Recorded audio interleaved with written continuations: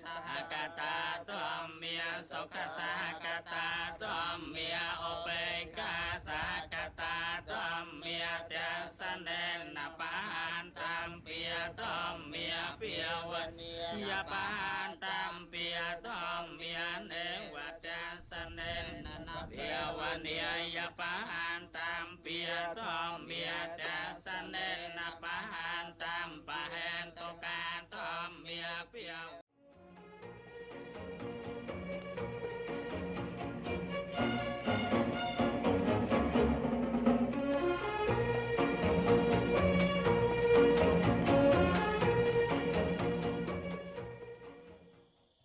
What is Cambodia, and who are the Khmer?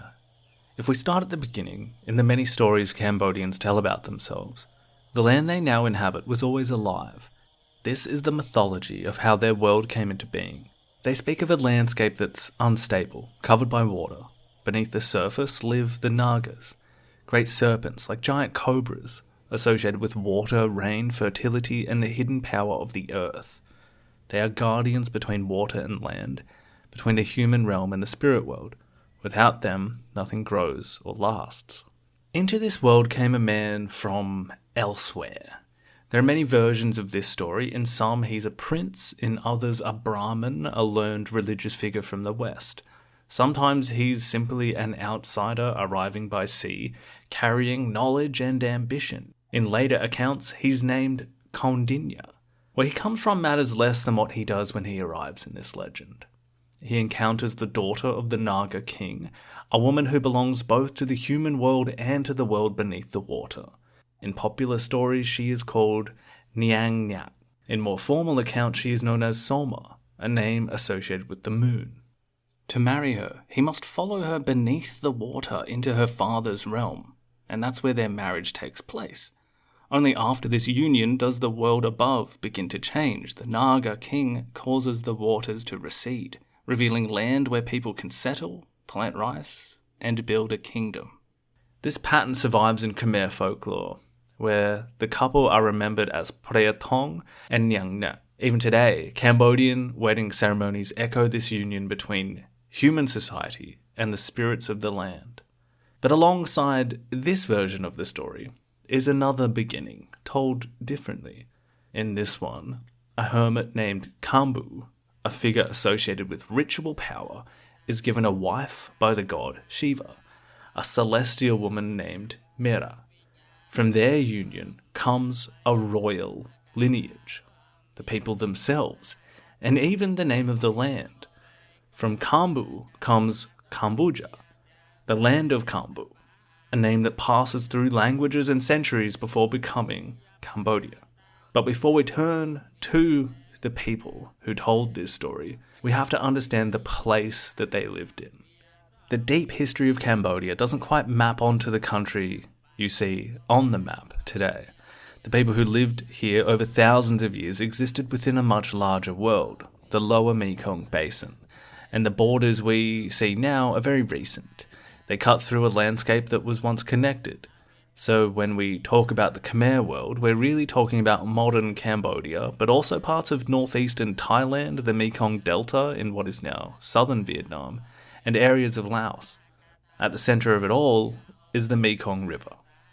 It starts thousands of kilometers away on the Tibetan Plateau, runs down through China, cuts through mountain ranges, and by the time it reaches Cambodia, it has changed character entirely. It's no longer one channel moving in one direction, it spreads out through tributaries and distributaries, less like a highway and more like a circulatory system, pushing water and sediment and life out across the land. And because Cambodia itself is extremely flat, a broad, low plain shaped almost like a shallow bowl, all of that water has nowhere to rush. It pools, spreads, and drains slowly. The combination of a massive river system and a landscape that holds water is what sets everything else up. And the other thing that governs life here is the monsoon. For roughly half the year, it rains hard and consistently. The land saturates, rivers overflow, water spreads across the plain. Then the rains stop almost entirely, and the same ground that was underwater bakes in the sun.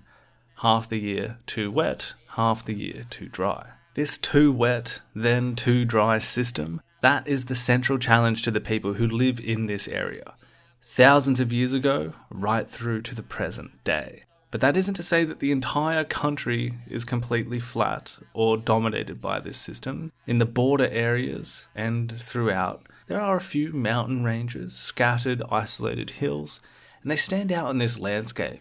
They're known as Phnom. Phnom Penh, the modern capital, has a small hill adorned with a temple, which is where it gets its name from. It's a phrase you will see a lot in Cambodia and in this series, because they're important places, practically and spiritually. But aside from the hills, there are some mountains. To the north and northwest, along the modern-day border with Thailand, you have the Dangreks, while to the southwest, the Cardamom and Elephant Mountains form a barrier between the low basin of the Cambodian plain and the sea. To the east, the highlands along the Vietnamese border create another boundary. And these were never fully integrated into the lowland Khmer world and remain home to upland communities, different ways of life. The result is a landscape that's open within, but partially enclosed from the outside. It is inland, river-focused and seasonal. And this helps explain why Khmer civilization eventually develops around floodplains and water management rather than turning outward toward the sea. But they do have something like a sea. It's just not the ocean. It's called the Tonle Sap, the Great Lake. Calling it a lake doesn't quite capture it. The Tonle Sap is a system. The lake itself, the river that connects it to the Mekong, and the annual reversal of that river's flow. For much of the dry season, the lake remains relatively contained. It's still huge, the largest freshwater body in Southeast Asia, roughly the size of Rhode Island or Luxembourg at its smallest, but it holds those boundaries. And then the monsoon arrives. The Mekong swells with water drawn from across the region, and there's so much water moving through it that it can't drain out into the sea. And so, for a few months each year, the flow reverses. The Tonle Sap River turns and begins pushing water back into the Great Lake. Forests are submerged, fields disappear. Central Cambodia becomes a floodplain. The lake expands to around 4 times its dry season size, roughly 12,000 square kilometers, comparable to the size of Connecticut or Northern Ireland. With this expansion comes life. The flood waters carry silt, nutrients, and organic material into the system. When the waters retreat, they leave behind one of the most productive freshwater ecosystems on the planet. The density of fish in the Tonle Sap is among the highest anywhere in the world. Now, this cycle of expansion and contraction has shaped the region for thousands and thousands of years, and it sets a rhythm that the people who live there have to learn to live within. Now, part of that system to the north of the Great Lake is another thing that feeds into the process, and that's Phnom Kulen, a long sandstone plateau that captures rainfall and releases it gradually into the plains nearby, working in concert with the Great Lake. This rhythm shapes what the land can give, and it sets limits at the same time. The dry season, the wet season, the geography, and the climate combine into a set of conditions that the people there have to learn to navigate. These are the civilizational cards that are dealt to the Khmer. A low, flat landscape, a few mountain ranges and hills, a great lake connected to an absolutely massive river. But how does that shape the society that ends up growing there? So who are the Khmer? We need to be a little careful when we talk about the very ancient past with certainty, especially when we bring modern ideas like ethnicity or race into it. But in the most general sense, the Khmer are the people who share the Khmer language, and who, for a very long time, have lived within this lower Mekong world. Not a group that suddenly appears at the moment a kingdom is founded, or arrives fully formed from somewhere else. People whose roots in this landscape run very deep. And the thing that sits at the centre of that deep history, more than anything else, is rice. Human beings have lived in mainland Southeast Asia for tens of thousands of years. But by around 4,000 years ago, wet rice cultivation had become the dominant way of life across the tropical lowlands. And rice does something to a society. It ties people to particular places. It requires cooperation. You can't do it alone. It creates seasonal rhythms of planting, harvesting, and storage that entire communities have to organize themselves around. Long before there are kings or temples or anything we'd recognize as a state, there are villages of people who have learned to live together within a demanding environment shaped by water, weather, and timing, and those habits endure. They are visible in Cambodia today in ways that are still recognizable. One of the ways that historians trace that kind of long continuity is through language. Political systems can change quickly, languages tend to move more slowly. Khmer belongs to one of the oldest language families in mainland Southeast Asia, and it's non-tonal, meaning pitch doesn't change the meaning of a word, unlike Thai, Lao, or Vietnamese. And that might sound like a small detail, but it's actually a marker of just how distinct and deep-rooted this linguistic tradition is. And therefore, so are the Khmer. Now, traditionally, Khmer life has been organised around villages, small settlements strung out along streams, roads, and slightly raised ground. Houses are rectangular and built on wooden stilts to cope with flooding and heat. Extended family sharing the living space above, storage and livestock below. It's a form that's old, functional, and remarkably consistent across a very long stretch of time. Now, spiritual life is just as old and just as tied to the land. The oldest layer is an indigenous animism, a sense that the landscape itself is alive with power. Certain places matter more than others. A grove of trees, a pond, a bend in a river, a village boundary. These are associated with local spirits often called Nektar, and they're very specific. They're rooted in memory, territory, and community. To recognize a particular spirit is to be from that place, and offerings to them are part of everyday life, a way of maintaining balance and good relations with a living landscape. If you travel around Cambodia today, you'll notice these small shrines everywhere, outside businesses, apartments, pagodas, all across rural areas. These are for kinds of Nektar, and they receive offerings from the people who belong to that place. It's a very long cultural continuity made visible. When Hindu and Buddhist traditions arrive later, they don't replace this older spiritual world. They settle into it. New religious ideas get added to places that were already considered powerful. Different traditions occupy the same ground because they are understood to be operating within the same landscape of meaning. And then, of course, there is the food. In a floodplain environment, life revolves around rice and fish. Even today in Khmer, the word for eating a meal is the same as the word for cooked rice. It is a cuisine shaped entirely by the environment, and it has remained recognizable over a very long period of time. So when we ask who the Khmer are, we're really describing a constellation of things. A shared language, village life, rice, water, and a spiritual world that understands the landscape as alive. Everything that comes later, towns, kings, temples, monuments, and eventually their modern world, grows out of these basic foundations. And that's the fundamentals of the Khmer.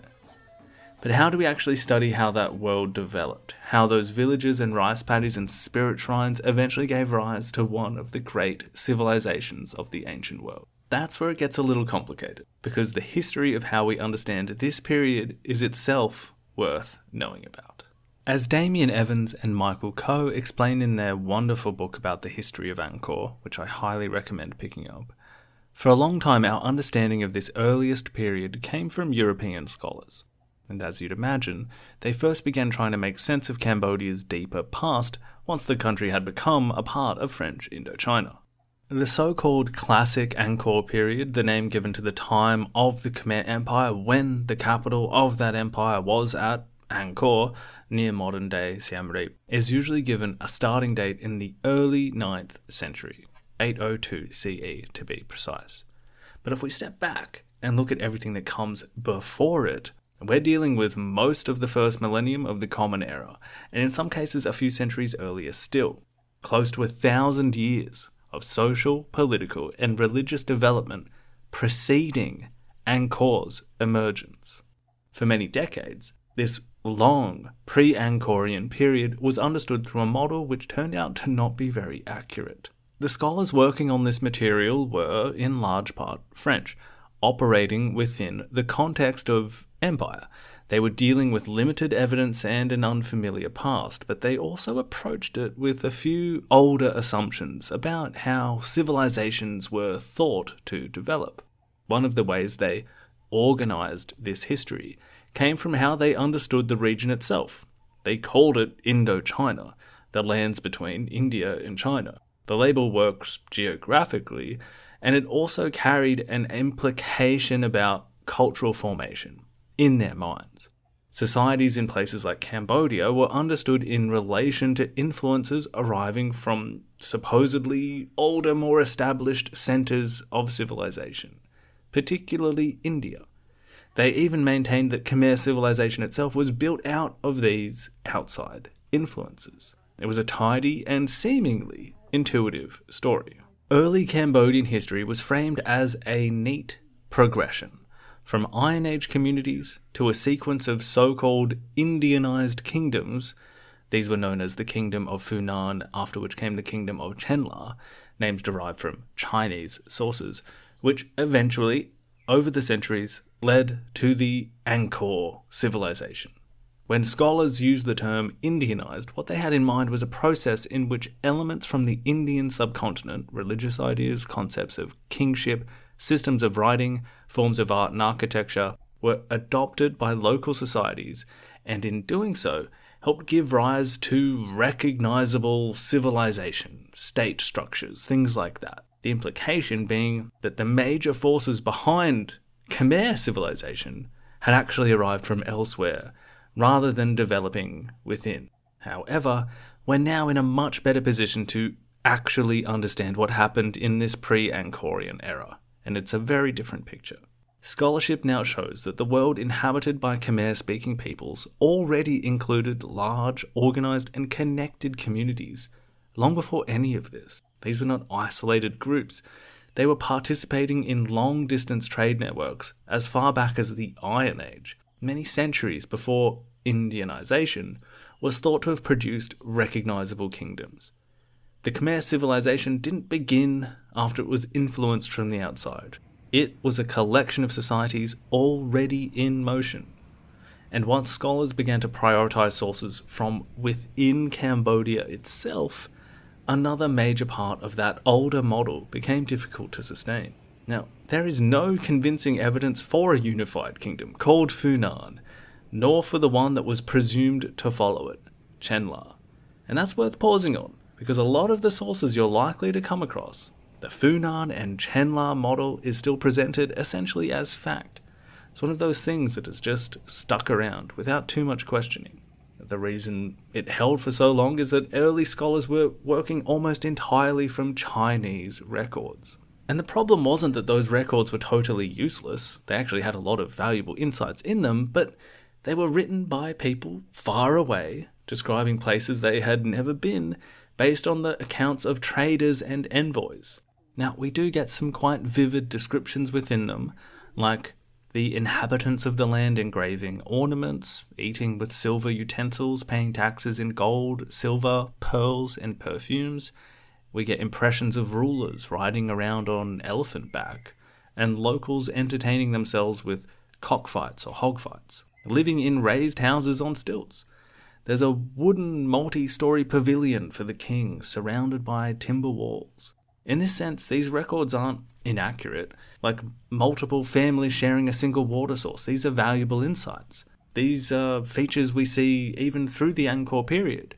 These sources give us names, impressions, but it's a sense of exotic courts and distant kings, stories about foreign barbarians in the eyes of the Chinese imperial court at the time. And Evans and Co. note that you have to read these sources with an eye for that bias. The Chinese court tended to view the people beyond their borders through a fairly particular lens, and some of the language reflects that. What they don't give you is an accurate picture of how power actually worked on the ground.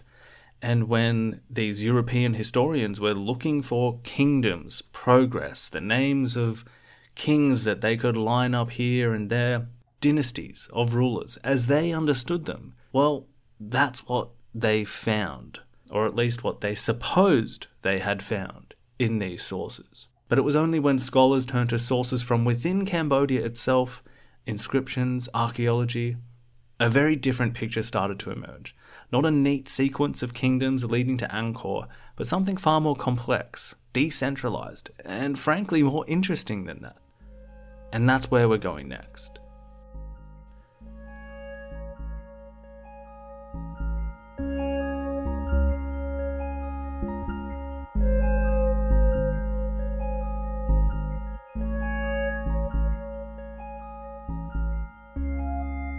So if that early picture of the scholarship isn't quite correct, what was actually going on in Cambodia in the centuries before Angkor?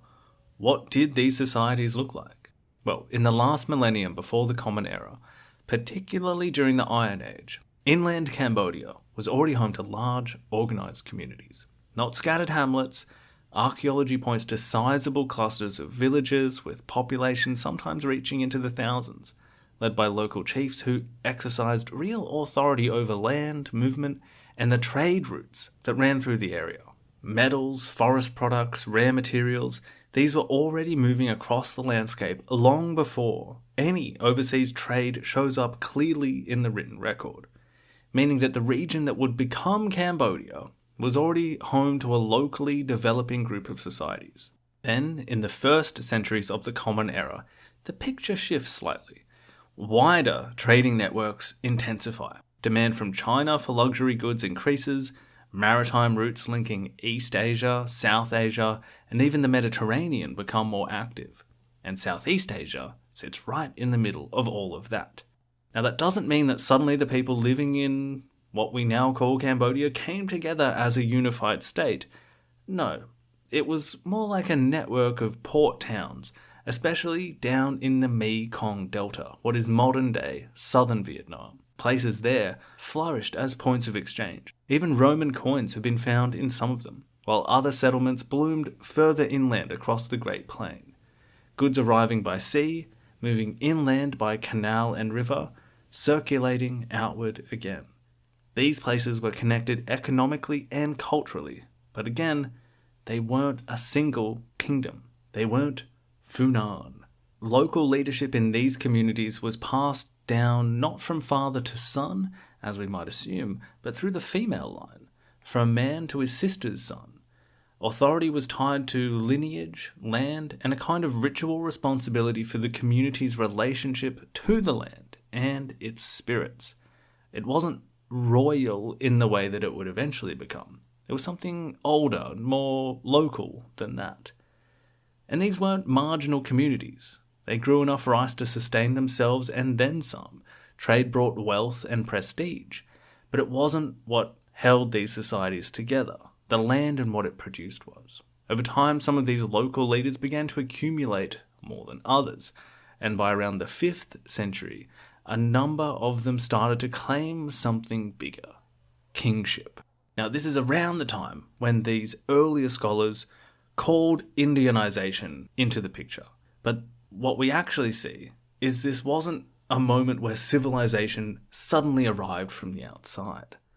What we really see is local leaders selectively adopting elements from the Indian subcontinent, names, titles, religious associations, as a way of expressing and reinforcing the power that already existed in their land. Think of it like a family business that's been running successfully for generations. Everyone in the region knows who's in charge, how it works, who you answer to. But then the business starts getting noticed from further afield. Bigger players, wider networks, and suddenly it makes sense to give things a bit more of a formal shape. The old manager becomes the CEO. The handshake agreements become contracts. The operation, still basically the same, but authority is repackaged.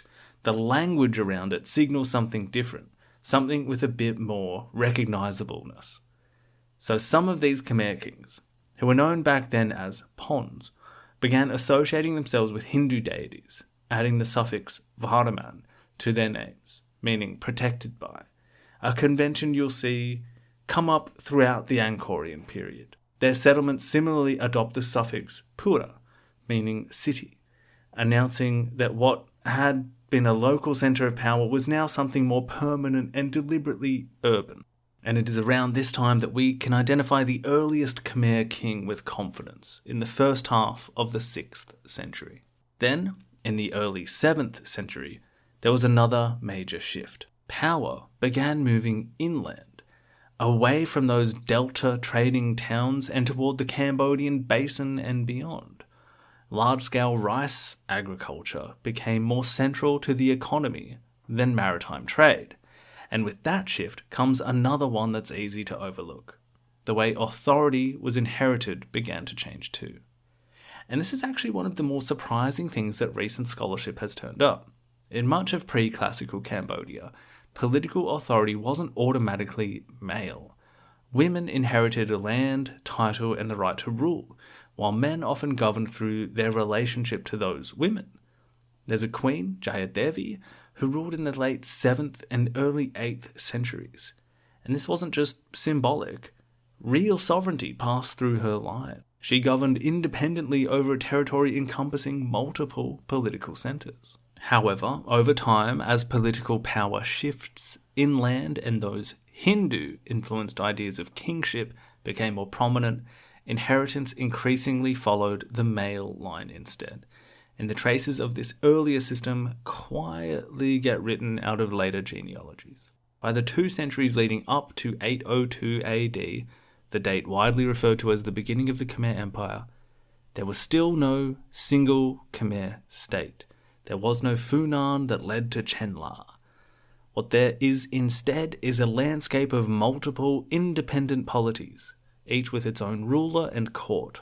It wasn't just a system of loose chiefdoms, but it was these stratified societies with inherited elites, large populations tied to land and temples, and rulers who were beginning to place themselves within a sacred order that was binding their authority and certain rituals to the place that they inhabited.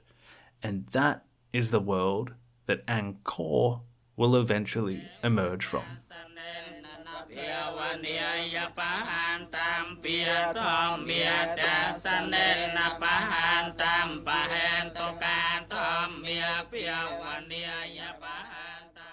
But it was the political world that was leading up to Angkor. These clusters of communities, local leaders, a slow shift toward kingship, power moving inland.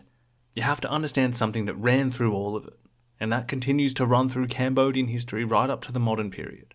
And that's religion. And I don't mean religion in the way we tend to think about it today as something you practice personally or in a congregation. In the ancient Khmer world, religion and political power were essentially the same thing, part of a holistic system. Temples weren't just places of worship, they also had institutional functions, economic, administrative, territorial. Understanding that is probably the single most useful thing you can take into Angkor with you, whether you're visiting or just trying to picture it. So let's look at how that actually worked. The pre-Angkorean religious world was dominated by Hindu gods, particularly Shiva and Vishnu, sometimes fused together in composite forms. Buddhism was present alongside this, with monasteries active across the region. But what matters here is less which gods were being worshipped and more what the temples themselves were doing. Temples were built on places that were already considered sacred, sites already associated with local spirits, the Nyektar we talked about earlier. By building there, rulers were essentially folding those older powers into the new religious framework, binding the spirits of the land to the gods and to themselves. The temple then became the point where all of that authority converged. And it had very practical consequences. Inscriptions record land, goods, and people being donated to temple foundations. We'll speak about exactly what the word slave might have meant to these foundations in part 3, but essentially, large numbers of commoners were assigned permanently to these institutions, working rice fields, tending animals, cooking, weaving, producing the statues there. Even small shrines collected a form of taxation, whereas larger temple complexes functioned as major economic bodies in their own right. kings established temples or poured resources into existing ones, and in doing so, they were binding their political authority to religious legitimacy in a form that was really durable. It was literally written in stone.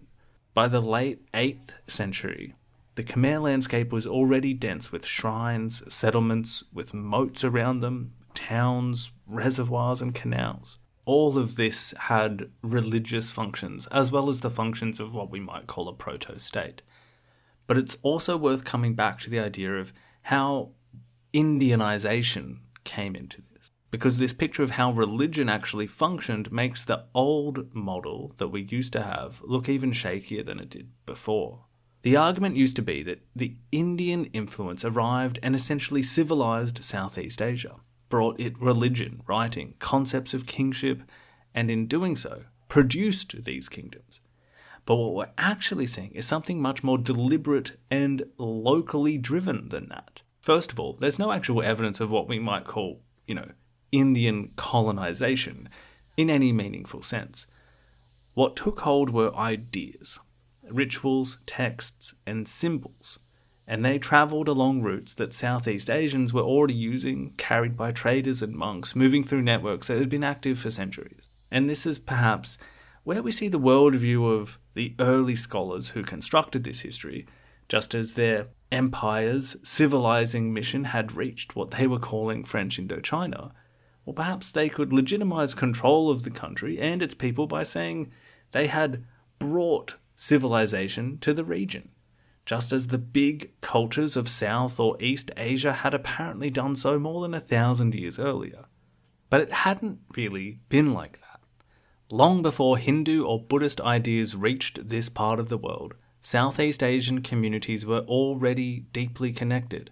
Traders moving along the coasts, goods and ideas travelling up and down river networks, communities exchanging across vast distances. As the archaeologist Miriam Stark has shown, these were not isolated societies waiting to be civilized from the outside. When Buddhism and Hinduism arrived, they travelled along routes that already existed, and local rulers didn't simply absorb them, they chose what was useful. Brahmanical ritual gave kings a powerful new language for authority and hierarchy, whereas Buddhism spread more easily through communities and trade networks because it was carried by monks who were travelling the same routes as the merchants. The point is that the Khmer were active participants in this process, not passive recipients of it. Which brings us to the two primary religious traditions themselves, Hinduism and Buddhism.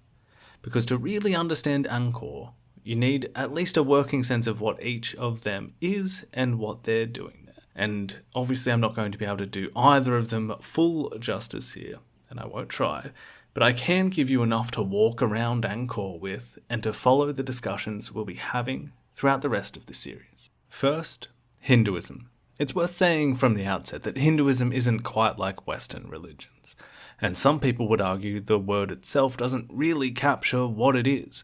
It doesn't have a single founder, a fixed doctrine, or one central text. It's a very old and evolving collection of myths, rituals, and practices that developed over thousands of years.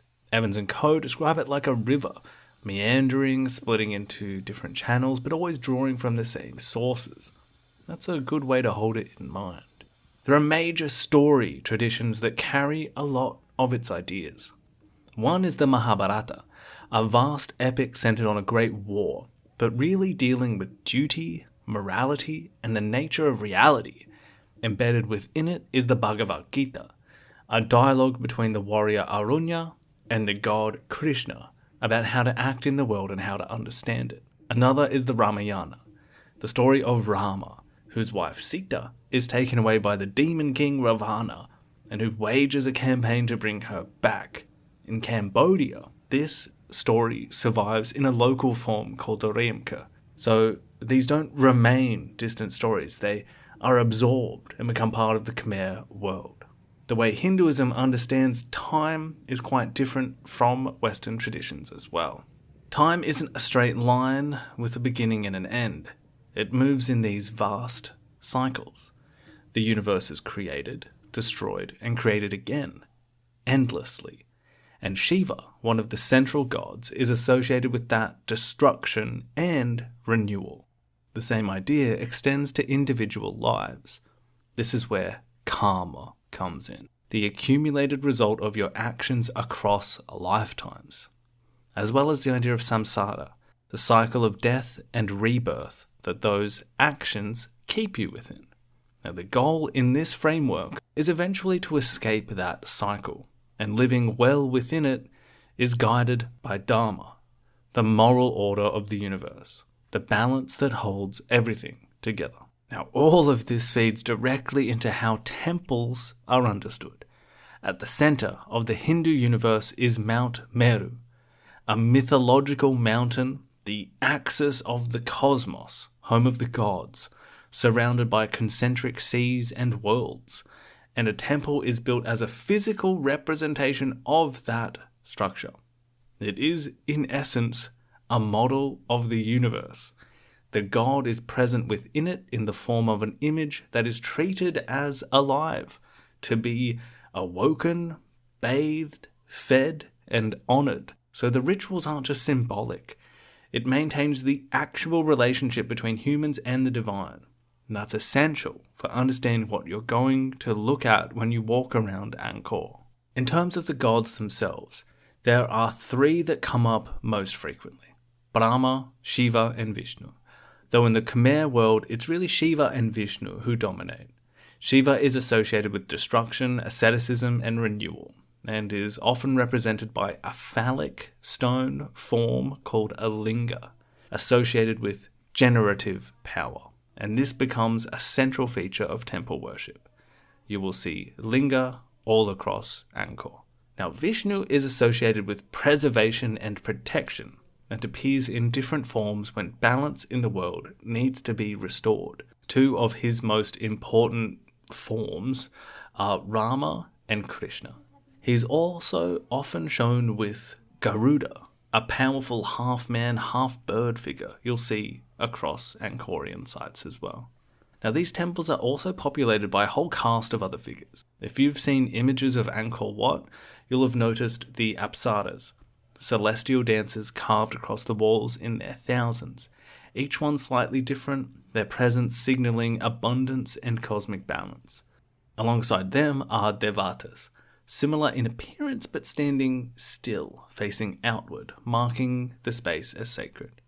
Now, one of the most famous myths associated with Vishnu is the churning of the sea of milk, a scene carved in extraordinary detail at Angkor Wat, and one we'll come back to in the next episode. But before that, let's get on to the other primary faith of the Khmer, and today it's state religion.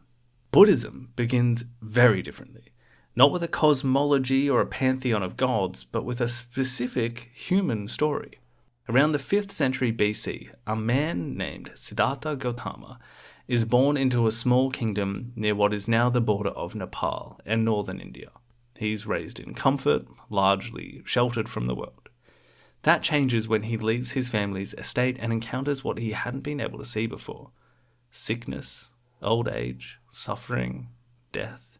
The realization he had was simple, but it stopped him in his tracks. Wealth and status can't protect you from any of this. He renounced the wealth and comfort of the palace and lived for years as an ascetic. This deliberately harsh and extremely minimalist life, practically starving to death in pursuit of some higher truth. But he eventually concluded that this extreme asceticism isn't the answer either, and he arrived at what he calls the middle path. Not complete withdrawal from the world, and not total indulgence in it, but a careful attention to how the mind actually works. And at around the age of 35, after a long period of meditation, he reached what Buddhism calls enlightenment. And he became the Buddha, the awakened one, and spent the rest of his life teaching others what he had come to understand. At the center of that teaching is a fairly direct observation. Life, as most of us live it, is unstable, unsatisfactory. Not necessarily miserable all the time, but never quite holding together the way we want it to. In Buddhist thought, this is called dukkha. The cause of that, the Buddha says, is craving. the tendency to cling to things as if they were permanent when they aren't. And if you can understand that clearly enough, he says you can begin to undo it. This isn't a divine command or a revealed truth. It's presented almost like a diagnosis, with a practical method attached. That method, the Eightfold Path, is a set of guidelines for how to understand, act, speak, and train the mind. Not exactly the 10 Commandments, but some guidelines for living your life. After the Buddha's death, his teachings are preserved by a community of monks and nuns, the Sangha, who dedicate their lives to study, meditation, and ethical discipline. They own no property and depend on almsgiving from the wider community. And in return, supporting them was understood to generate karmic merit for those who do. Over time, Buddhism spreads and diversifies. The branch that eventually becomes dominant in mainland Southeast Asia, including Cambodia, is Theravada Buddhism, which emphasizes monastic discipline and the earliest preserved teachings written in a language called Pali. Another major tradition, Mahayana Buddhism, develops a more expansive universe of figures alongside the historical Buddha, including bodhisattvas. These are beings who are on the path to enlightenment, but delay their own liberation in order to help others. The most important of these in the Khmer world is Avalokiteshvara, also known as Lokesvara, the bodhisattva of compassion. It's worth stressing that Buddhism didn't arrive in Cambodia as a replacement for Hinduism or for the older local spirit traditions. As we've said, for centuries, all of these existed side by side, overlapping, influencing each other, operating at the same sites. Hinduism could even incorporate the Buddha himself as a kind of avatar of Vishnu. And today you will see Nyektar sites within Buddhist pagodas. Remember, the religious world of Angkor and indeed Cambodia is layered, not sorted into neat categories.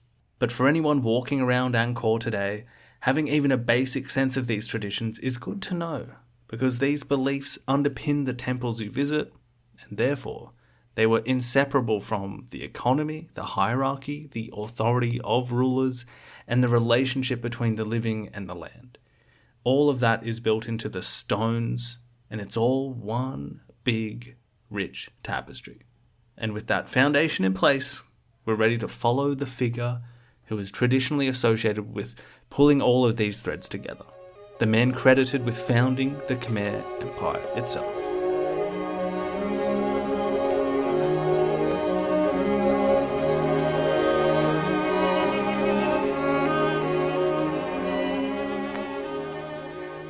On a large stone block, about 5 feet tall, is an inscription in Khmer and Sanskrit found at an old Khmer temple site called Stokkok Tom, now located in modern-day Thailand. Carved across its 4 sides is a long record commissioned by a prominent family, one that claims a lineage of having supplied a holy man to a succession of Khmer sovereigns stretching back some 250 years. It is one of the most important surviving records from the Angkorean period, and the most coherent narrative source we have for the early centuries of Angkorean kingship. Crucially, it gives us a biographical detail about the king who looms above the apparent beginning of the history of the Khmer Empire, the figure traditionally treated as its founder, Jayavarman II. According to the inscription, Jayavarman came from a place called Java and arrived at a city whose precise location is no longer known. He eventually established himself near modern-day Siem Reap, between the Great Lake and the flat-topped mountain range to the northeast called Phnom Kulen. It was up on that mountain, the inscription says, that a ceremony was performed, one that declared Cambodia free from any outside overlord and proclaimed Jayavarman a universal monarch, a king above all other kings. He later came back down to reign near the lake, and it was there that he died. That's what the inscription says. It's a compelling story, almost legendary, but this source has to be handled carefully. It was written more than 250 years after the events it describes, and it was commissioned, above all, to legitimize the family who paid for it, to place them inside a royal lineage through their priestly connection. At least 3 other families seem to have attempted something similar in other inscriptions. So while Stok Kak Thom is indispensable, it can't simply be read as a neutral historical account. Several of the claims, long repeated from it, need a closer look. So what do we actually know about Jayavarman II? Where did he come from? Was Cambodia really under the control of Java? And what does Java even mean here? And what did it mean to be a universal monarch? And what was the ceremony on Phnom Kulen really establishing? Was he a lone liberator who founded the Khmer Empire out of nothing? Or was he a regional ruler working within an already established system? One who distinguished himself by extending his authority over more of Cambodia than anyone before him? There's a lot of questions there. So let's start with Java. As we've discussed, in the mid to late 8th century, Cambodia was a patchwork of competing local powers. There wasn't a unified Cambodian state, but there was certainly no clear evidence that whatever this whole country was back then was being dominated by a single foreign power. That's just not there. Now, other interpretations actually take the claim about Java literally, that it was actually the island in modern-day Indonesia that was dominating Cambodia, and they imagined Jayavarman as a captive prince who had been held at the Javanese court and then returned to liberate his homeland. But there's really nothing that would support that narrative, that legend. Later scholars suggested that Java may not refer to the island at all, but to some broader external sphere, perhaps a Javanese-influenced trading world, perhaps the Malay Peninsula. Or maybe it was just a bad translation of Champa, the long-term enemies of the ancient Khmer, long situated in modern-day Middle Vietnam. Now, the jury's still out on some of this, but we can read Java as less a specific place and more of a shorthand for outside authority, a way of saying that whatever foreign influence had been present, Jayavarman was now declaring himself free of it. And what we can say more confidently is that his rise was not a single dramatic moment as captured in this inscription. He didn't just pull the sword from the stone. This was a long process. Scholars have shown that Jayavarman was probably already present in Cambodian lands from around 770 CE, roughly 30 years before the famous ceremony on Phnom Kulen. There's even evidence that he conducted similar ceremonies of proclamation at other sites around the way, which suggests that what happened on Phnom Kulen in 802 might not have been the beginning at all. It might have actually been the final step in a much longer process, a ritual repeated across different centres. Each time he was gathering more local rulers into acknowledgement of his supremacy. Now, that makes his rise look less like conquest and more like a slow accumulation of power. Various campaigns, negotiation, alliance building, strategic marriages. This looks like more of an election cycle than simply a run to the finish line. Local rulers were not simply crushed, but brought into a coalition, persuaded through land grants and ritual authority to redirect their allegiance toward this figure who claimed and bargained to stand above them all. He wasn't overthrowing the existing order so much as inserting himself into a new position at the top of it, stitching together older networks of power into something new that he commanded.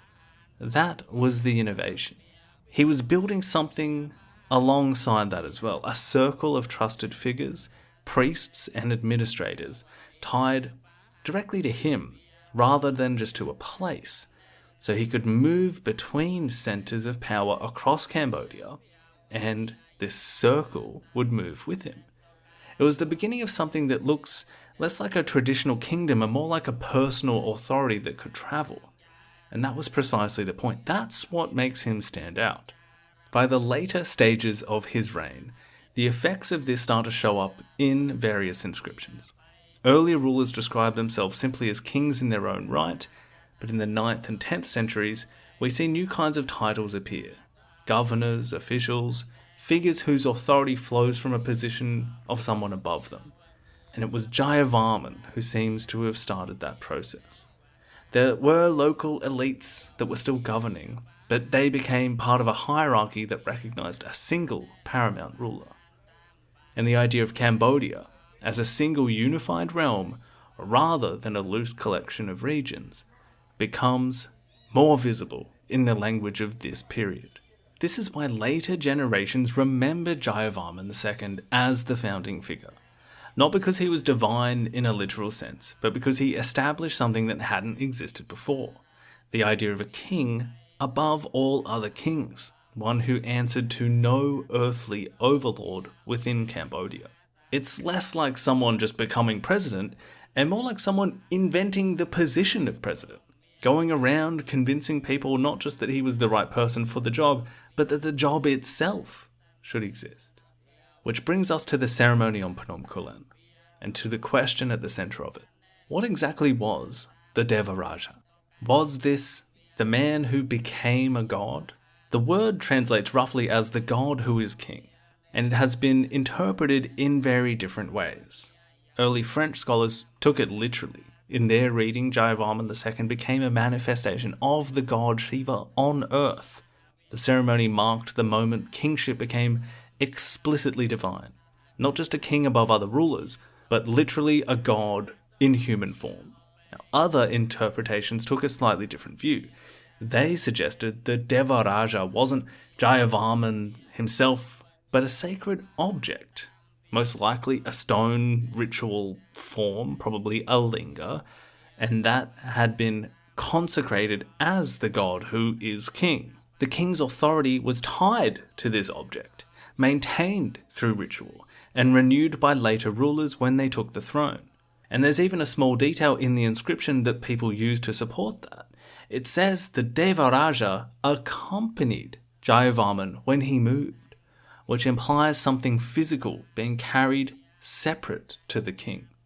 But neither of these interpretations has fully held up over time. Modern scholarship has moved away from the idea of a literal god-king, and there's no clear evidence for a single, enduring, sacred object functioning in the way earlier scholars imagined. What scholars like Evans and Co. suggest is something more grounded. The ceremony established a royal cult centered on a protective power, one that drew on both the Hindu traditions we've discussed and on much older local beliefs, the Nektar, the spirits tied to the land itself. In this reading, the god who is king isn't describing Jayavarman at all. It may be describing a supreme spiritual authority, one that sits above all others in the landscape, and now the king was aligned to it. The ritual, in other words, is more like a contract than a literal divine transformation. So the idea of the God King, so thoroughly subscribed to, and a phrase I myself will still often reach for when describing later events or people in the series, well, it might not be exactly what you have thought. Basically, it meant that this was a king who was ruling without earthly overlords, more like this spiritual force's representative, not a literal embodiment of the god. Kind of like the custodian of the relationship between the realm and this supreme protective force. And what about the famed importance of the ceremony itself? Well, there's also a good chance that the significance of this ceremony was amplified over time, built up by later rulers who had an interest in tying their own authority back to this foundational moment. Which means that even here, we're dealing with something shaped as much by later memory as by what actually happened on that mountain. Remember, the Stok Kak Thom inscription, where almost all of this is derived from, was written a quarter of a millennium after the events it described. But we should also be a little careful of going completely overboard and saying that Jayavarman II was just some guy. None of this totally diminishes his importance, but it simply places him within a larger evolving picture, rather than the idea of this one man having changed things so single-handedly. A great man idea of history that is rarely the whole story. He didn't create the Khmer Empire out of nothing. The foundations had been developing for centuries, and will be developed further after his rule. But what he did was preside over the moment where it seems that the threads were woven together, and he found a way to extend authority across more of Cambodia than anyone before him, establishing the political and ceremonial framework that would make Angkor possible, and begin building toward its foundations.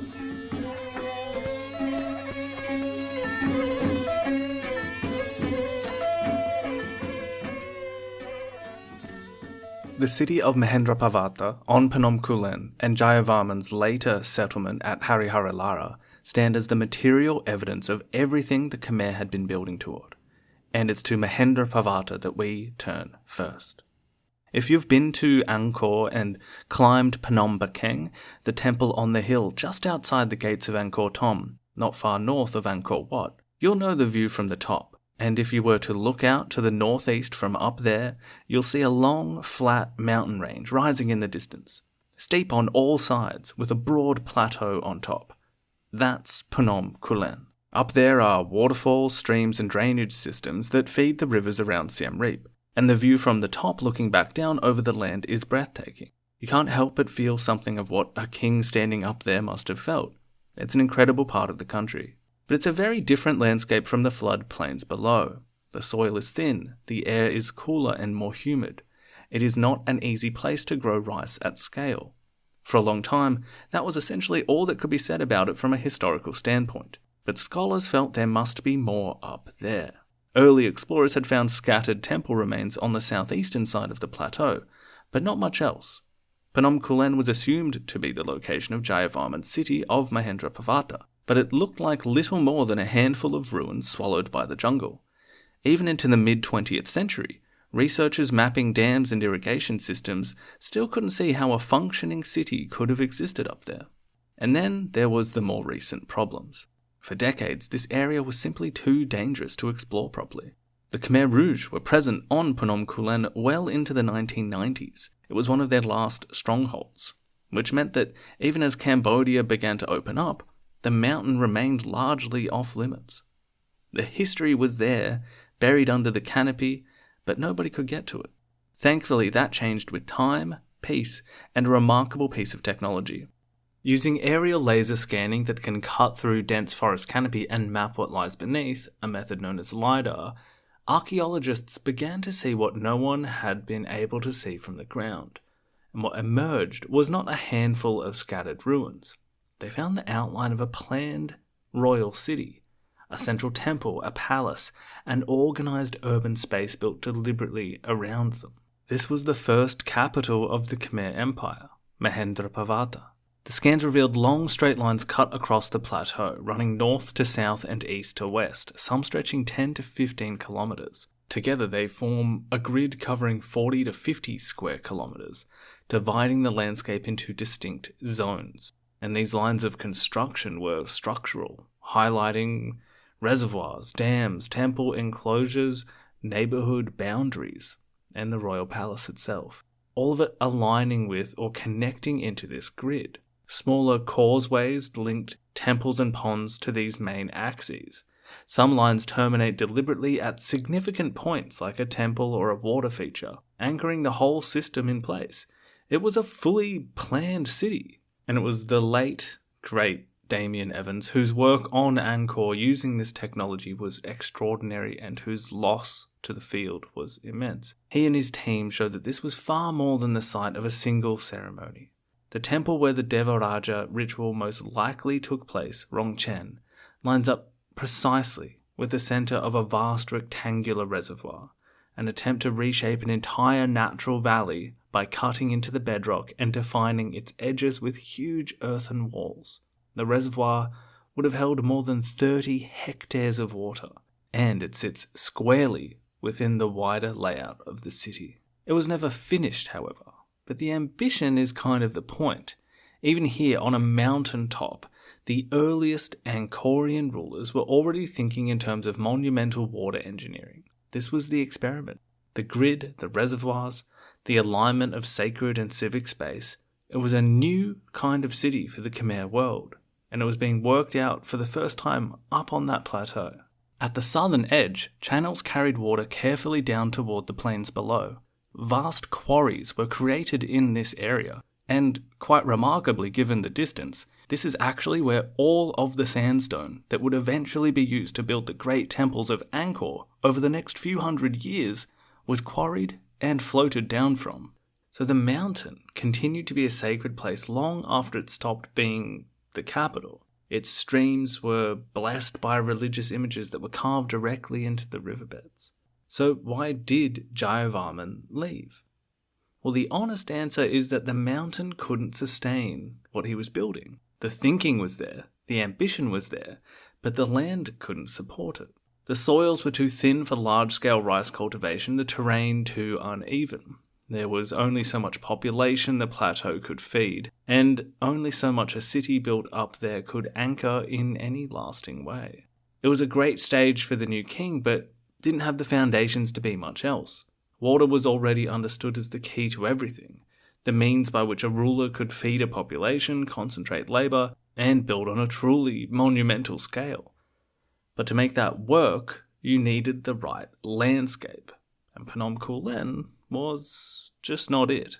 So Jayavarman moved his court down to what would become Hariharalaya, which translates roughly as the abode of Harihara, Harihara being the composite deity, a fusion of Shiva and Vishnu, the destroyer and the preserver combined into a single form. It's a name that tells you something about how this king understood his own role, holding these great traditions together, sitting at the point where different sources of divine power were converging. Now, if you visit the Rulos group of temples southeast of Siem Reap today, you're standing in what remains of that settlement. Here, the landscape offered everything the mountain couldn't. Seasonal floods replenished the soil. Rice cultivation could expand across wide, flat tracts of land. Populations could grow, surpluses could accumulate, and the relationship between water, agriculture, and power could finally operate at the scale he'd been imagining. He was now at the agricultural and demographic heart of Cambodia, in a location that later generations would come to see as the nucleus of the Angkorean state. Jayavarman II likely spent his final years there. He probably died sometime around 835 CE and was succeeded by his son, who maintained the court and continued the lineage he had established. Mahendrapravata and Hariharalaya mark two distinct phases of the same process. One exploratory, working out the ideas, testing the ambition on a mountaintop, and the other consolidating that, bringing those ideas down to a landscape that could sustain them. Together they form the hinge between the pre-Angkorean world and the upcoming Angkorean one. Jayavarman II didn't conjure Angkor fully formed by himself. What he did was pull together a fragmented political landscape, establish a new kind of authority, and set in motion an urban and political experiment that would unfold over the generations that followed. The techniques, the thinking, the ceremonial framework, all of it was now in place, and his successors would take it from there. Building on the floodplains near the Tonle Sap, where water, agriculture, population, and power could be brought together at a scale that would produce something the world just hadn't seen at that point. The temples, reservoirs, roads, the population, the monumental world of Angkor. And that is what we will see in the next episode.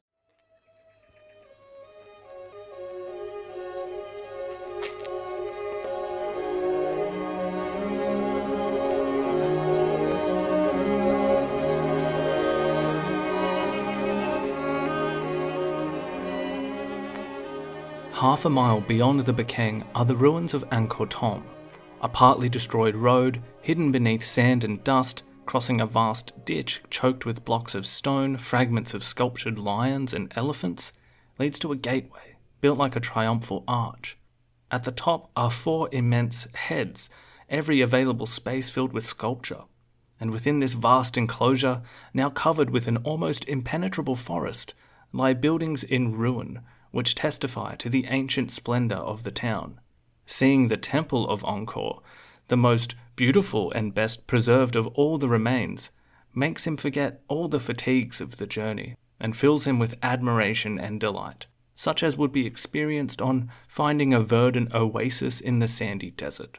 Suddenly, as if by enchantment, he seems transported from barbarism to civilization, from profound darkness to light.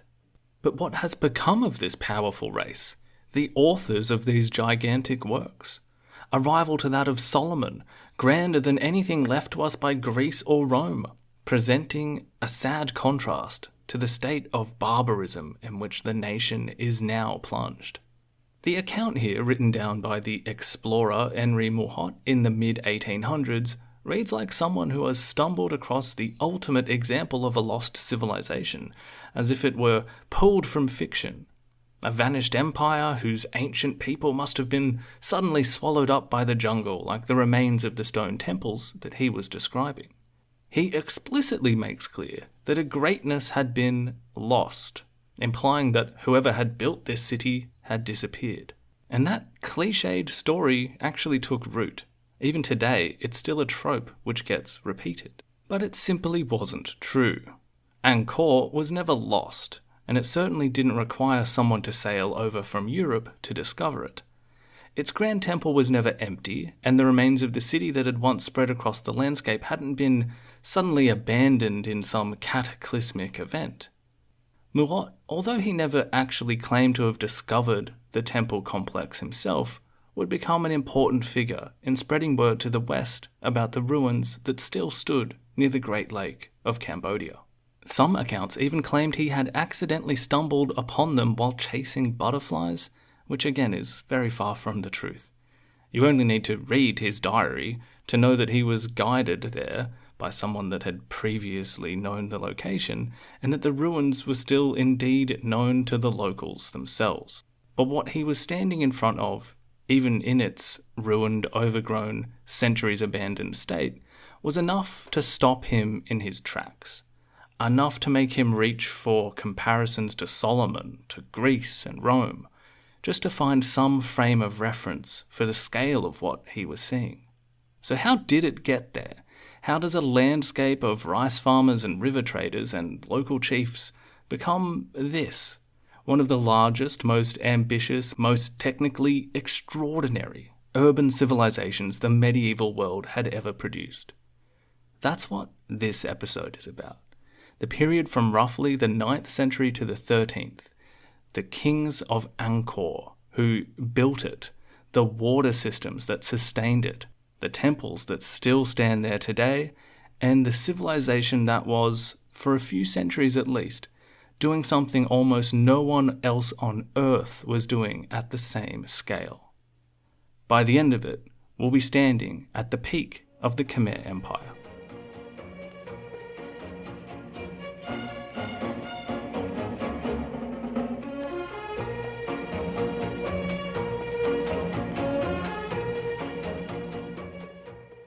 Jayavarman II, the man who had established the Khmer Empire, performed the Devaraja ceremony on Phnom Kulen, and was declared a universal monarch, the king above all kings, he died at Hariharalaya in 835 CE. That city was named after Harihara, the fusion of Shiva and Vishnu that we encountered in Part 1. The city had been built on the already existing village of Rulos, around 10 kilometers southeast of modern Siem Reap. If you visit today, you'll pass it on the road into town.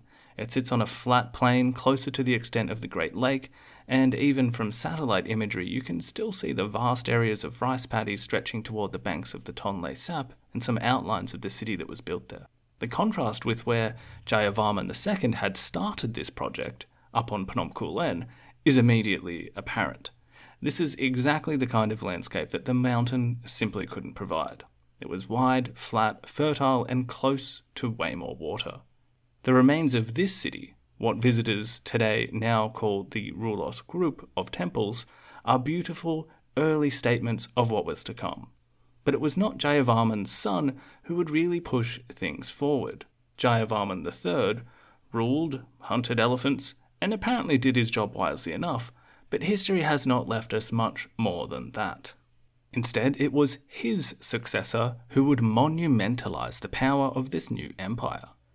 Indravarman. He was not the son of the king, but likely a nephew of Jayavarman II's queen, a reminder that succession was not always a straight line from father to son in the Khmer world. Well, he took the throne in 877, and if Jayavarman II had given the kings who came after him the concept of the universal monarch, then Indravarman gave them something equally important. A blueprint for how to construct their reign.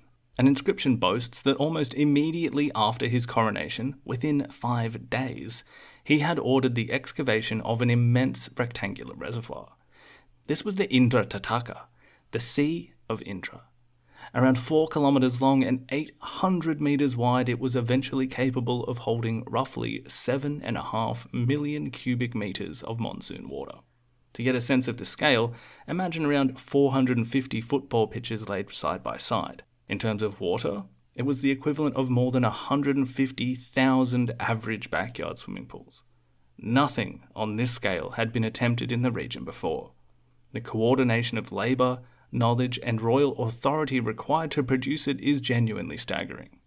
And like the water systems being developed on Phnom Kulen, this reservoir carried meaning beyond just its practicality. Those sacred oceans surrounding Mount Meru, the cosmic mountain at the centre of the Hindu universe, were being physically expressed in the landscape. The reservoir, the moats, the temple mountains that would come to define Angkor, all of it was rooted in this idea of recreating the cosmic order on Earth. And if we imagine for a moment in this world where water was so important, symbolically, practically, and these kings were now creating these, let's be real, even by today's standards, absolutely huge artificial lakes. Well, this must have been such a visceral example of their power, a symbol of their royal authority, as these sacred, life-giving reservoirs provided so much to the people and the city. We'll come back to the question of just how central these reservoirs were to the functioning of Angkor and supporting its population, because there has been some debate on the matter, but for now, what is key to remember is that this waterworks was the first move in what was becoming a very deliberate set of moves for the new Khmer kings. By the time Indravarman's capital at Hariharalaya was taking shape, a 3-step construction pattern was established. First, the waterworks, a vast reservoir securing the plain, anchoring the city in both agriculture and cosmology, the Baray. Then they would build a large temple for their ancestors. This made the royal lineage permanent in brick and stone. And finally, the construction of a state temple, a mountain raised in the capital where the king's authority aligned itself with the gods. Pre-Angkorean, the temple of the sacred bull, was the ancestral temple in this arrangement. Consecrated in 879 or 880 CE, its 6 brick towers honoured Indravarman's parents, his grandparents, and at its heart, Jayavarman II himself and his wife. When we think about this, bringing the ancestors into the geometry and construction of the city, we might be reminded of the animism of the Khmer, the power and spirituality they afford physical spaces and features, and Jayavarman II being this embodiment of the contract that had established this new kingly order. And for a succession of kings, they were trying to reflect their own connection to this figure, legitimizing their rule by virtue of his. Now, inside the towers stood statues of those ancestors in the forms of gods. Now, just to the south of Pre-Angkorean, you can see the Bakong, a stepped pyramid set within a double moat, built with sandstone brought down from Phnom Kulen.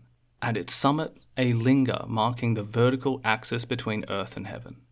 The shape is the one that will define Angkor, the temple mountain in full articulation, as I said, Mount Meru brought down to the lowland plain. And the double moat around it represents the cosmic ocean that surrounds Mount Meru. Within these moats there would have been wooden halls, storage structures, ritual spaces, the everyday infrastructure of a royal capital, priests and officials moving between them, as well as regular people. Today we can lose sight of how lived in these areas would have been, because we're just left with a moat and a stone temple. The king's own residence, the palace, was built separately to these structures, most likely in timber following the same precedent that had been established on Phnom Kulen, and much before that as well. None of that timber has survived, as it very rarely does, but the raised earthen platform that the palace once sat upon is still faintly visible, if you know where to look. Altogether, this 3-pronged building program brought together water, lineage, and a cosmic centre of it all, held together with a large, not very dense urban area, but a still highly planned space. And this was the formula. It was working. It just hadn't been quite perfected yet. But we still need to remember that this was just the capital city. The reach of Indravarman's power extended far beyond just the plain north of the Great Lake. Inscriptions associated with his reign appear well beyond Rulos, far into the northwest of what is now modern-day Thailand, and well into the southeast, into what is modern-day South Vietnam. Whether these were tightly controlled territories or more loosely aligned relationships is hard to say, but the sense of scale of the new empire was coming into view. One inscription describes Indravarman as steadier than the sun, a lion among kings. Their language is very poetic, but it also conveys something quite real, a court that was conscious of expansion and confident about it. By the end of his decade on the throne, Hariharalaya had settled into a form that later generations would recognize, build upon, and eventually surpass. The experiment that had begun on a mountaintop with Jayavarman II was now taking shape on the floodplain itself.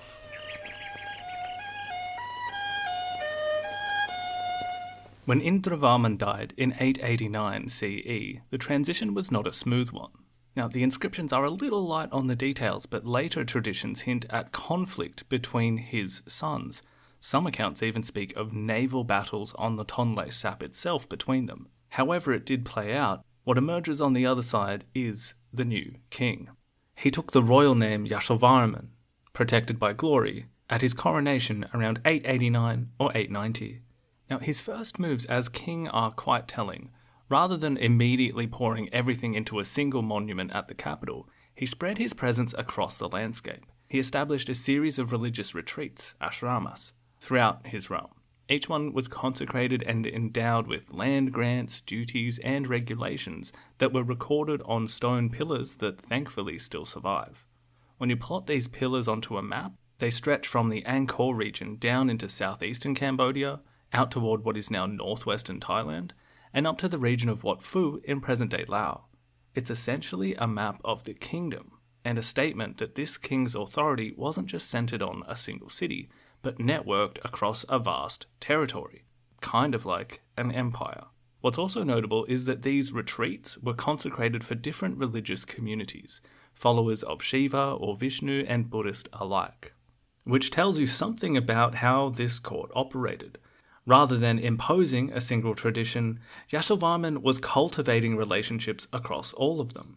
Think of it a little like a politician today making sure to show up at the opening of a mosque, a cathedral, a synagogue. It's politics as much as piety, a way of binding different communities into a single loyal network, and the importance of maintaining this was paramount. Back at Hariharalaya, however, he completed his father's great reservoir and built a small temple on an artificial island at its centre, 4 brick towers rising from the water dedicated to his parents, an example of the ancestral part of the building pattern. But also, from the northeastern corner of this reservoir, he laid out a raised causeway running northwest across the plain to a new city. The decision to relocate the capital was probably not down to any one single reason. Evans and Co. suggest that economic, military, religious, and political considerations all overlapped.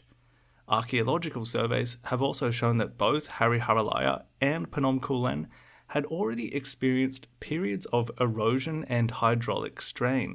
Water channels had clogged, embankments had worn down. Whether that was the decisive reason or just one factor among many is still up for debate, but it does suggest that these earlier sites had begun to show their limits with hydraulic engineering quite quickly, and it may foreshadow problems that would come centuries later at Angkor itself. The new site lay roughly halfway between the Kulen range and the shores of the Great Lake, along the Siem Reap River. It was wide, open, and capable of being reshaped on a monumental scale. Yasovarman named it Yasodharapura, the glory-bearing city. At its centre rose a natural hill, and he built a temple on top of it, Phnom Bakeng. The inscriptions here call it the Central Mountain. When you climb it today, even through the crowds and the heat, you get a sense of why this place was chosen. The plain stretches out in every direction. You can see Phnom Kulen. The geometry of the temple itself is astounding. 5 tiers rising to a summit of towers, 108 shrines arranged across the terraces with geometric precision. The whole structure is aligned in the cardinal directions, And you can imagine back then how overwhelming this would have been to someone approaching it from below, where you could see this huge staircase flanked by 2 giant stone lions as you walked past it. It was, in effect, a mountain of stone lifting from the plain, each level drawing the eye upward toward the sky. The temple was dedicated in 907 CE, and at its summit would have stood a linga of Shiva, that vertical axis between earth and heaven, now raised on a hill at the centre of the new capital.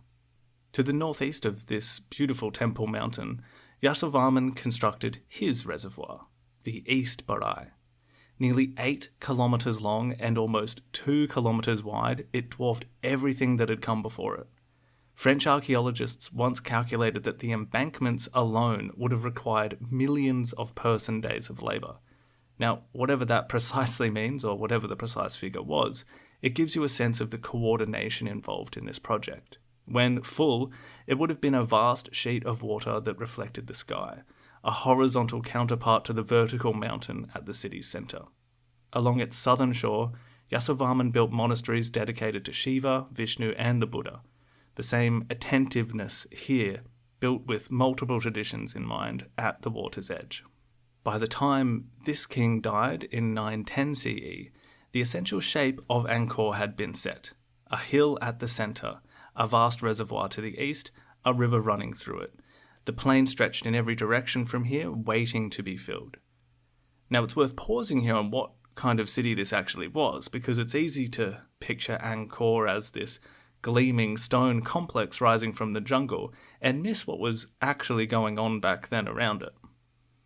Angkor was overwhelmingly an agrarian city. Something like 80% of its population worked the land in some form, while the priests, administrators, artisans, and royal retainers who made up the rest all depended entirely on what the agricultural population produced. And the landscape they were working with, as we covered in part 1, was one of extremes. Months of intense monsoon rain, followed by months of near drought.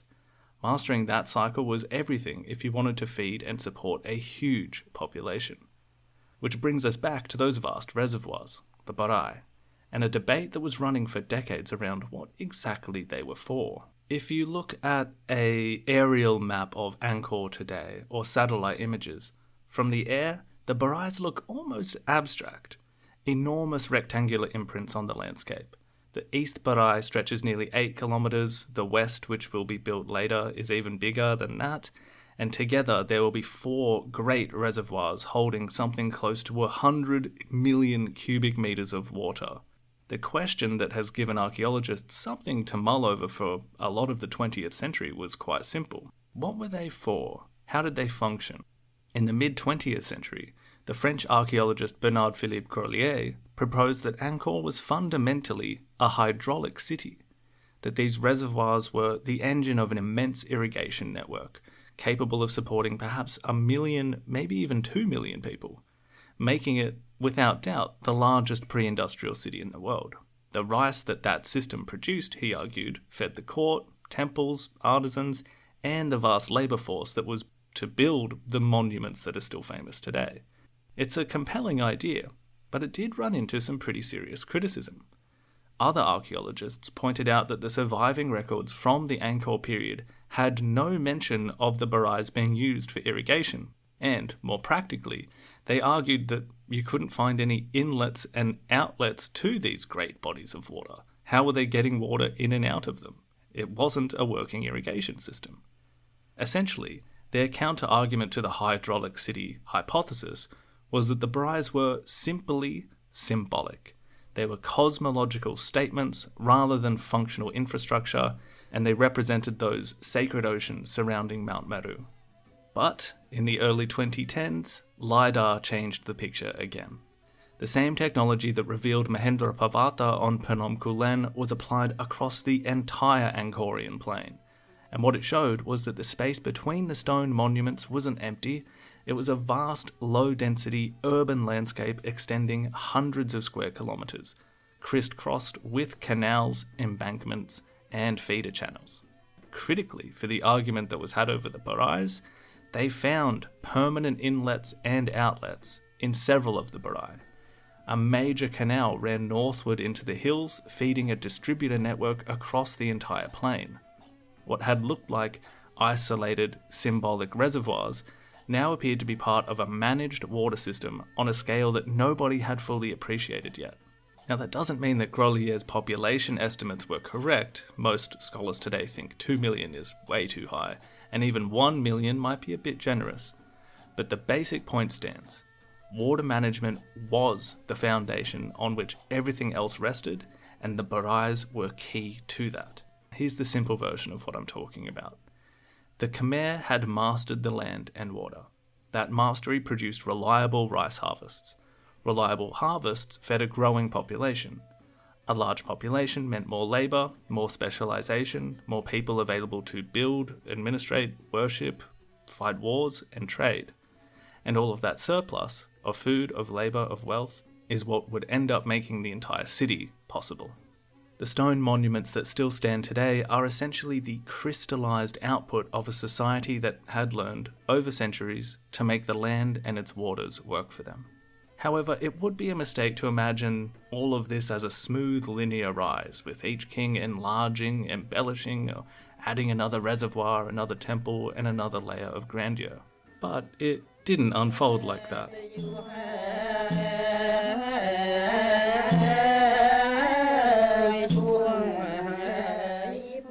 When Yasovarman died around 910 CE, the succession is a bit murky. Seemingly, 2 of his sons ruled quite briefly, and then within a decade, a rival emerged. A relative by marriage established himself far to the northeast at a place called Koh Ker, 100 kilometres from Angkor, in a harsher, more forested landscape in what is now Pre-Angkorean province.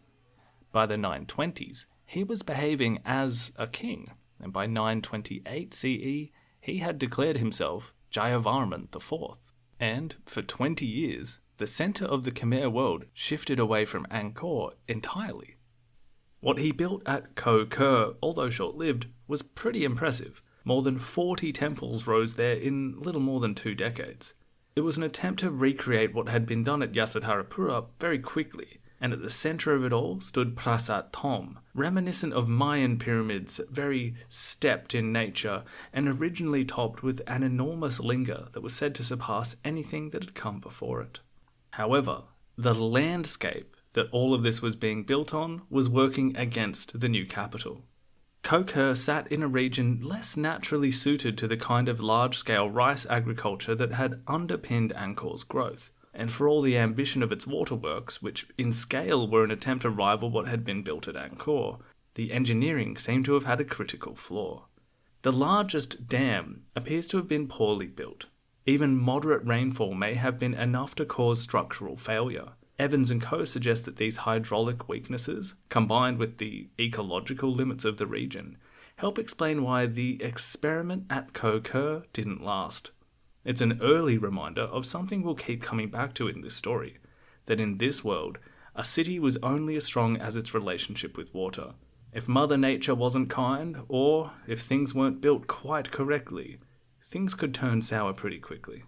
Within a generation, the political centre returned south to Yasodharapura again. Mahendrapravata II re-established himself at Angkor in 944 CE, and he was careful about how he did it. He didn't present himself as the founder of something new, he consciously echoed Yasovarman, the man who had fixed the capital in its location in the first place. He built again in the middle of a reservoir, honouring his ancestors, anchoring kingship back in its ritual landscape here. In this period, the charming little temple of Pre-Rup was built, rising in tiers of brick and sandstone above the plain, another highlight to visit today. His reign appears largely stable. There was a successful campaign against Champa to the east, trade expanded westward, and Buddhism continued to flourish alongside Shivaite worship. Mahendrapravata himself appears to have studied Buddhist texts, and one of his chief officials was a prominent Buddhist figure. Although the great Buddhist foundations and temples that would eventually transform Angkor were still a few centuries away. When he died in 968, his son, Jayavarman V, was still quite young, and it seems that much of the early governance rested with senior officials and extended family networks. And it was during his reign that the stunning temple of Bontiai Srey was finished and dedicated. While it is smaller in scale than some of the other great temple mountains, it's carved from a beautiful pink sandstone with a level of delicacy that still stops visitors in their tracks today.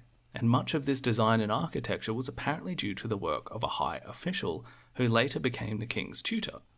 Many consider this temple to be the finest artistic achievement of the entire classic Angkor period. So, by the end of the 10th century, Angkor had been restored and was expanding again, but a period of turbulence was about to follow. When Jayavarman V died around 1001 CE, the succession was again not a smooth one. For several years, the kingdom appears to have been divided, rival claimants holding different regions at once. And in the north, a prince named Suryavarman was consolidating support. He didn't take power in a single decisive moment. The inscriptions suggest a gradual advance toward Angkor over a number of years, built on alliances, marriages, negotiations, and intermittent fighting. Only after this slow consolidation did he finally defeat his last rival and take the capital. By 1011 CE, he'd triumphed. And what he did next tells you a great deal about how power actually worked in this period. He called hundreds of officials to the capital to swear an oath of personal allegiance to him, sealed with blood. And the promise ran both ways. Those who remained loyal would be rewarded with religious foundations to administer, land to draw surplus from, provisions for their families. And this is one of the most important things to understand about how Cambodia worked, not just at Angkor, but across much of its history, perhaps right up until the present. Power here doesn't operate primarily through formal institutions and bureaucratic structures, in the way we might picture it. It operated through personal relationships, through chains of obligation and patronage that link people at every level of society to someone above them and someone below them. Think of it less like a government back then and more like a vast web of favours, debts and loyalties. A village elder owed allegiance to a regional chief, the chief owed allegiance to a court official, that official owed allegiance to the king. And at each link in that chain, loyalty flowed upward in exchange for protection, land and status flowing downward. This also helps explain something that might otherwise seem puzzling, how a kingdom centred on Angkor could exercise such authority over places as far away as northeastern Thailand or Laos. It wasn't primarily about military garrisons or direct administrative control.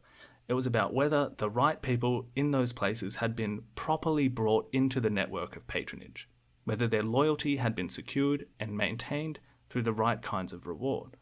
As I said, it's a pattern that reoccurs throughout this entire series and one to keep an eye on. But back to Suryavarman I.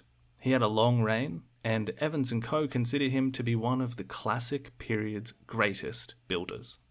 In practical terms, Khmer power now stretched well beyond the Cambodian heartland. The western edge of the empire was no longer loose or contested, it was anchored deep inside territory that today lies firmly within Thailand. One temple that Evans & Co. highlight to show this was in Preah Vihear. It sits on the edge of the Dangrek mountain range, the escarpment that now forms the border between Cambodia and Thailand, and the temple is roughly 500 metres above the plain. It was built over 3 centuries, but much of the work seems to have been done under Suryavarman I. The temple and a few others along the mountain range has been the subject of some pretty bad diplomatic tension between the Thai and Cambodian governments over the last 50 years or so, which itself is a reminder of how much this history still matters in the region today. Back at Angkor, the hydraulic works were expanded again, reservoirs were maintained, channels extended, reflecting a growing population and more land under cultivation. The West Baray, a perfectly rectangular reservoir more than 8 kilometres long, was constructed during his reign. It's partly silted up today, but it still catches the light beautifully at sunset when viewed from Phnom Penh. The inscriptions from this period refer to a growing number of settlements as pura cities, pointing toward an increasingly dense administrative landscape. Trade became more visible too, with merchants from Champa, China and beyond appearing more frequently in the record. Forest goods moved outward, while cloth and ceramics, things like that, moved in. And one small but interesting detail worth noting on this economic administration is that unlike many of the great trading civilizations of the ancient world, Angkor operated largely without a standard currency. Land, rice, livestock and labour were exchanged through negotiated relationships or using cloth, pieces of gold or silver, or slaves, rather than a standardised coin. Interestingly though, coinage had been used in the pre-classic period. It's unclear exactly why that was not continued into the Angkorian era, but recently some scholars have even pointed to this lack of coin currency being one of the contributing factors to the transformation and even the decline of the Khmer Empire that we'll detail in the next episode. In any case, by the end of Suryavarman I's reign, Angkor was more expansive and more tightly held than it had been in generations. But before we keep following the story forward, it's worth pausing to picture the broader world that this empire was being built within. To the east was a people we've already mentioned a few times, Champa, on a land stretching across the coast of what is now central and southern Vietnam. Now, as with the concepts of Funan and Chenla that we touched upon in part 1, it's worth noting that some historians, Michael Vickery among them, have questioned whether Champa as a unified kingdom was really the case. Something more fragmented that got bundled under one name may be the case, but whatever its internal shape, its presence as a rival force was real and persistent. The Chams were skilled seafarers and traders, and they had been rivals of the Khmer for generations. What made them a persistent and difficult rival was partly cultural and partly geographical. Culturally, they weren't so different from the Khmer. Some Hindu traditions, Sanskrit inscriptions, temple building, similar royal conventions. In many ways they were drawing from the same well, but their economy worked completely differently. Where Angkor's power rested on controlling land, water and rice, Cham power rested on the sea. They were plugged into maritime trade routes connecting China, India and the Arab world, routes that Angkor could only access indirectly. That gave them a different kind of resilience. You couldn't simply take their capital and expect the kingdom to collapse, because their strength wasn't concentrated in one place the way Angkor's was. At different times, one side gained the upper hand, but neither eliminated the other, and that tension runs through much of what comes next in the story. Now, further north was Viet, centred in the Red River Delta around present-day Hanoi. It's worth knowing a little about who they were. This was a kingdom that had spent nearly 1,000 years under Chinese rule before finally winning its independence in 938 AD. By the time Suryavarman was pushing against them in the 12th century, you were dealing with a people who had just fought their way free from the most powerful empire in the world. They were organised, confident, and very much in the business of defending what they had. Campaigns in that direction were never simple. The terrain was a long way from the floodplains and water systems that underpinned Khmer power, and the Vietnamese had their own army, their own administration, and their own reasons to hold the line. Now to the west, to complete the picture, the landscape that would later become Siam was still very much in formation. A patchwork of peoples and regional centres, some with deep Mon roots, others Thai-speaking groups that were only beginning to consolidate. Much of it fell within Angkor's orbit at this point, either directly controlled or operating under its influence. But these were not permanently subdued populations. That's the thing to take away. And the balance would eventually shift in ways that mattered enormously for Angkor's future. So this was the world that Angkor occupied. They were powerful, expansive, at times controlling much of this region, but they were surrounded by other states with their own ambitions. It wasn't a monolithic empire, but one that constantly needed to be negotiating its position within a complex regional order. Once again, though, the end of Suryavarman I's reign brought instability. The decades after his reign saw rivalries, shifting loyalties, and another reshuffling of power at the centre. And while the machinery of the empire remained, who controlled it was not always settled. Then, in 1113 CE, a new king took the throne, and he will go on to be remembered as one of the greatest rulers in Khmer history. He built something that the world is still talking about.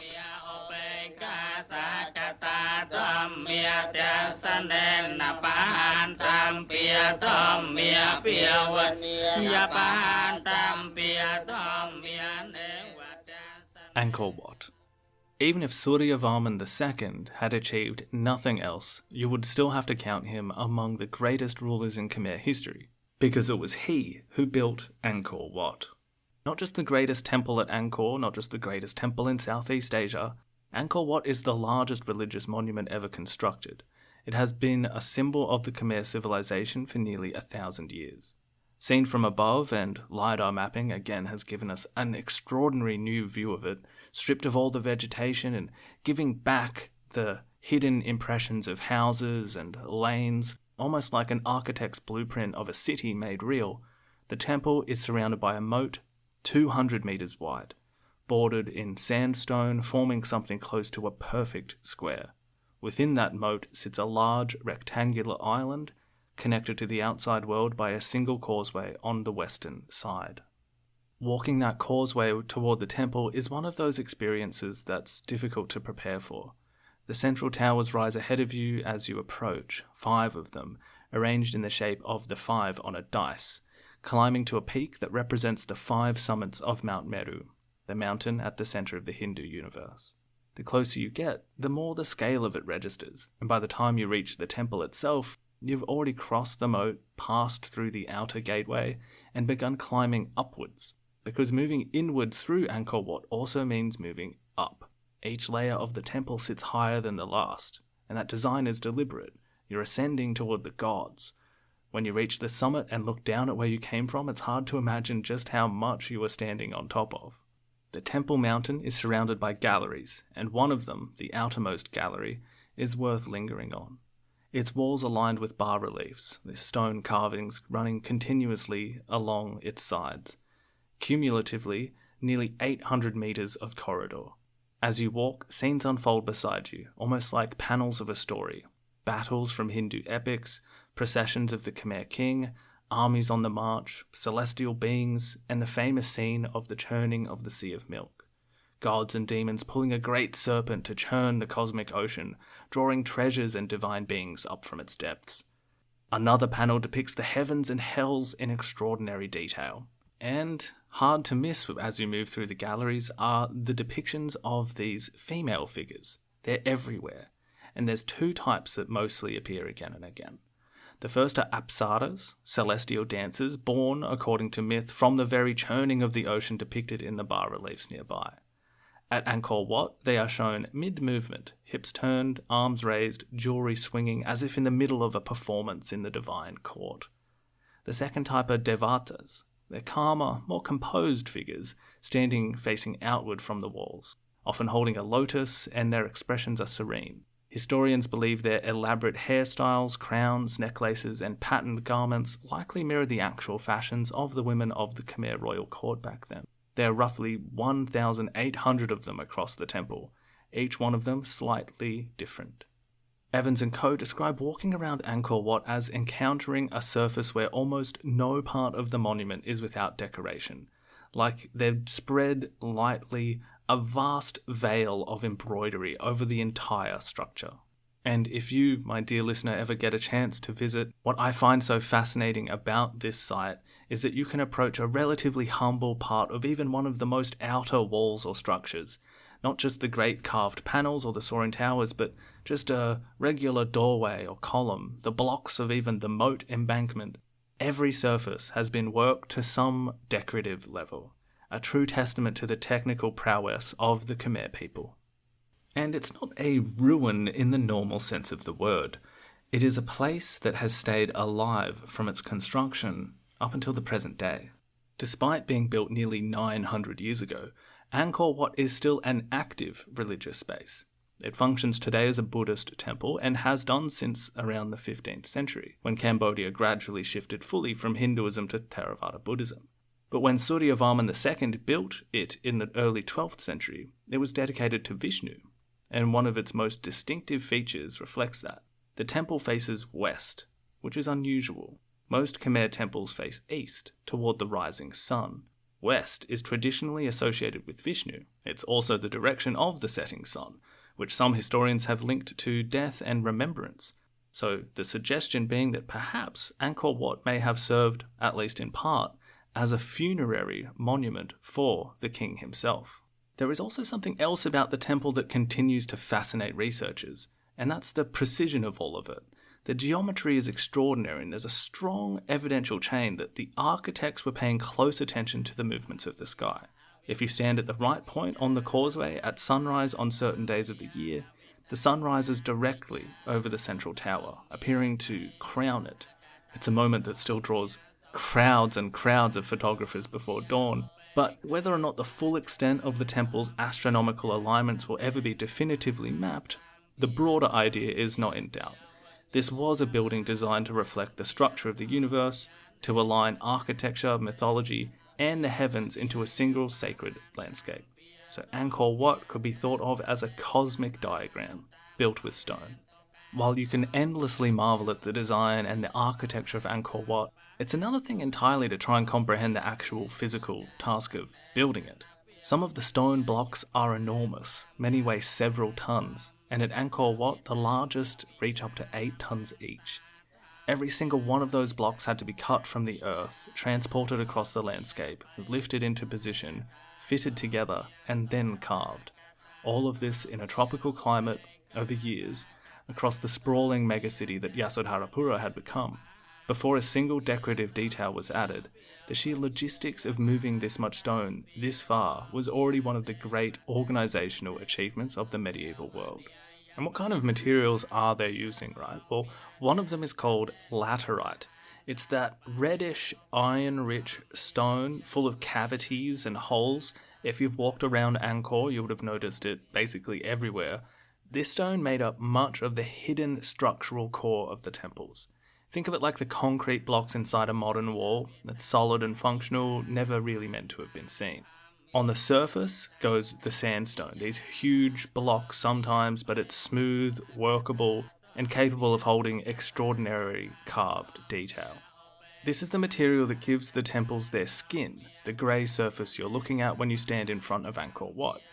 Almost every inch of it has been worked by hand, although in some areas brick was used instead of sandstone on the outer surfaces, and that brick was often covered in something called stucco, a wet mixture of lime, sand and water that could be spread across surfaces and sculpted into decorative detail, then perhaps painted or studded with gold or jewels. So what you see today as bare grey stone was probably really alive with colour back then.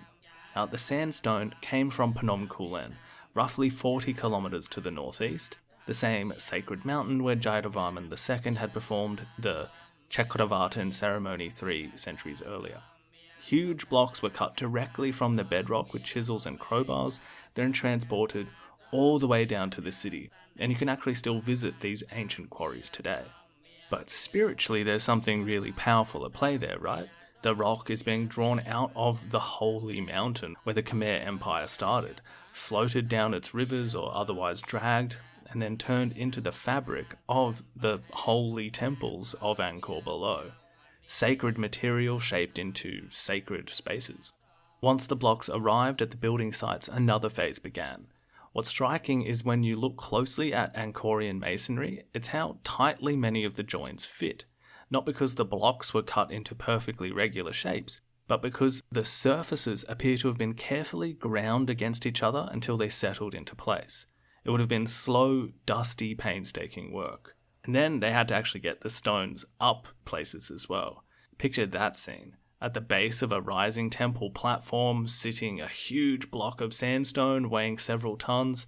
Above it, bamboo and scaffolding climbing higher and higher as the structure grew. It's creaking in the heat. Somewhere up there, masons are waiting for the next piece. Ropes are stretched taut across these blocks.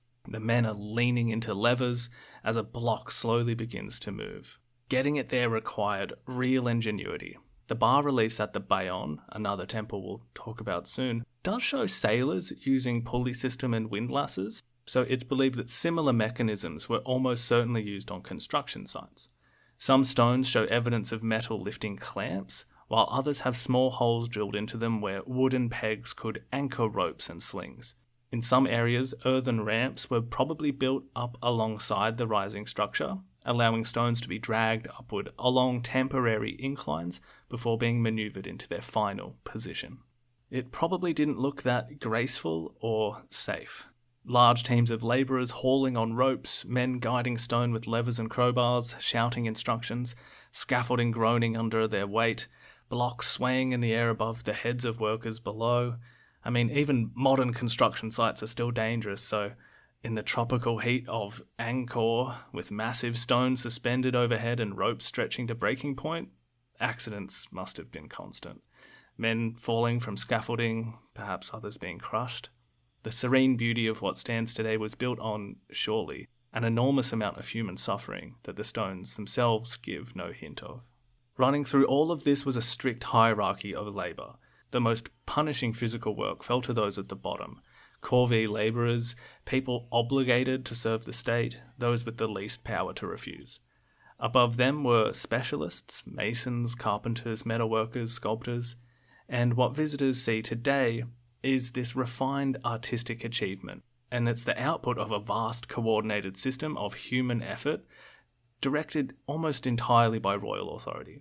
The temples were expressions of devotion and cosmology, yes, but they were also the most visible possible demonstration of a king's ability to command the land and resources and people on a scale that left no room for doubt.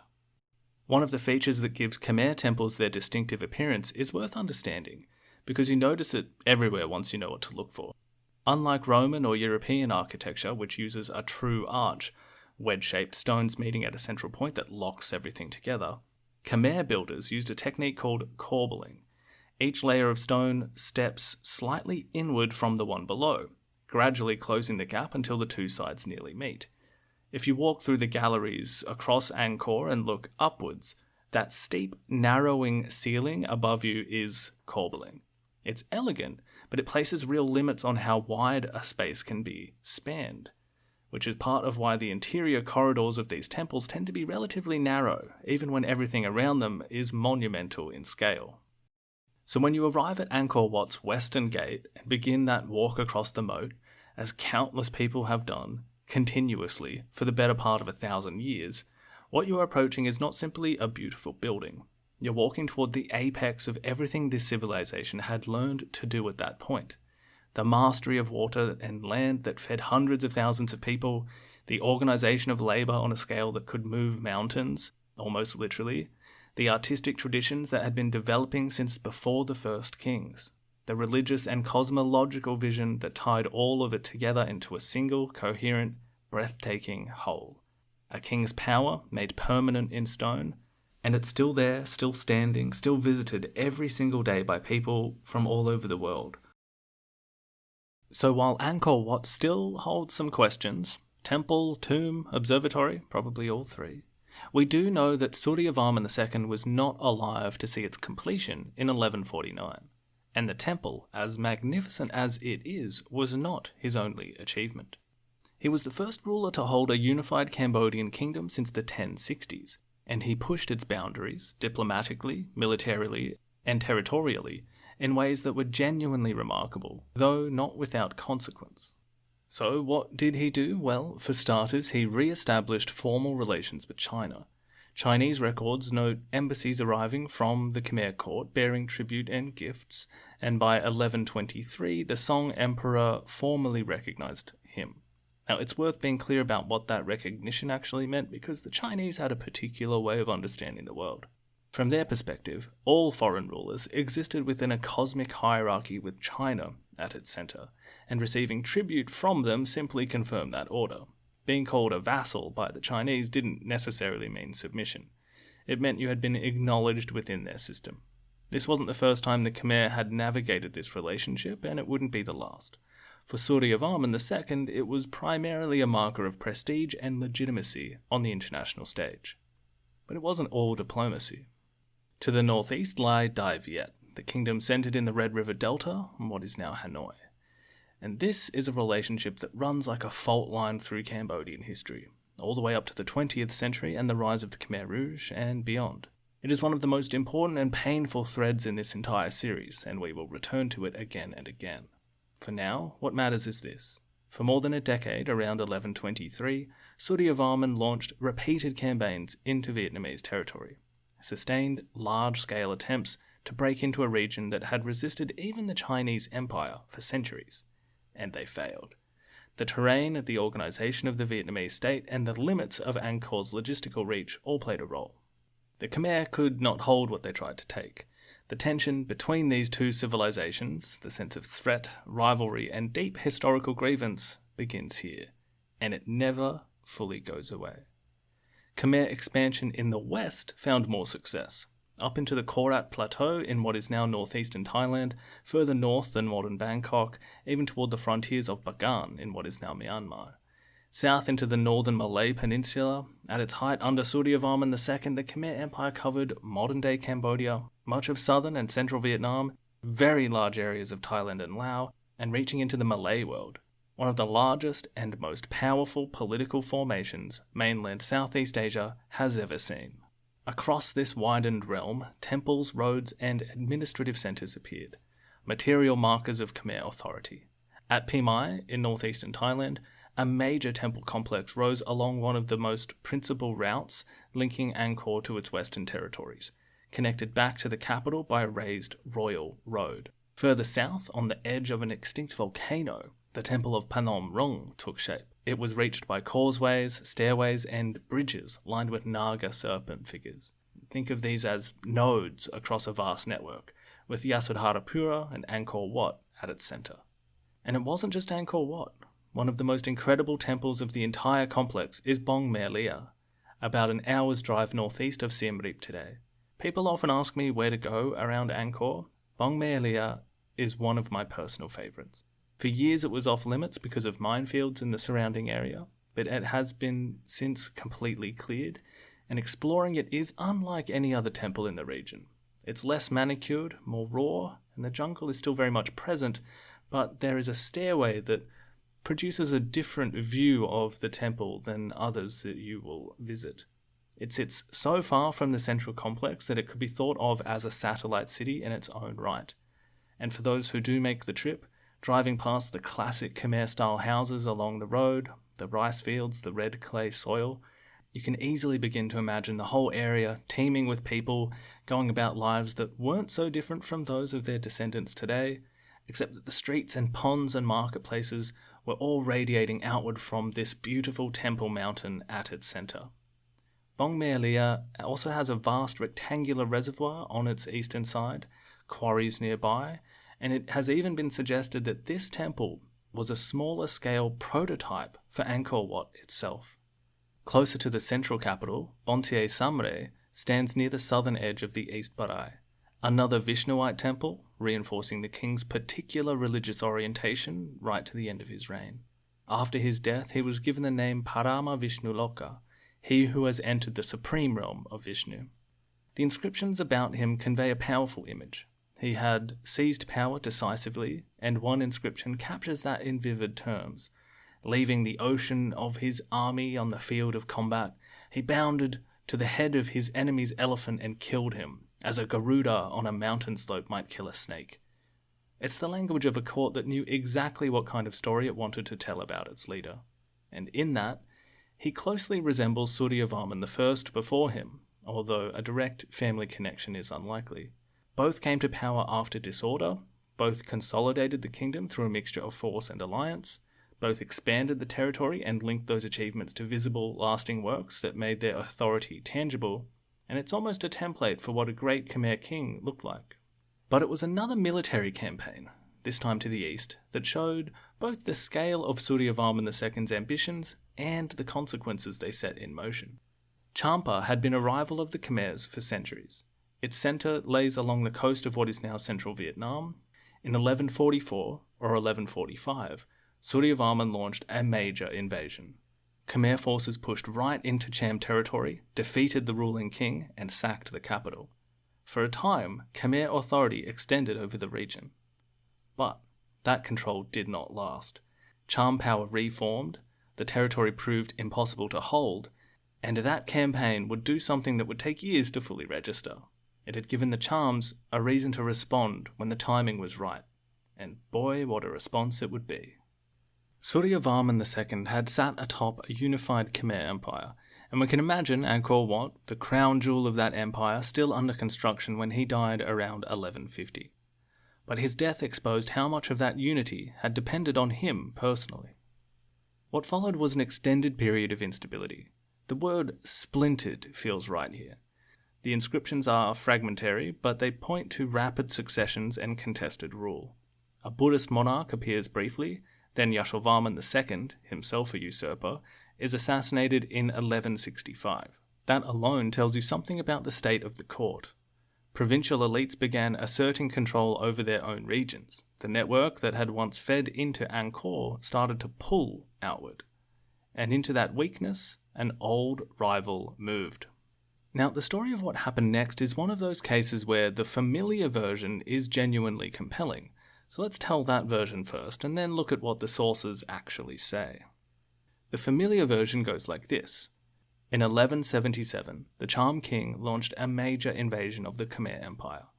A fleet sails along the coast, turns into the Mekong Delta, and makes its way inland, up through the river systems, into the Tonle Sap, across the Great Lake that marks the southern edge of the capital. In some accounts, a shipwrecked Chinese sailor guides the fleet through waters he had come to know. The attack falls directly on Yasodharapura. Angkor is taken, the king is killed, the palace is looted and burned. And in fact, excavations later done in those areas uncovered thick layers of ash and charred timber beneath later constructions, meaning that this kind of rampage certainly did happen. The great city, built over centuries, was brought low in a single campaign. It's a great story, vivid, dramatic, and it has the satisfying shape of a vengeance story. The empire that had sacked Cham territory decades earlier was now sacked in return. But when we look more closely at the sources, it becomes less fixed than it first appeared. First of all, the date of 1177, repeated so often that it's taken on the weight of established fact, comes primarily from Chinese accounts compiled at a distance from the events themselves. Early French scholars treated these records as authoritative, and as we've already seen in Part 1, that approach had a habit of producing neat stories that didn't quite survive contact with the actual evidence. The shipwrecked sailor guiding the fleet is one detail that immediately raises questions. Historians like Michael Vickery have pointed out that the Chams were already deeply familiar with these river systems. They had fought, traded, and moved through Khmer territories for generations. So a campaign of this scale, depending on, after it had set out, after it had organised all of the fleet and all the soldiers, but needing to rely on an accidental encounter with a shipwrecked man to guide them to where they were going, well, it strains credibility. And it's a little on the nose for the Chinese historians who were writing this history to have included in the story, right? Cham inscriptions from the same period add another complication. They suggest military activity was also taking place elsewhere, including campaigns against the Viet, which makes the precise timing and scale of any single invasion harder to pin down. So, what do we actually know about the Cham invasion? Well, at some point in the later 12th century, before 1181, Cham forces definitely did carry out a serious attack on Angkor. They reached the capital, they inflicted major damage, and struck at the political centre of the empire, precisely at the moment it was vulnerable. Whether this was a prolonged occupation or a rapid, devastating raid is still debated. But the ash layers are real, the disruption was real, and the effect on an already fractured system was real. What it wasn't, in all likelihood, was quite that clean, decisive, single-moment catastrophe that the familiar version describes. The reality, as tends to be the case, was messier, harder to date, and shaped as much by internal weakness as by external attack. But none of that makes what happened any less significant. The system fractured further. Authority dispersed over the provinces, and for a time it must have seemed as though the Angkorean state, built up painstakingly over centuries, might not recover. But, as you can probably guess, it did. But it required someone extraordinary to make that happen. And as it happens, his story begins not at Angkor, but in Champa itself, in the very kingdom that had just brought the Khmer Empire to its knees.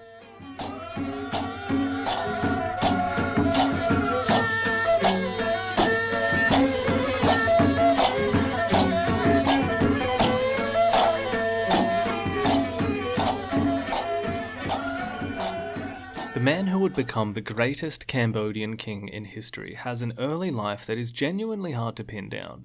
He may have been related to Suryavarman II, perhaps the son of a prince, but the sources are thin on detail. What we can say is that at some point the young Jayavarman was present at the Angkorian court, and the court he would have known was not a stable one. As we said, there were rapid successions, usurpers, fragmentation. The point being is that he would have grown up watching the system strain and potentially even crack from the inside. And then at some point he left. Where he went is one of the more intriguing questions in Angkorian history. There are strong suggestions that he spent time in Vijaya, the Cham capital, not as a prisoner, not quite as an exile, perhaps something a little bit more planned. Was he withdrawing from the immediate dangers of succession politics? Perhaps. Maybe this was a strategic absence.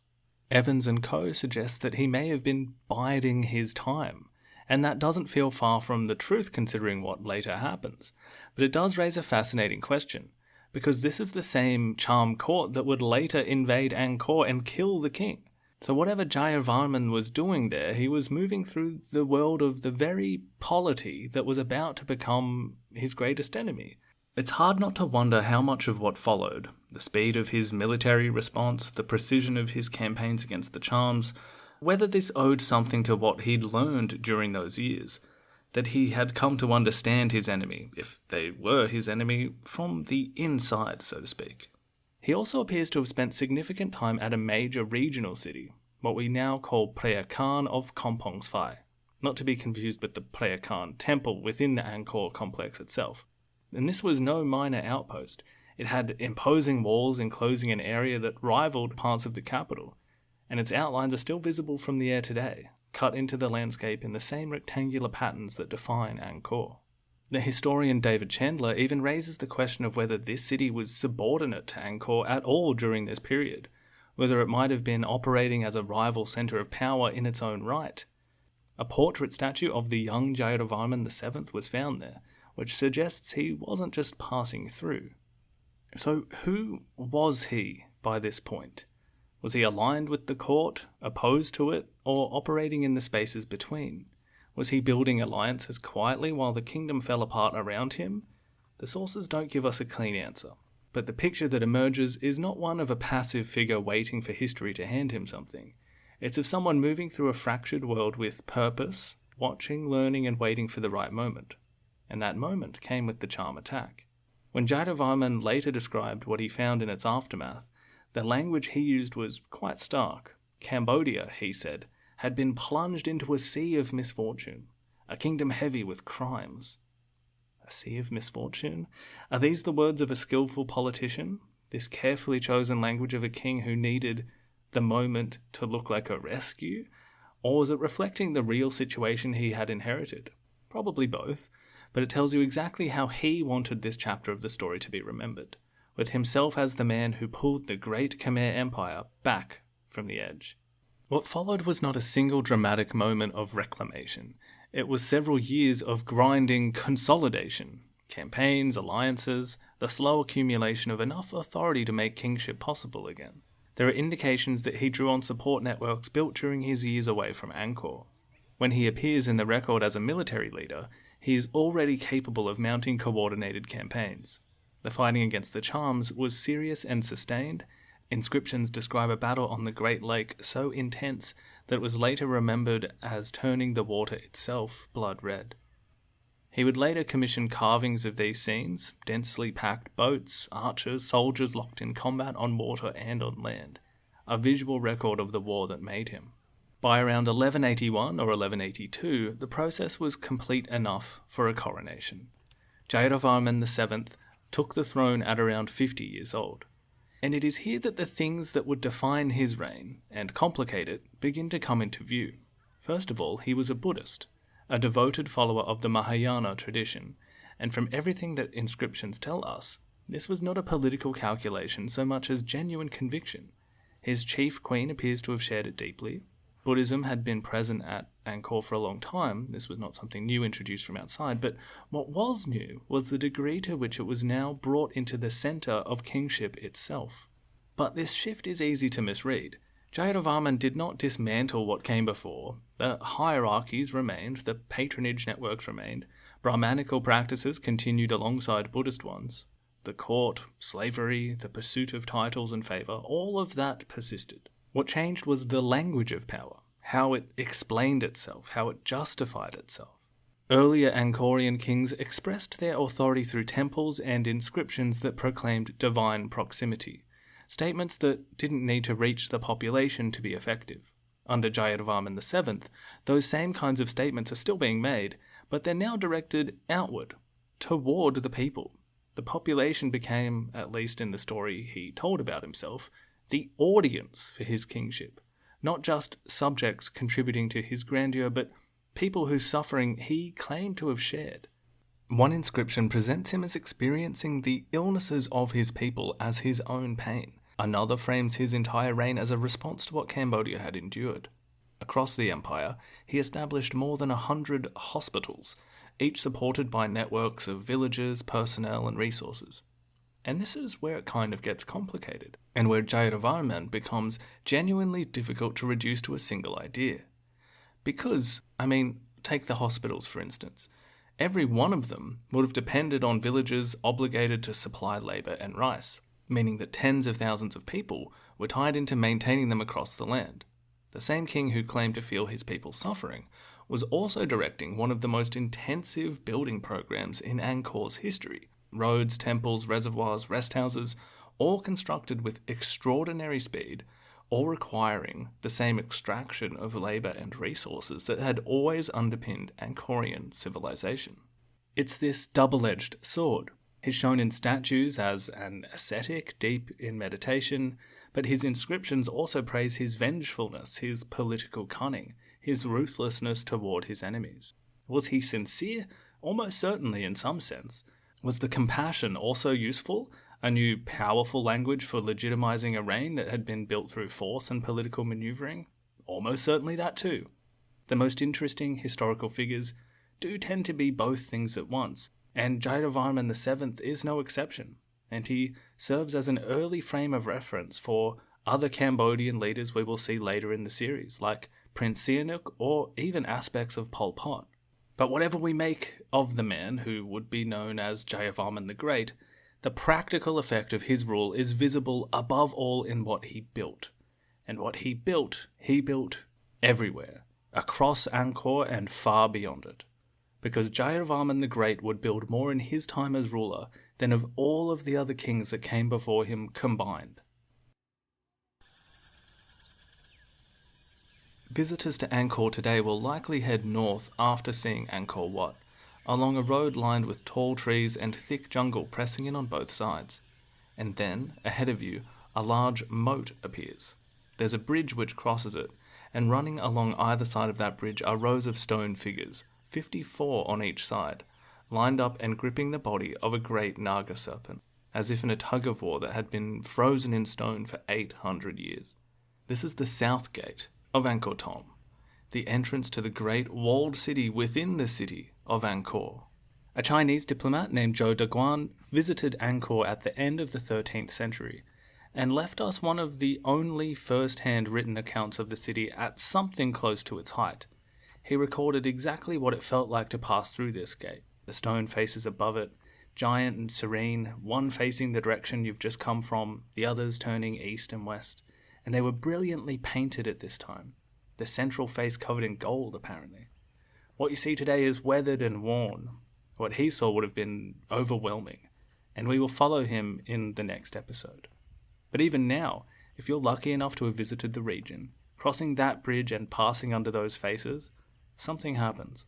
The scale of it, the weight of it, even after centuries of erosion and jungle encroachment, it still takes the breath away. When you try to imagine it freshly built, painted and gleaming, put yourselves in the shoes of a visiting dignitary, a merchant, a soldier, approaching this gate for the first time, the message would have been unmistakable. This was a great, powerful city. Once through the gate, the road continues into the basically downtown area of Angkor. Angkor Thom is vast. Its walls run for 3 kilometers on each side, forming an almost perfect square. And within those walls is not just a temple complex, but a living urban space with streets, ponds, houses, markets, and somewhere in the middle of it all, another crowd favourite, the Bayon. If Angkor Wat stops you in your tracks from a distance, The Bayon stops you in a different way. Right up close. It's not a single imposing form like Angkor Wat, it's more of a labyrinth that you can get lost in. A dense cluster of towers, each one carved with enormous faces, serene, half-smiling, looking outward in every direction. There's more than 200 of them, on towers that were said to have originally numbered around 54, positioned to face the cardinal points. The effect is of being watched from every angle, by a presence that's calm and impossible to escape. But it strikes as benevolence, not intimidation. These faces are most likely representations of Loksvara, the bodhisattva of compassion in Mahayana Buddhism, the being who hears the suffering of the world and chooses to remain within it rather than pass into enlightenment, in order to help others. Many scholars believe that Jayavarman himself probably saw his own role as embodying something like this, and that the faces are maybe a deliberate blend of that divine ideal and his own likeness. The compassionate king, cast in stone, watching over his empire from its centre. In its day, the temple would have been even more extraordinary. Likely polished and painted, perhaps adorned with precious metals, with a gigantic seated Buddha at its heart. There were other Buddhist and Hindu deities worshipped alongside it, because even here, even under the most explicitly Buddhist king Angkor had seen, the older traditions were never fully displaced. But it is when you move through the Bayon itself, past the towers and into the galleries, that something unexpected happens. The carvings here offer much more than what you'd seen before. Earlier Angkorean reliefs focused on gods, cosmic battles, the great epics of Hinduism, but here, the walls are filled with something closer to life as it was actually lived. Markets in full swing, people cooking, gambling, arguing, children playing, fishermen working the water, animals moving through the background of scenes that feel almost accidental in their detail, as if someone was simply recording what they saw around them. There's a woman giving birth beneath a house. There are men of different ethnicities watching a cockfight. There are scenes so mundane and so specific that they feel less like religious art and more like you're looking into a window left accidentally open into the 12th century. These carvings are one of the very few sources we have for understanding what life actually looked like for ordinary people at Angkor, beyond the functions of temples, the elite inscriptions, beyond inferring what they can from scattered remains of pottery. And then you'll turn a corner and the tone will shift completely. Battle scenes, dense, chaotic, boats packed so tightly together you can barely distinguish one from the next. Archers firing across water, soldiers locked in hand-to-hand combat, bodies falling. These are the wars with the Chams, the very wars that made Jayavarman's reign possible, rendered with a vividness and intensity that still conveys graphic violence. The fighting itself would have looked extraordinary and terrifying in equal measure. Ordinary soldiers in the Khmer infantry carried lances, bows, swords of different lengths, knives, daggers, and a kind of large iron axe, a halberd. Crossbows existed but were rare. More imposing were the ballista, essentially giant mechanized bows, mounted either on the back of elephants or on wheeled vehicles that could be rolled onto the field of battle, operated by 2 men and capable of firing arrows with tremendous force. Jayavarman VII's reign also saw an innovation in the form of shield ramparts mounted on wheels, kind of mobile defensive structures that could be repositioned during combat. A standard combat unit combined foot soldiers, 300 to 400 mounted cavalry, and war elephants. The cavalry rode with saddles or stirrups, and in the heat of battle the mounted fighters would sometimes stand upright on their horses' backs. Their headgear was elaborate, eagles and deer heads, and the war chariots were decorated with nagas and drawn by pairs of horses. Alongside the Khmer forces were often foreign mercenaries as well, Siamese units led by Thai generals on elephants, and at times even Cham and Vietnamese soldiers were recruited into the Khmer army. And all of this moved to music. A huge gong struck by a dwarf, long trumpets, bronze castanets, blasts from conch shells. The cacophonous sound of a Khmer army approaching would have been unlike anything most people had heard in their lives. And this is the contradiction that the historian David Chenla puts his finger on so precisely. Here, on the same building, you have the compassionate Buddhist king, the ascetic in meditation, the man who claimed to feel his people's suffering as his own, and the warlord, whose path to power ran through some of the most brutal fighting the region had seen in generations. The serene faces looking outward from the towers above, the bodies falling into the lake in the carvings below. Both are Jayavarman and both are the Bayon. And when you head north of this great temple, the royal precinct begins to take shape in front of you. Jayavarman restored the old palace after the Cham sacking. The palace itself was timber, so what remains are impressions rather than walls, where you really just get the shape of what it was rather than the structures. But in front of it, he erected the Terrace of Elephants, a long raised stone platform running for several hundred meters, its walls carved with elephants in procession, their trunks forming the supporting brackets of the structure. This was almost certainly the platform from which the king appeared before his court, reviewed his armies, and observed the ceremonies and displays that were central to Angkorian life. Standing on it today, looking out across what would have been a vast open space of activity, you begin to understand how theatre and power work together, especially in this palace precinct. Just to the north of that is the so-called Terrace of the Leper King, named after a stone figure that was long misidentified as a king afflicted with leprosy. The figure is actually Yama, the god of death, but this large, intricately carved platform, with walls covered in densely layered figures, nagas, deities, and celestial beings, stacked row upon row, this is thought to have been the royal cremation ground. And there's something very extraordinary about standing there, knowing that this space was likely used for these kinds of things. And although the stone is now grey and faded, you look at the detail of the carving and think about the ceremonies that were witnessed here, and it's quite an astounding part of the Angkorian journey. From the centre of Angkor Thom at the Bayon, if you headed east, you will find yourself at the often less touristy Gate of the Dead, one of the 5 great gates adorned with faces similar to those of the State Temple. Moving north along that eastern wall, you reach the Victory Gate, which takes you back across the moat and into Yasodharapura again, but now into a landscape where there are many more examples of Jayavarman's building program. Because Angkor Thom, for all its scale, is only the centre of what Jayavarman was doing. Start with Ta Prohm, the temple that many visitors make a point of crossing off of their must-do list. As they encounter a structure still half consumed by the jungle, its stones prized apart by the roots of vast trees that have been growing through it for centuries. It has been left partly unrestored deliberately, and there is something viscerally powerful about it, the sense of nature and human ambition locked in a slow, patient struggle. But what most visitors don't fully appreciate is the scale of what Ta Prohm actually was. It was closer to a city in miniature. More than 10,000 people lived and worked within its walls in Jayavarman's time, most of them connected to the Buddhist religious community. And beyond those walls, around 80,000 people in surrounding villages were tied to supporting it, growing rice, providing labour, maintaining the whole apparatus. 80,000 people for a single temple complex. Phra Khan, to the north of Angkor Thom, operated on a similar scale, built on the site of one of Jayavarman's victories over the Chams.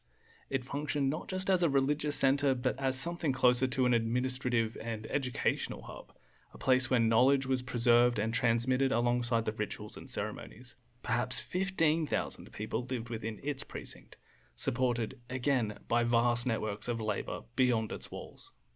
These were anchors of the empire, each one a concentration of population, resources, and royal authority embedded in the landscape. But if you went further out into the distant parts of Angkor, and indeed the Khmer Empire, even small villages would have a central temple monument that they would treat as an administrative hub. Now, Jayavarman also left his mark on the hydraulic infrastructure of Angkor, though in a very different way from his predecessors. His reservoir, the Jayatataka, lies to the northeast of Angkor Thom. It's smaller than the great Barays of earlier kings, but still vast, and at its centre sits one of the most quietly beautiful sights in the whole complex. A bridge leads out across the water to Niak Pian, an island sanctuary dedicated to Loksvara, surrounded by pools once associated with healing. Pilgrims would have moved through these pools seeking relief from illness, from suffering, from whatever they had carried with them to the water's edge. Today, the remains of the Baray are still filled with water lilies and life, and something of that original atmosphere, contemplative, a little otherworldly in the middle of this vast reservoir, remains. Further south, past Ta Prohm with its famous trees and Tomb Raider vibes, is Banteay Kede, a temple dedicated to a former king, which still maintains a community of monks today. Walk east through it and you emerge at Srasrang, a magnificent bathing reservoir that Jayavarman reshaped and monumentalized, with broad sandstone steps descending into the water.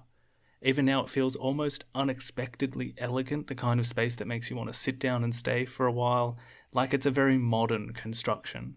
But all of this, Angkor Thom, Ta Prohm, Preakan, Nyek Pian, Srasrang, it's just the capital. This is just the downtown area of Angkor. And Jayavarman was not only building at the capital. Linking everything together across the Khmer Empire was a network of roads that stretched through it. Not rough tracks, but proper engineered routes, raised causeways in some areas, built to remain passable through the wet season. They connected the capital to the furthest reaches of the Khmer territory. And along these roads, at regular intervals, stood what inscriptions describe as houses of fire. Their exact purpose is still debated, but the most likely explanation is that they were rest houses, way stations where travellers, officials, merchants and soldiers could stop, shelter and eat. You could think of them as the ancient equivalent of a motorway service station, but distributed across an empire the size of a modern European country. The very existence of this infrastructure tells you something important about how Jayavarman understood his empire.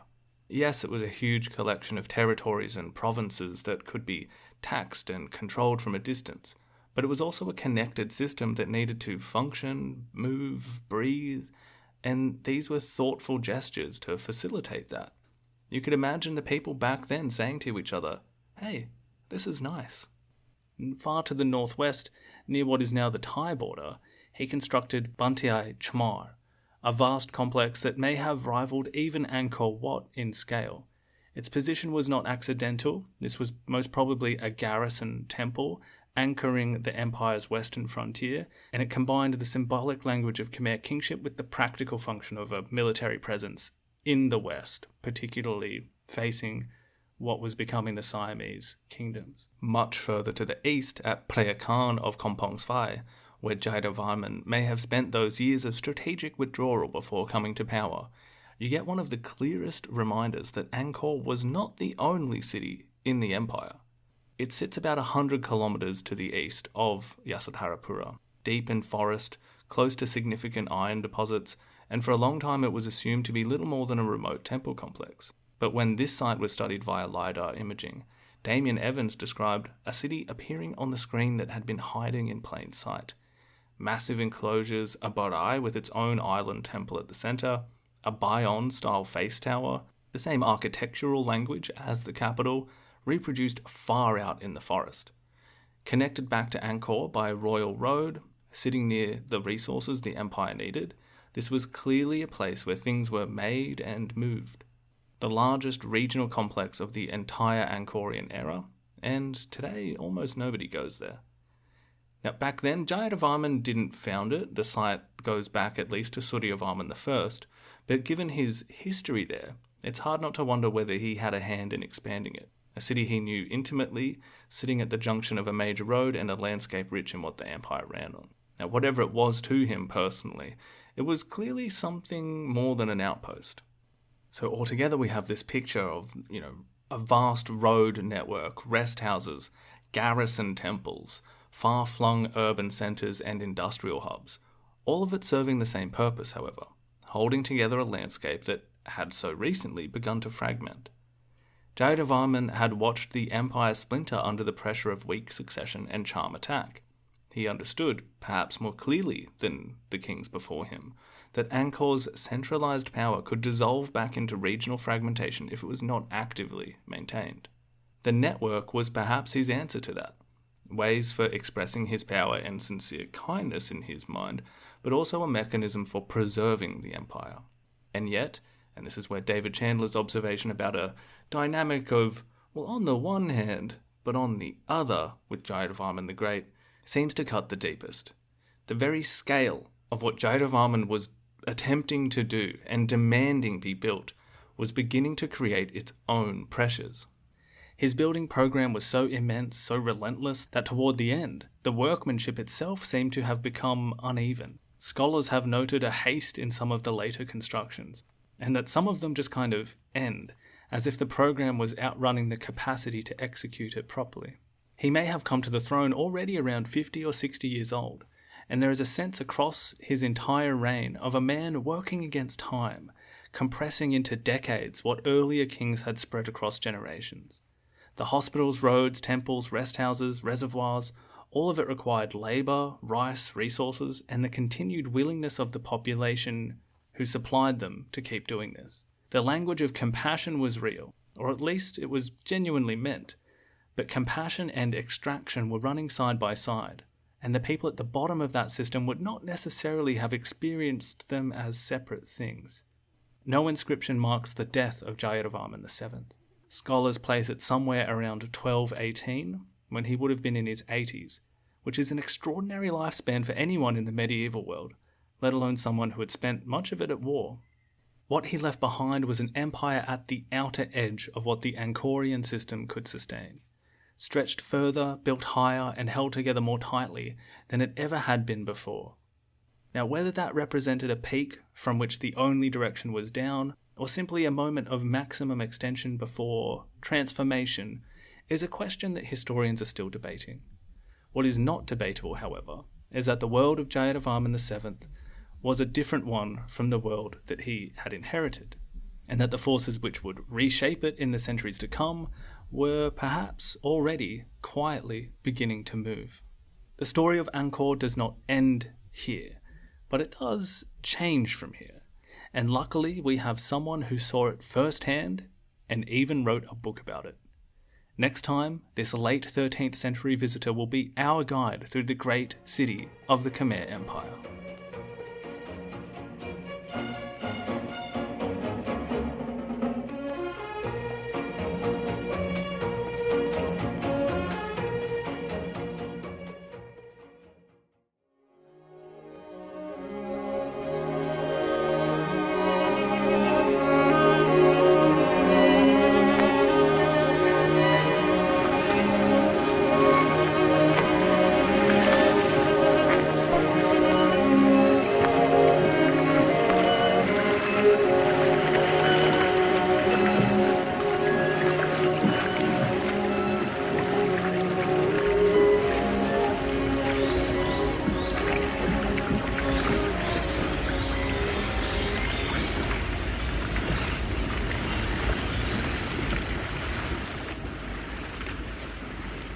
I emerged from my cramped cabin. The sky had begun to brighten into a cool greyish blue, although the sun was still below the horizon.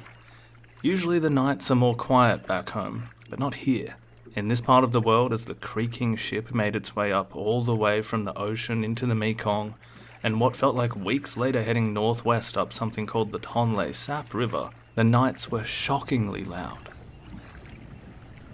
What sounded like a countless number of birds and some assortment of animals I've no doubt never encountered before made their riot of sound in the dark, shadowy forests of what looked like ancient trees and tall bamboo which flanked the river.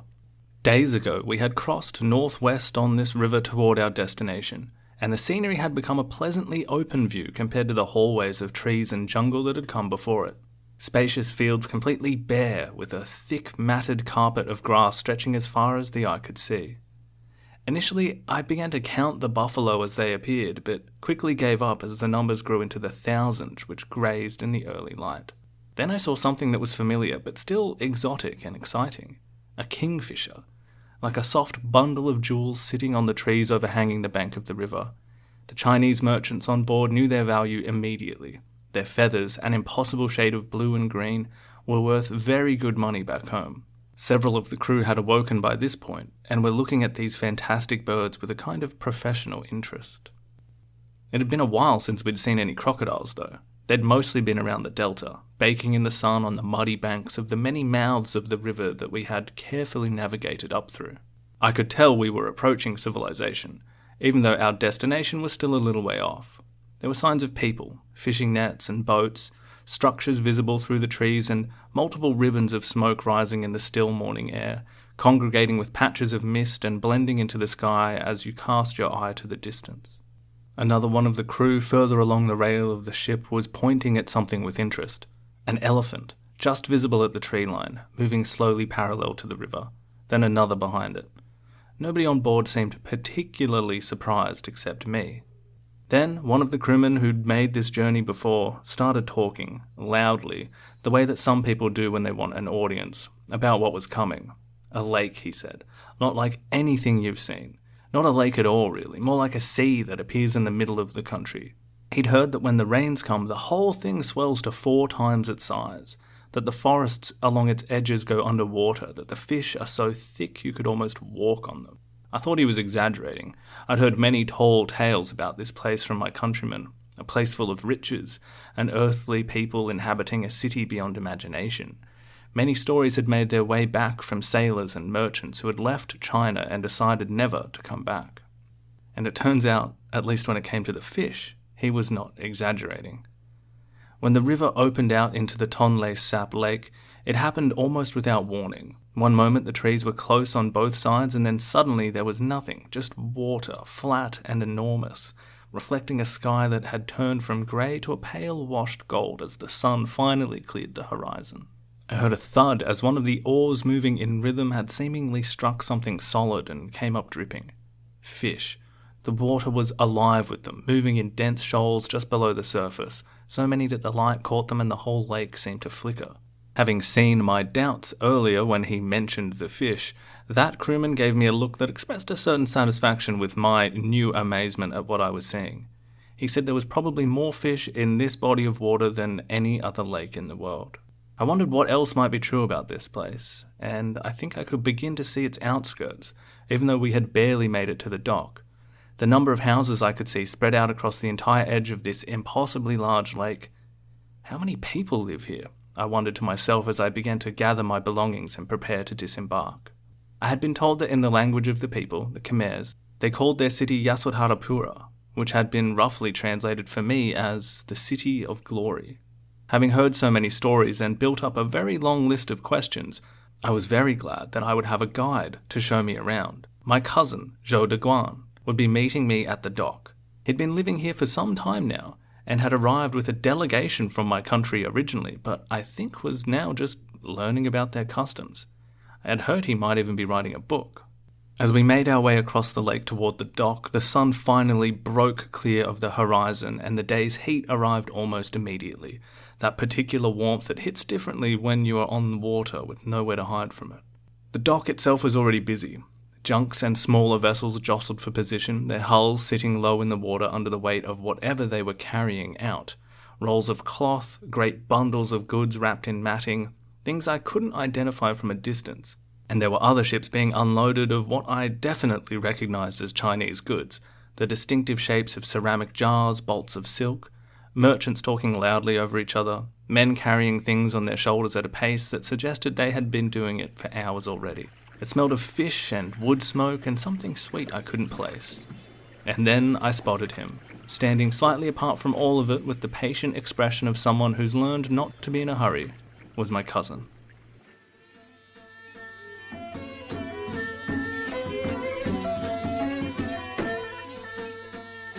Hello and welcome to the third and final part of our exploration of the rise of the Khmer Empire. My name is Lachlan Peters, and this is In the Shadows of Utopia podcast.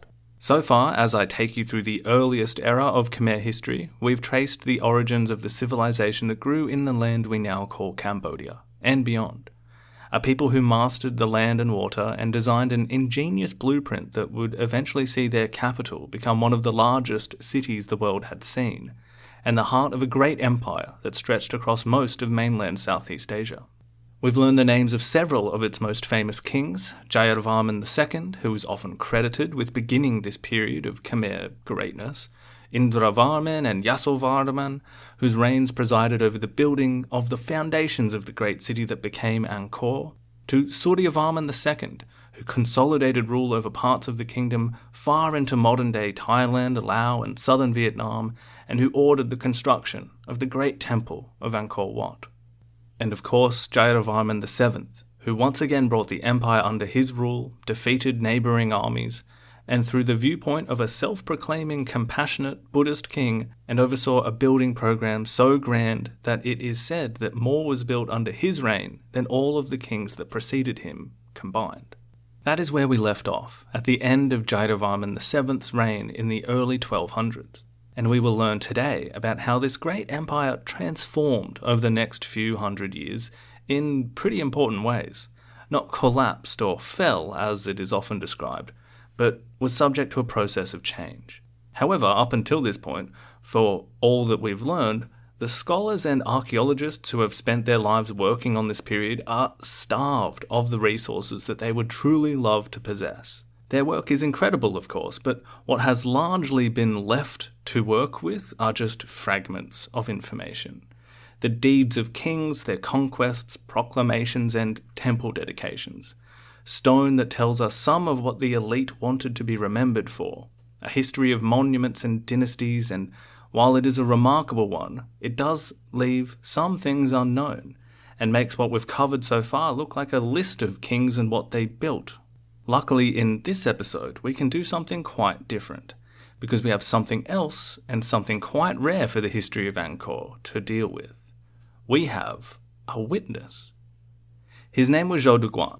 We know he was probably born sometime in the 1270s, which would have made him in his mid-20s when he arrived at Yasodharapura in August of 1296.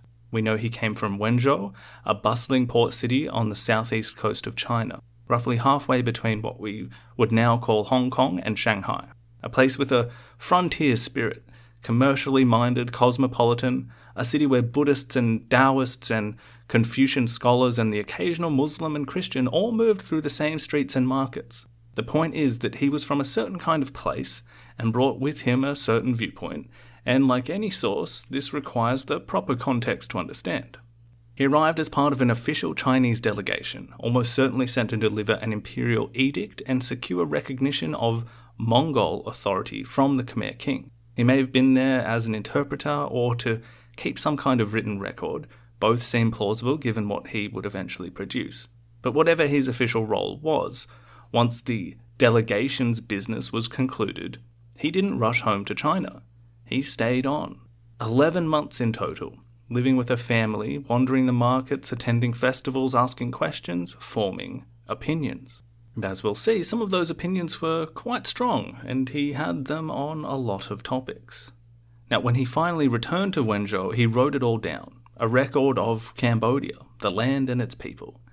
And what we have of that book today is probably less than a third of what he originally wrote, the rest lost somewhere in the centuries between his desk and ours, and some of the things that he said and some of the views he shared are naturally quite a lot different to our current sensibilities, so please do bear that in mind as we walk through the city with Zhou Daguan.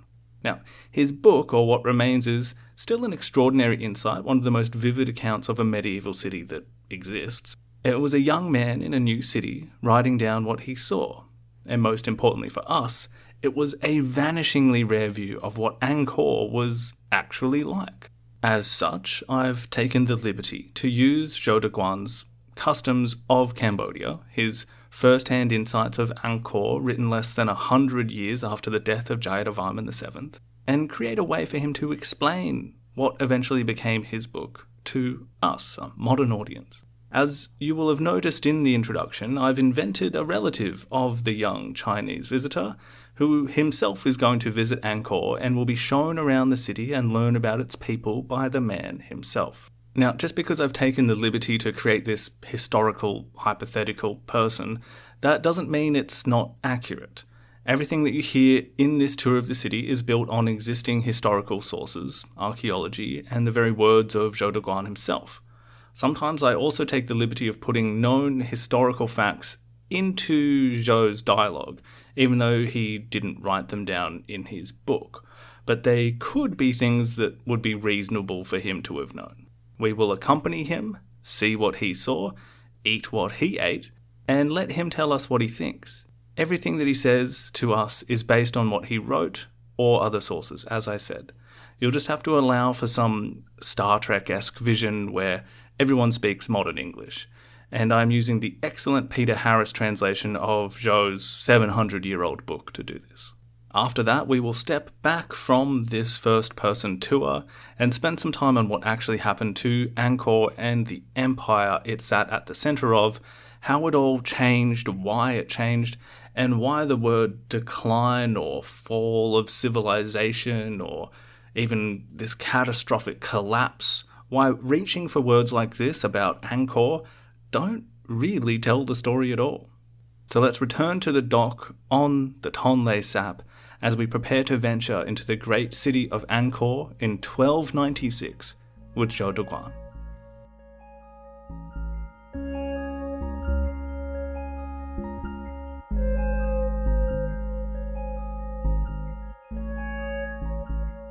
The docks were already alive with the sound of exchange and routine. There was someone yelling over someone else every few seconds as the business awoke with the dawn sun. My cousin seemed like he had a grip on who was who and what went where, navigating himself carefully onto the boat I had called home, and he was already helping me with my things. He was talking before I'd properly set foot on the dock. "First thing you need is a woman who knows how to trade. A local woman. Otherwise, they will see you coming from 100 paces.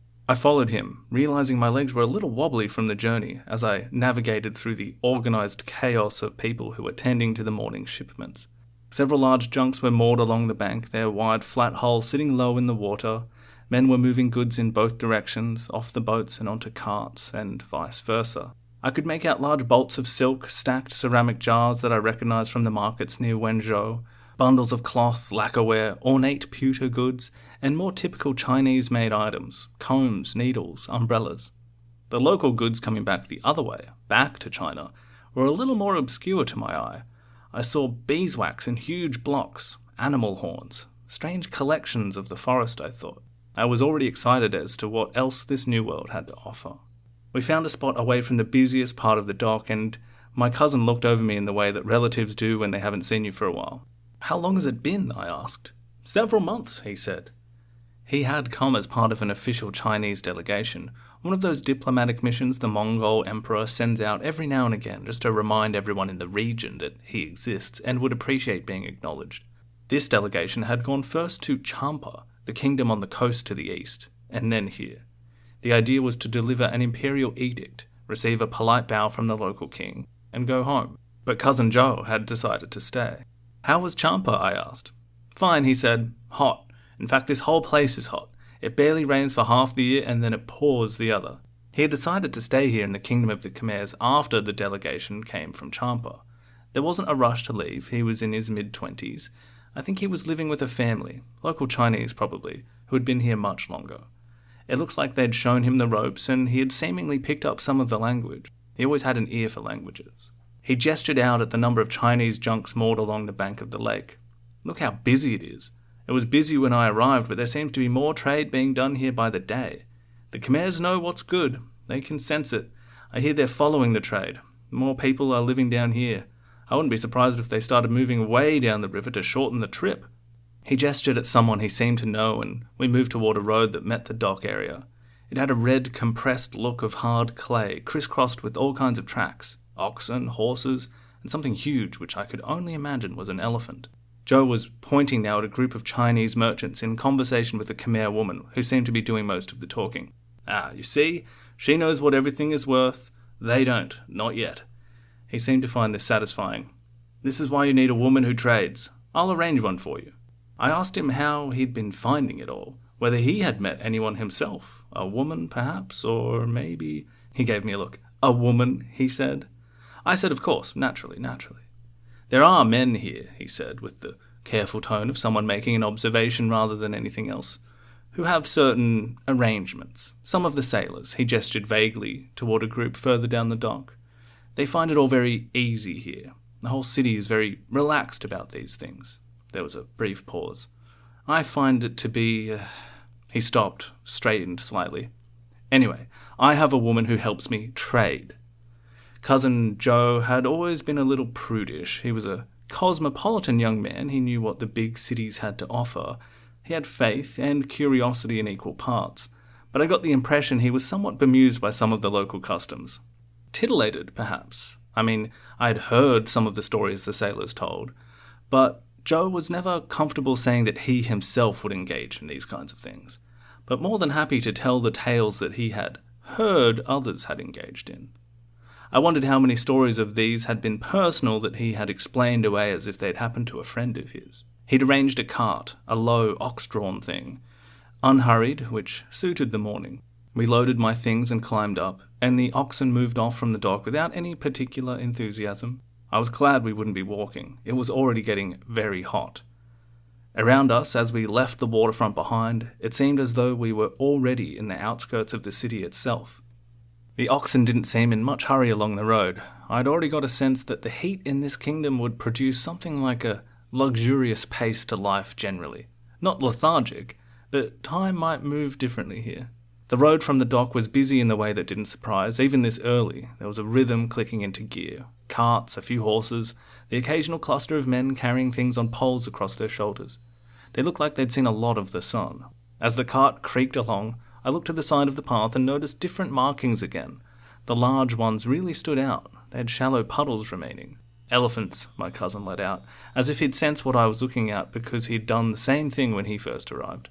I asked if we could ride one, and he looked at me to suggest I'd asked a silly question, although I had the feeling that he probably asked the same question on his first few days. Elephants, he paused, were for royalty, extended royalty, military commanders. Everyone else, all the normal folk, were making do with oxen, or their feet. Immediately I sensed that he'd been collecting facts like this since he arrived. Whether he knew them to be completely true, well, I did trust my cousin. As I continued to gaze left and right at the marvellous new surroundings, palm trees, the raised earthen dikes crisscrossed in right-angled patterns, rice stems emerging from the water which reflected the blue sky, it became apparent that, without me really noticing, we'd seemingly already entered into a landscape that was manicured, urban. The thatch houses, raised off of the ground on stilts, had been appearing since we left the waterfront. I'd gotten a sense for just how far the lake could extend, just as the head sailor had remarked on our way in. But now there were houses as far as I could see, all very similar, raised off of the ground, a space underneath either occupied by a couple of animals or some other storage of various family items that tend to accumulate. Between them, beside them, behind them, arranged into the neighbourhoods themselves seemed to be a very large amount of ponds. I pointed a couple of them out, and my cousin mentioned that the families will either have one for themselves or share them between a number of adjacent households. You need them in this climate, he said, as if this practice would become self-evident even for me by the end of the day. The canals were harder to see at first. Some of them ran alongside the road, half hidden by grass and overgrowth, and I had taken them for drainage ditches until Zhou pointed out that a flat-bottomed boat was moving slowly along one of them, loaded with goods, heading away from the lake. The whole landscape, he said, was threaded with these. Roads that were also dams, canals that were also roads. He said the whole thing was engineered like this, had been for centuries. He also mentioned that a local farmer family had spoke to him about these irrigation networks and canals always needing maintenance. It'd been like that for generations. But it seemed that up north some of them weren't flowing like they used to. Like there used to be more rain for their ancestors than now. But my cousin brushed that off as just the kind of things that farmers always like to say. They always say it was better or easier for their parents or their grandparents or their grandparents' parents. We kept moving. There were Chinese faces on the road, more than I had expected. Zhou acknowledged this with a slight tilt of his head. More every year, he said. Some of them had been here so long they barely counted as visitors anymore. And then there were other peoples that I didn't really recognize, people whose features and dress were subtly different from the Khmers around them. Siamese, Zhou said, before I could ask. More of them lately, coming to trade mostly, some to stay. They're causing a lot of trouble to the northwest. He said it neutrally, but I thought there was probably more to that story. I had begun to notice something about the local people that I were realizing were the Khmers. I asked my cousin tentatively, is it normal to not cover themselves completely? Yep, from the king down. Men and women both. Cloth from the waist down. But you can tell a lot about someone from what they're wrapping around themselves. The elite drab themselves in all kinds of cloth that we saw getting unpacked from the ships back there. The ordinary folk wear more simple weaves.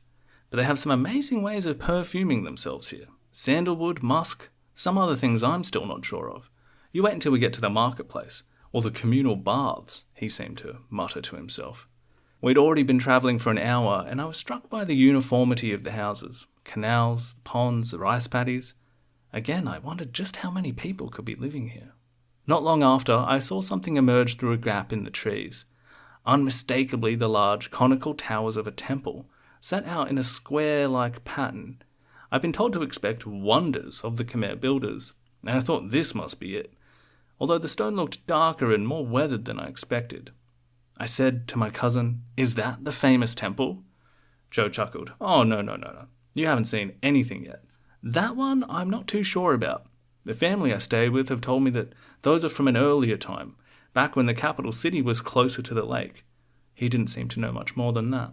Although, my dear listener, I can tell you as the narrator that what they're pointing out we now call the Bakong, part of the Rulos group, and this was the state temple built by Indravarman in the capital of Hariharalaya, where Jayavarman II had moved the capital of the Khmer civilization to after he'd declared himself the universal monarch atop Phnom Kulen in 802. By Zhou Daguan's time in Angkor, these temples were already around 400 years old.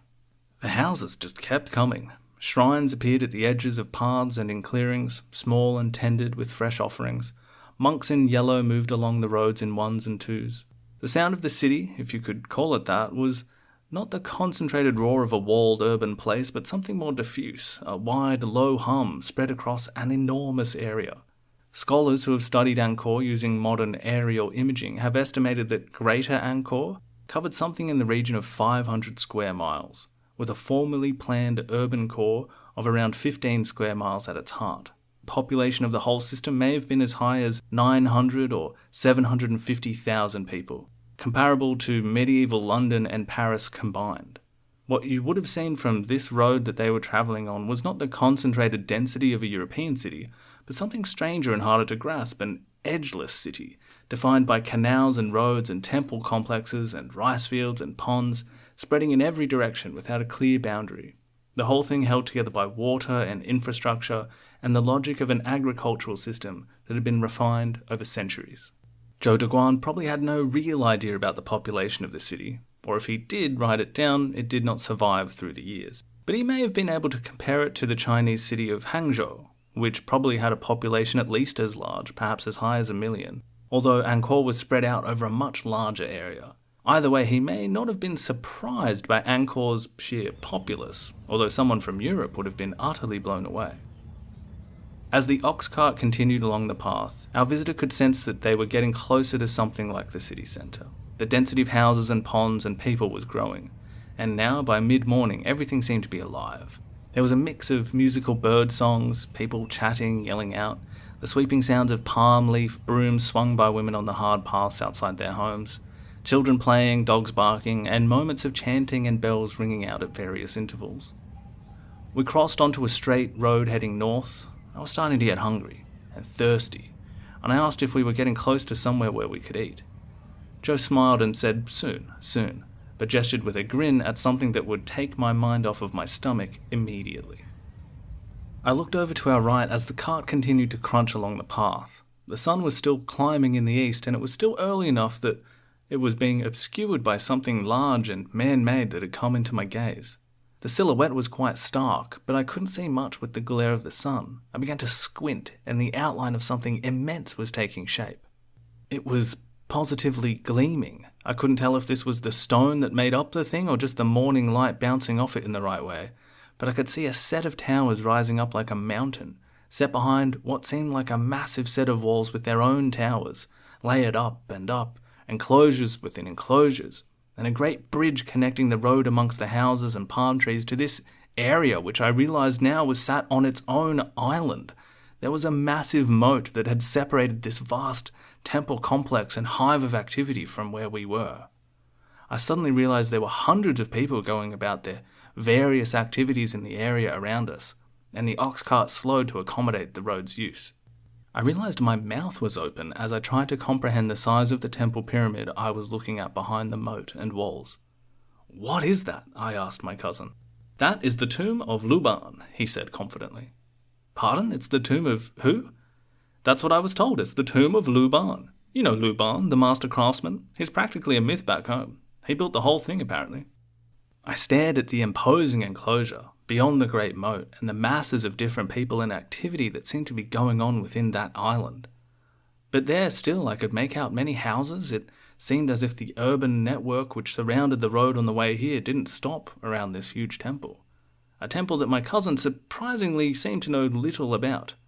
He seemed to have heard that it was built by a legendary Chinese carpenter, and I can tell you, from the narrator's point of view, that it may have been that Zhou, or perhaps the Chinese residents he had stayed in Angkor with, had confused Visvakarman, the Hindu god of craftsmen and builders, with Suryavarman II, the king who built Angkor Wat. As we mentioned in part 2, it may indeed have been a mausoleum, as well as other purposes. Zhou was not entirely wrong to have considered it a tomb, as he wrote down in his book, but he was seemingly going off what he had heard quite confidently without having investigated much further into who had actually built this immense structure. Which is a little strange, considering he goes into quite some detail about some other temples. Except not Angkor Wat. It would be like visiting Paris and only hearing that there was a tower, built by some guy called Fievel, and assuming a few things about it without getting a close look at it, and then writing a postcard home about what you knew. Zhou clicked at the oxen to continue trudging up the road. Yeah, you know what? I haven't actually gone too far in to look at it. But if you think that one's impressive, wait until we get into the city within the city. I shrugged in a way that communicated my deference to my cousin who was showing me the ropes of this new kingdom. And I thought if that temple, which might be one of the biggest things I've ever seen, if that's only the start, well, I began to get very excited about what was next.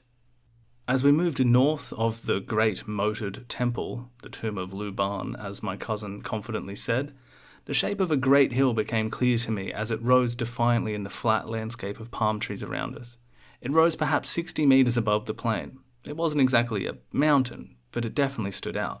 Zhou shifted in his seat as he saw my gaze hit the temple that sat atop that mountain, seemingly preparing the next part of his tour guide's talk. He gestured at the great stone temple mountain and said, "Built in a single night." "A single night?" I responded. "Yep, Luban built that one too. From up the top it's like being in the middle of the whole city, and you get a great look at the tomb he built, the one we just passed." I was becoming a little incredulous about Zhou's confidence. I wonder if he had even visited either temple and seen them up close. Whether he'd seen this personally or not, he explained to me that the view from atop this stone temple is marvelous. Not only can you see the whole city in every direction, but the great rectangular reservoirs that had been built by the city's old kings, and in the distance, a great mountain plateau where, he'd heard, the Khmer civilization had started. 2 huge stone lions stared out at us as we moved north on the road past this stone mountain, which, for modern audiences, is Phnom Penh. There was a huge staircase rising to the top, where I could make out another pyramid, seemingly arranged in a similar central pattern. It looked hundreds of years old, but we had barely moved beyond the base of the hill and the temple atop it, when, ahead, I saw a great long wall appear. And then I saw that that wall was separated from us by a huge moat, bigger than the one that we had seen earlier that enclosed the great temple. There must have been more than a kilometre on each side, divided by a huge bridge. "This is the city within the city," Zhou said as we began crossing a long bridge. "This is why our Chinese sailors come back saying that Cambodia is a rich and noble place." As we went north across the bridge, with numerous people around us walking or sometimes being held aloft on a palanquin, I could make out these huge stone figures that made up the edge of the bridge. I couldn't tell if they were gods or demons, but they flanked both sides of it, holding a huge snake. Zhou had seen this before, but he watched my face in awe. "The Naga," he said. "They're everything here. The serpent of the waters, the one that held the land together." He'd heard the origin story from the family he stayed with. The Naga princess, the foreign prince, the marriage that made Cambodia. That serpent is everywhere here. Don't be scared of it. They aren't bad. I wasn't so sure. I was terrified of snakes, especially mythical ones with multiple heads. Then the huge gate at the end of the bridge properly came into view. It must have been more than 20 meters high, and atop it were 3 giant heads. They were covered in something precious and reflecting the light in an incredibly impressive way. As we went beneath the gate that must have been big enough for the largest elephant to pass through, I was starting to believe the stories I'd heard back home. The Khmers were master craftspeople. We passed through into the shade of the gate and then out the other side. Inside the walls of this city within the city, the road continued straight ahead, wide and busy, even though we'd already been travelling through what felt like a continuous urban sprawl for the better part of the morning. This felt denser than what we had seen outside the walls, more deliberate. Channels of water ran alongside the road, catching the sky and throwing it back up at you in broken pieces. Lotuses at the edge, pink and white. It seemed that within the walls everything was similar, but more like everything had been placed with intention, like it had been laid out with a singular vision.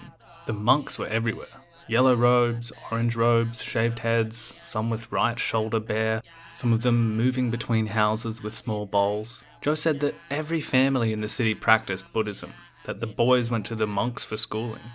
It wasn't separate from ordinary life, he said. It was very much part of it. Among them were a different group, men with a white thread around their neck, otherwise dressed like everyone else, but that single thread the only thing marking them out. They were learned men of some kind. Zhou had never gotten a satisfying answer about exactly what they studied or where. They held official positions, some of them. They wore the thread until they died. And set back from the road were smaller shrines, and there were flowers and incense being arranged around stone objects, with men tending to them quietly. Zhou watched for a moment and reached for the closest Chinese category he knew to describe these people to me. He thought that they were something like the Taoist priests back home, but what he was actually seeing were the monks of the Shivaite tradition, Hindu priests tending to their lingams. He noted they were less wealthy than the Buddhist monks. And then the Bayon came into view. This temple was unlike anything I'd seen so far. Not just one tower, but many dozens of them at different heights, and on the towers there were huge faces, the same faces we'd seen above the south gate, multiplied beyond counting, looking out in every direction. There was a moat around this temple. Zhou explained that he didn't think he'd seen one of these temples that didn't have a moat like this. Even in the middle of summer, these temples were always surrounded by these terrific moats. He also pointed out another couple of stone lions. He said they were gold, and that the central-faced tower of this temple was also gold. And standing there, I could see why someone might say that. The stone caught the light in a way that made the word gold feel right, even if I wasn't 100% sure if it was accurate. Maybe it was gold, or maybe bronze, or some other kind of paint applied to the stone. Maybe Zhou was just repeating what he'd heard. By this point, I had realized that a pinch of salt was required for most of the things my cousin was telling me. But I recalled what he had said about the Chinese sailors calling this place rich and noble, and standing near this temple, with countless giant faces staring out in seemingly every direction, I had no doubts about that. Everywhere I looked, from what seemed like the center of this city within the city, was a hive of activity. Houses, religious men, crowds moving in one direction or another to serve some task of the day before it got too hot. Zhou pointed out roads that extended from this temple in each cardinal direction, and he said there was a gate just as impressive as the one we passed in the south at the end of these main thoroughfares, and that the moat extended around this entire area. But not that far from us, to the north of this great many-faced tower, I saw a wide open area past another enormous pyramid, and Zhou asked if I wanted to see the palace precinct. We left the car and oxen and walked towards this open area, and Zhou started pointing things out to me. To our left, to the northeast, was an enormous stone terrace. It was raised well off the ground and was imposing in its solidity, but designed with such beauty. Elephants were expertly carved into the stone, and on some parts their trunks protruded separately from the wall and connected to the ground. I could make out the palace behind it, enclosed in walls but with a grand stone gateway, again beautifully carved. It had stairs leading up the platform, and beyond it into an open outer court of the palace. Zhou had been that far, he said. The outer court was relatively open. You could get in if you had business there, or if you looked like you did.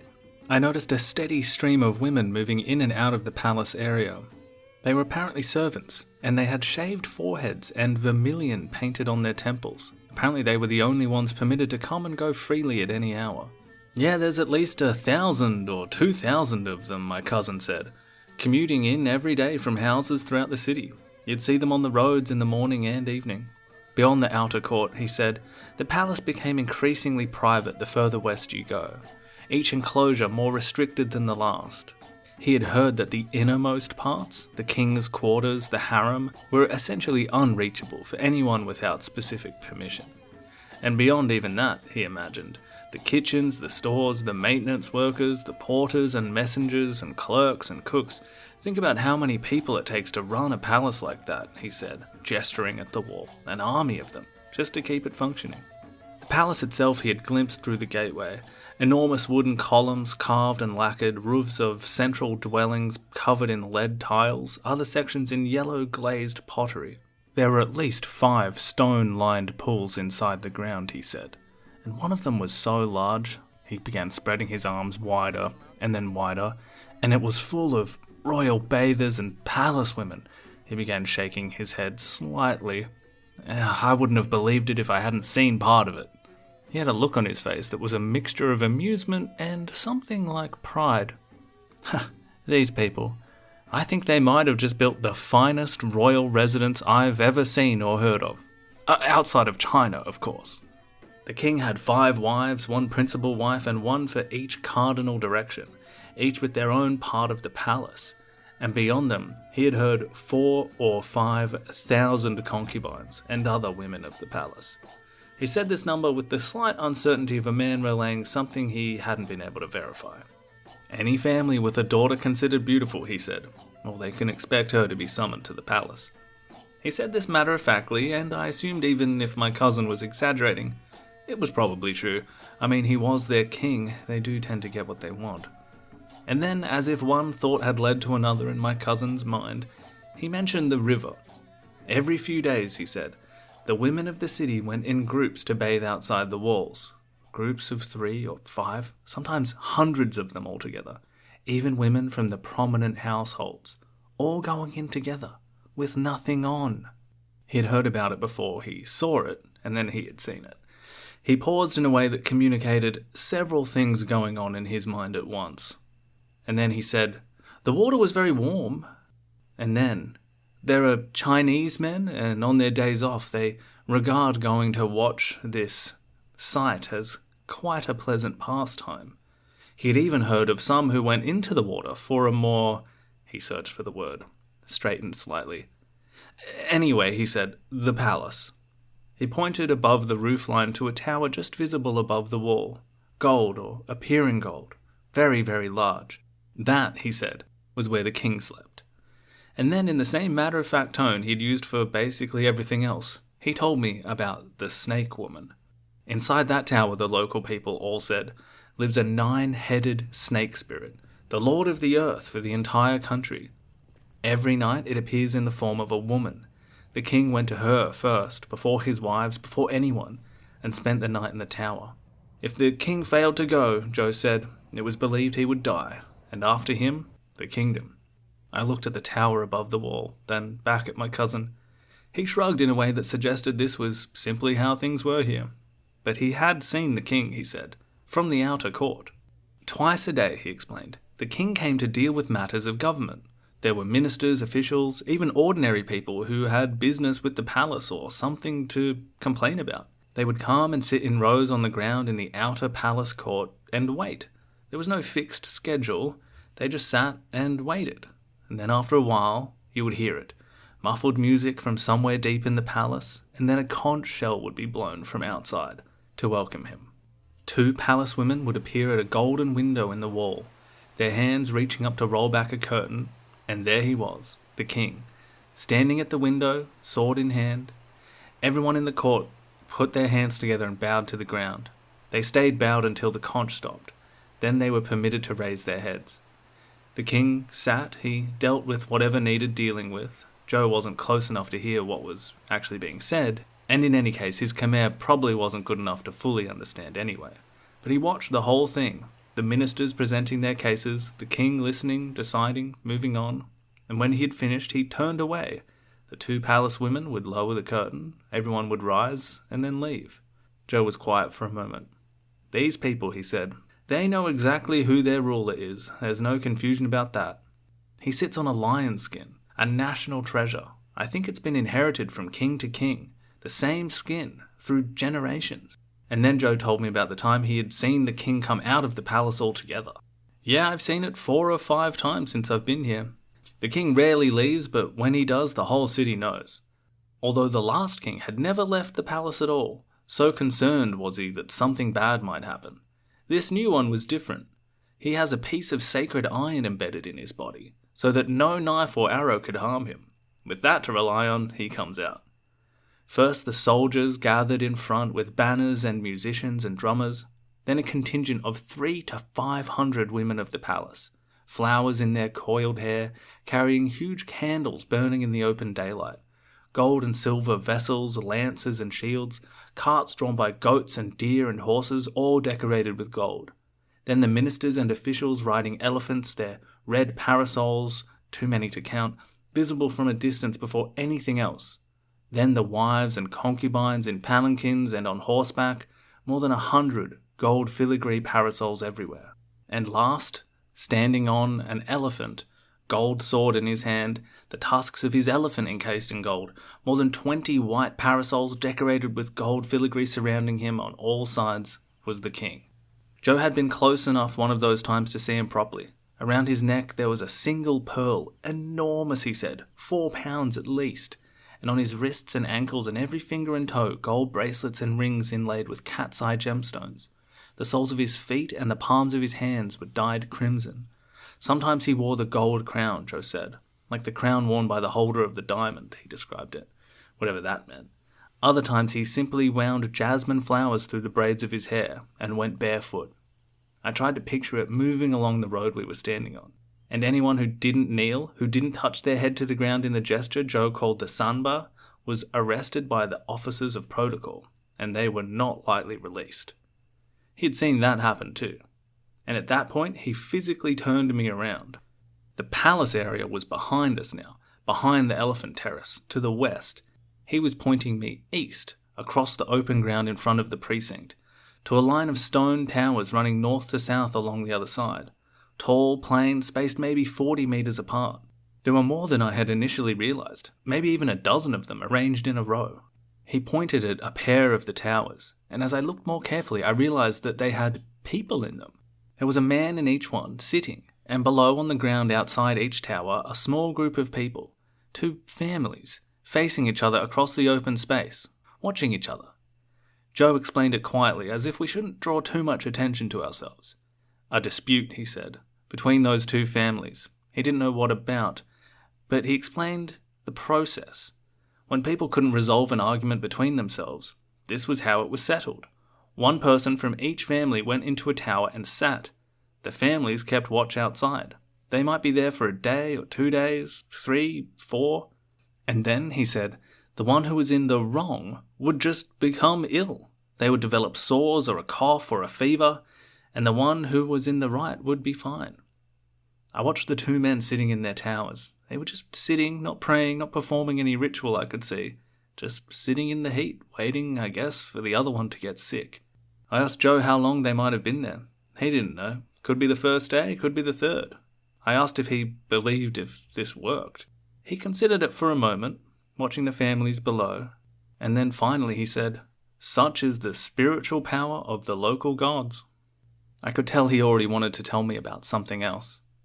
"And then there's this festival they have at the end of the rainy season," he said, gesturing at the open ground in front of the palace entrance. "There's a stage erected right here, large enough for 1,000 people, and everywhere there's globe lanterns and flowers, and facing it, across the road, wooden structures go up every night, more than 200 feet high, 3 or 4 of them, sometimes 5 or 6, with fireworks and firecrackers set on top. The provincial officials in the great houses pay for all of it. When night came, the king was invited out to watch. He lit the fireworks himself. You could see them from 25 miles away. The king even invited foreign envoys to come and see the sight along with him. The whole thing went for 15 nights. And he mentioned, almost as an aside, that their astronomers were able to predict the partial eclipses of the sun and moon. He said this the way he said things that impressed him, but he didn't really want to admit impressed him. It was interesting seeing what things he seemed genuinely in admiration of, and what seemed to be barely worth mentioning for him. I looked at the open ground in front of the palace gate, quiet now, approaching midday, people moving through it on their way to somewhere else. Zhou clapped his hands together as if to announce this part of the tour was over. Okay, let's eat. I need to go by the market first though, okay? If one of the birds flying above us could describe its sight, we were stood not far north from the almost central location of the huge Bayon temple with its many-faced columns, and the sizable palace area with open courtyards and large bathing pools, as well as its own stone temple occupying much of the northwestern quadrant of the great walled city of Angkor Thom. We left this large open area in front of the Terrace of Elephants, fetched our ox cart, and headed toward the west gate of this city within the city to re-enter the vast urban sprawl of Yasodharapura. It was properly hot now. I had understood why Chinese-made umbrellas were so popular, and why the multiple baths a day in one of the countless ponds I had seen made a lot of sense. Zhou continued to point out things to me that I probably would have missed otherwise. At one point we saw two officials were dealing with a man at the side of the road. I couldn't tell what he'd done, but Zhou watched for a moment and then explained how things worked here. No floggings, he said, no hangings. For ordinary matters, fines. For something more serious, they took you outside the west gate of the city, dug a ditch, and put you in it, and filled it with the earth and stones and left it at that. Or they cut off your fingers, or toes, or your nose. He then went into some grim detail about what happened to some people who had been accused of theft, explaining that the procedure involved having one's hand plunged into boiling oil. But if the hand came out without being scalded, you weren't guilty. And if you were, well, it wasn't pretty. Oh, and don't get me started on what happens if you're accused of adultery. I hadn't actually asked him about this, but his preoccupation with the women of the city came to the fore once again. No prohibition on adultery, he said, or gambling. But, and here he raised a finger, if a husband finds out his wife has taken a lover, he can have the lover's feet squeezed between two pieces of wood until the man can't bear it anymore and hands over everything he owns. Only then does he get released. Although, he said, I have heard that some people arrange this situation deliberately to get someone's feet squeezed and take their money.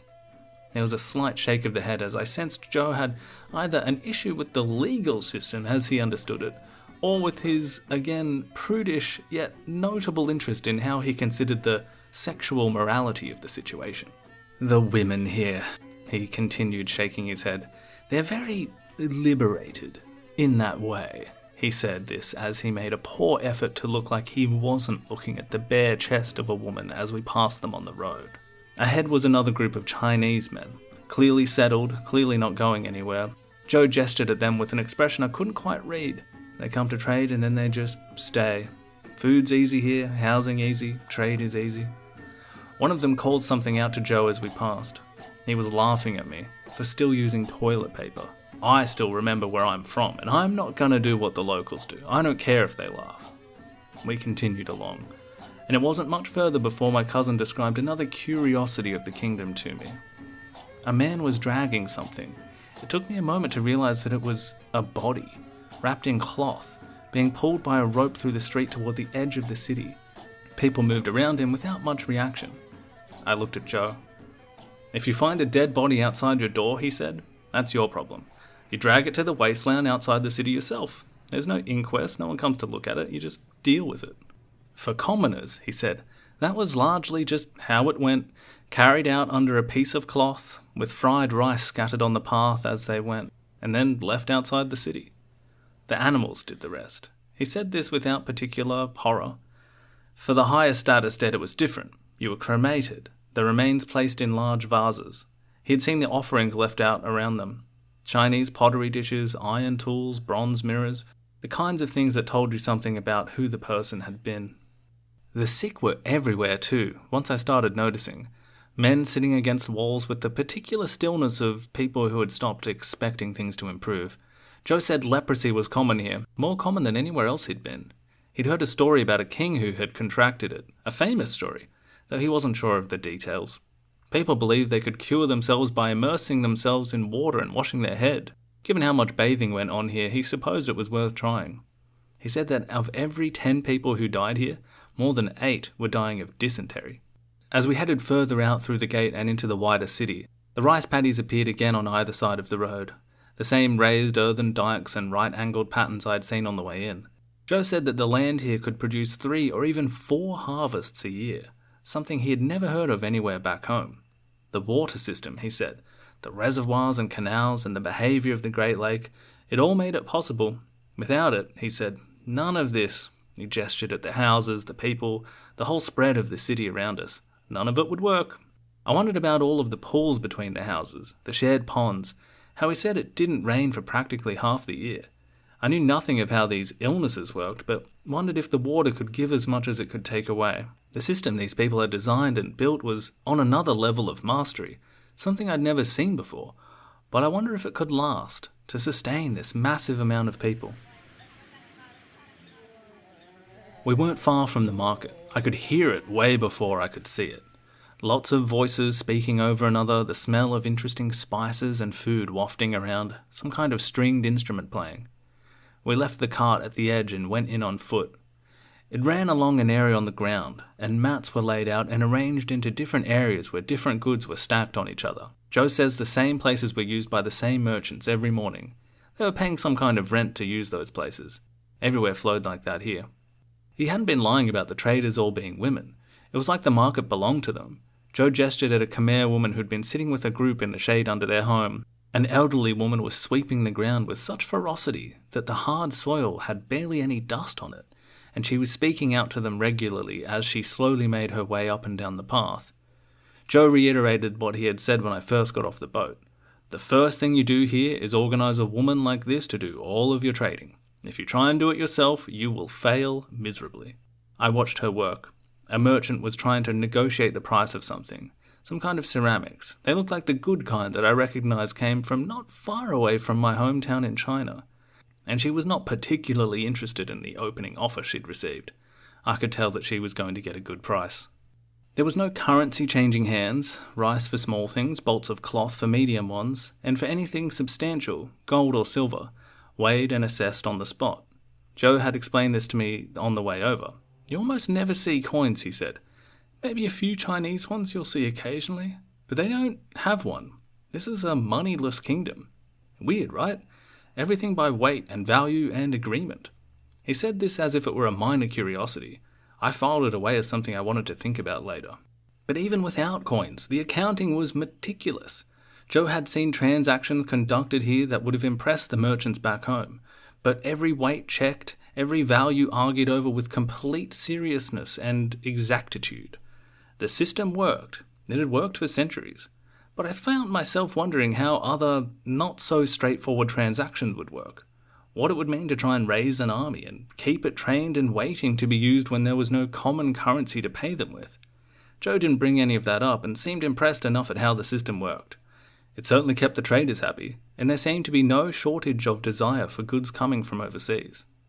We moved deeper into the market. A man passed us carrying something on a pole across his shoulders, moving quickly, head down. His face was marked, a dark tattoo across the cheek. Zhou had already started explaining before I could ask. Slave, he said. Bought, or maybe taken from the mountain peoples, the ones who lived in the highlands to the north and east. They come with the tattoo, or the tattoo was given after purchase. I'm not quite sure which. The wealthy had more than 100 of them. The middling classes have maybe 10 or 20. Only the very poor have no slaves at all. But, he said, and here he paused in the way that he did when he was working something out rather than reporting something settled. It wasn't always that simple. There were others who seemed to be bound in the same way, obligated, but don't have the tattoo, and who seem to have a different kind of status. I see them working the land and owing labour to the temples or the great families or the king himself. I'm not sure if we should call them slaves or servants or something else entirely. The line wasn't clear to him. He shrugged. Either way, most people here, I get the sense that they're not exactly free. Not in the way we'd understand it. We had stopped without meaning to. Ahead of us, in a gap between the market stalls where a house sat slightly back from the road, there was a gathering. A family, parents, relatives, neighbours, pressed in close. And in the middle of it, a girl who looked perhaps 11 or 12, dressed carefully, flowers in her hair. A monk stood with them, receiving what appeared to be gifts. Cloth, wine, something in a small package. There was a quality to the occasion that was somewhere between ceremony and celebration, and something more solemn, though the mood of the crowd was festive. I asked my cousin what was happening. He watched for a moment. The deflowering ceremony, he said, or at least that was what he believed it to be. He'd heard about it from the family he stayed with, and had seen something similar once before, though he had not been close enough to entirely be certain. In April, the families would choose a monk or a priest, Buddhist or Shiavite, depending on the family, and make arrangements. Gifts were given, the ceremony would then take place, and the parents were obliged to buy their daughter back from the monk with more gifts, or she might never be permitted to marry. After that, he said, she was largely left to her own devices until she found a husband. We moved on through the market. At its edges, where the stalls thinned out and the road resumed, small shrines appeared between the houses, the same ones I had been seeing all day, tended carefully, offerings of flowers and incense and fruit arranged around them. A woman paused at one of them on her way past, placed something small at its base, and continued on. It was the most ordinary thing in the world. Joe said that every family had their own relationships with the local spirits of the place. Whatever stood at the threshold of the house, or the spirit of the pond, or the old tree at the edge of the road. It sat underneath the Buddhism and the Hindu rites and the temple ceremonies without contradicting any of them. You kept your obligations to all of them. The gods in the temples, and the spirits of the land, and the ancestors of the family. It seems exhausting, I said. Joe smiled. Or perhaps efficient, he said. We were heading back toward the cart when we heard something before we saw it. A low rumble of feet and equipment on the road ahead, and then a column of soldiers moving through, heading west out of the city. They weren't doing some kind of ceremony. This wasn't a palace guard. These looked like men going somewhere with purpose, carrying lances and bows. And finally something I'd been so excited to see. A war elephant. The huge beast was being steered along with a long pole and walking at the back of the column. Where are they going? I asked with a grin. The Siamese, he said, when the last of them had gone. He'd heard about the wars from people in the city, from the family he stayed with, from anyone who would talk about it.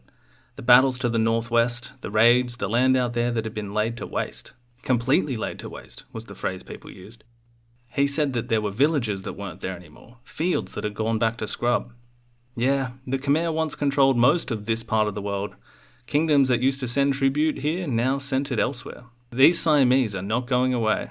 Then he looked at me and said, Okay, I think that's enough time in the sun for the day, right? Let's get a drink and something to eat. We ate next door to the house that Joe was staying in. We climbed up and sat on rattan mats on the floor, and the food came out in stages, carried by the woman of the house with the efficient hospitality of someone who'd been feeding Joe's various visitors for months. 3 stones in the corner made a hearth. A pottery brazier with a 3-pointed rim sat over it, and on it a pot of rice that had been hulled with a mortar and pestle and was now sending up a thin steam into the warm air of the room from below. The smell was good. Rice and charcoal and something else coming from outside, where I could hear the sounds of things being prepared. The food arrived in Chinese pottery dishes. Joe had presumably supplied these, or at least made their acquisition possible. There was rice and sauce in a small bowl made from a folded leaf that somehow impressively wasn't leaking. Fish from the Great Lake, grilled between bamboo over the coals outside, the flesh coming away in nice chunky pieces. Then something I hadn't had before. Big fat legs of a frog that had been marinated in something sweet, salty and acidic at the same time. Very tasty. There was fish paste that smelled extraordinary and tasted better than it smelled. And slices of watermelon that were the best thing I'd eaten in months. You eat with your hand, Joe said, before I could ask. Right hand. There's a water bowl for washing the sticky rice off of your fingers. I ate with my right hand, and the leaf bowl continued not to leak. From somewhere nearby came music, a stringed instrument and something percussive, a drum perhaps, and underneath it a voice. It drifted in and out with the evening air. Joe said there was always music here. Dance and music were the same thing in this place, he said. You couldn't really have one without the other, and it's everywhere. Even the carvings on the temple showed it. Thousands of figures dancing, their hands moving in ways that meant specific things to people who knew how to read it. Then the wine came. There are 4 kinds, Joe said happily, holding up the small jar and bamboo straw with the air of a man who had developed informed opinions on this subject. There was mead, honey and water fermented together, and then there was something made from the leaves of a tree he hadn't been able to identify.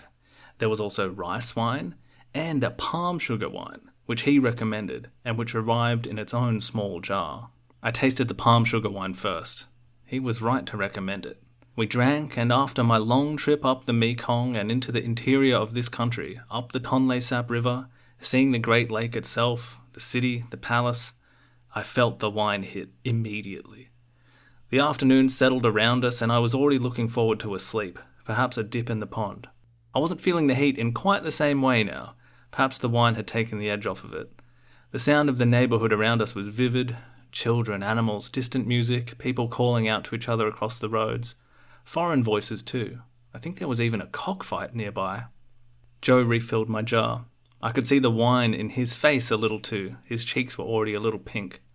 "So, what do you think of the greatest city that barbarians have ever made?" I raised an eyebrow at that, and he smiled as if to say, "Come on, we both know that's how we're supposed to call these people outside of China. I'm thoroughly impressed by this city. It's amazing." "What, do you think you could live here?" he asked, then went on to prove the point by saying, again, "Lots of Chinese sailors just decide to stay put. They run away from their ships and settle down." Then he repeated a phrase he'd already said many times today.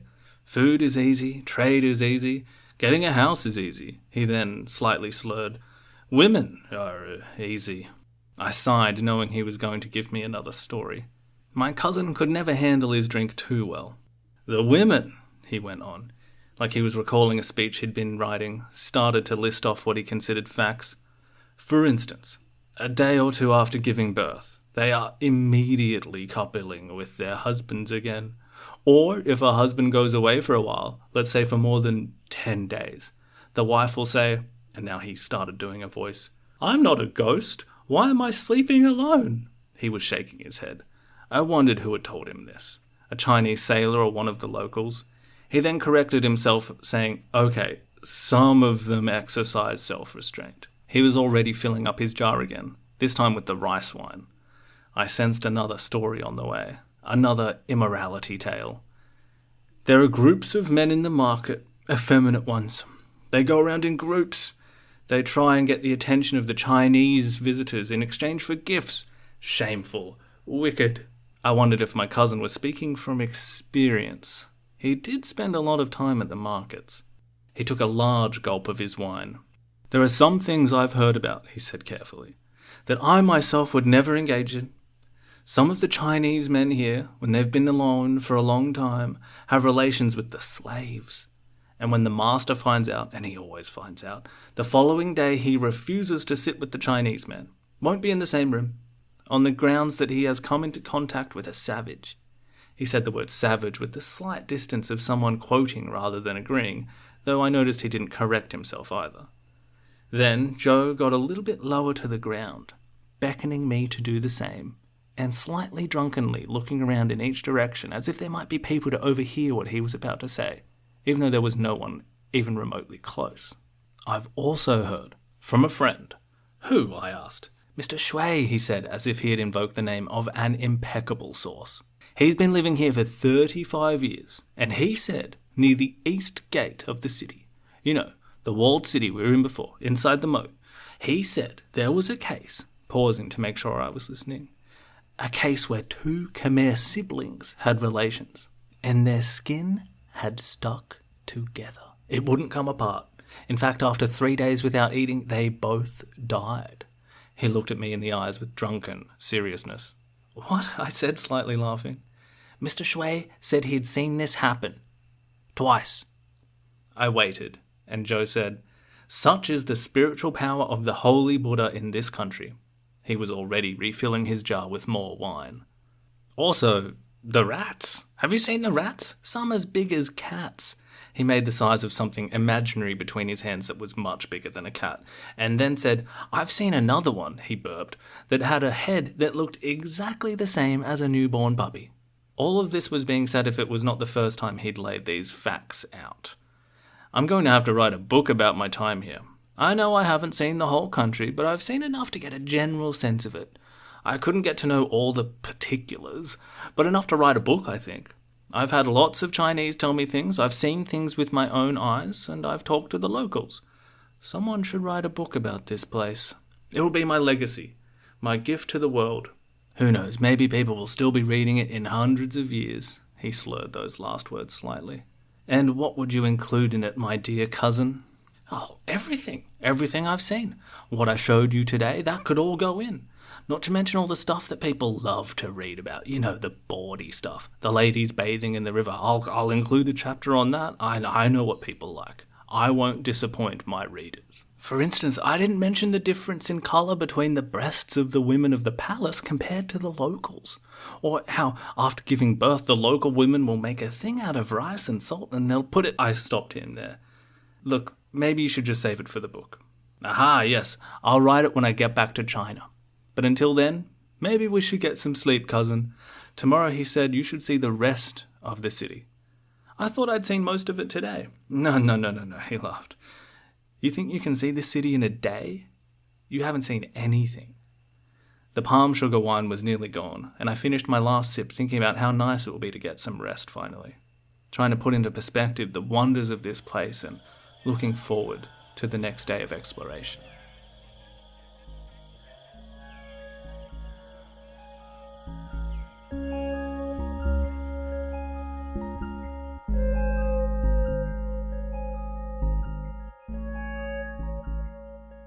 Okay, folks, at this point we will step out of that historical narrative device and return just to me explaining the story rather than relying on our friend Zhou Daguan and his hypothetical inquisitive cousin.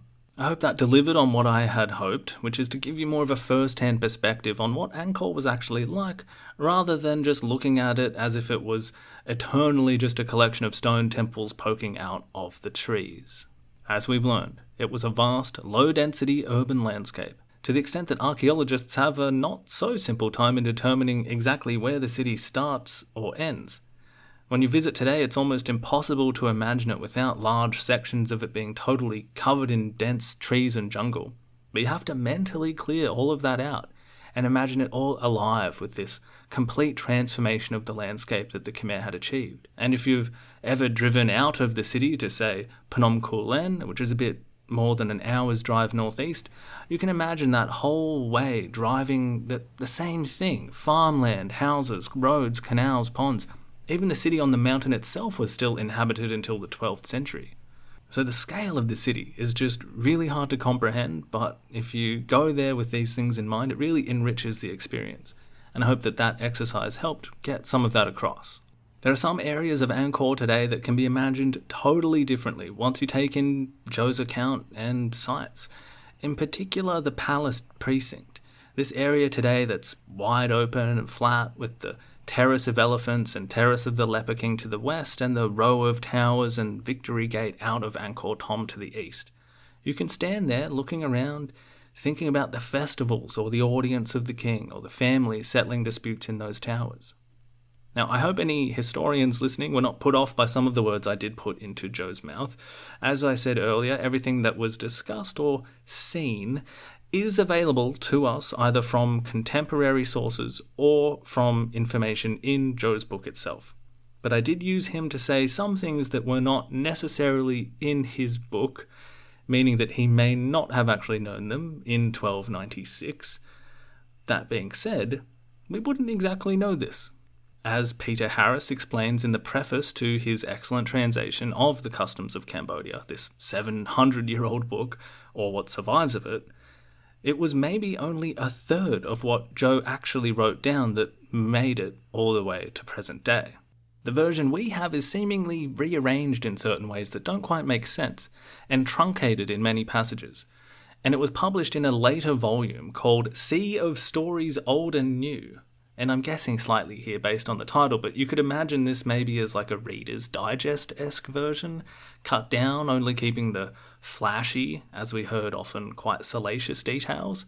By the way, many of which I didn't include for the sake of keeping this PG-13, so there's a lot of bawdy locker room talk in there, and I would guess that whoever created that edit had actually cut out much of what historians would be dying to actually hear today. Instead of quite long passages about the bathing ritual of the women of Angkor in the river or comments on the Khmer libido, we might have preferred some more prosaic details included as well.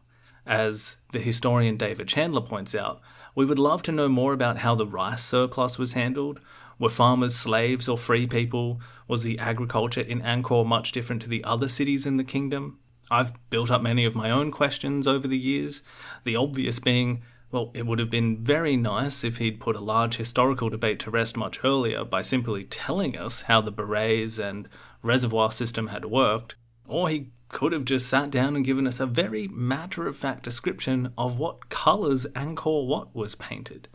Who knows? Perhaps these details that might not have been of particular interest to your average Chinese reader 500 years ago might have actually been in the original version of Zhou's book. In any case though, Zhou's account of Angkor is incredibly useful, despite what we might be missing out on, and his arrival into the city in 1296, right at the end of the 13th century, is a very interesting time for him to have been there. It was about 80 years after the death of the last great king of Angkor, Jayavarman VII, and in many ways it was at a point in the timeline of the classic Angkor period, this 500 years or so where Angkor was the centre of the Khmer Empire, this period of greatness, when things were starting to change.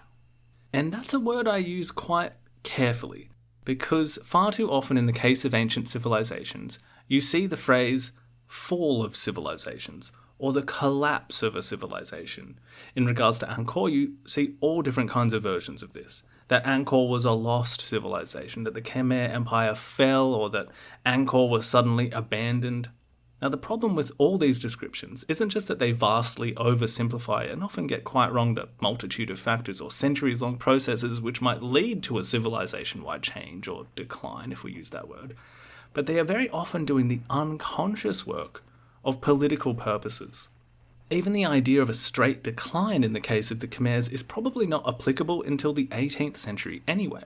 If we perpetuate the idea that Angkor was lost or suddenly abandoned, that the Khmer Empire fell, this allows room for the consequent idea that Cambodia had declined into a barbarous kingdom by the time that Europeans arrived. And that was an idea enormously useful for the French, who could then justify their presence, their colonialist ambitions for the land, because this seemingly great civilization had fallen and disappeared. It meant that the French could rescue the memory.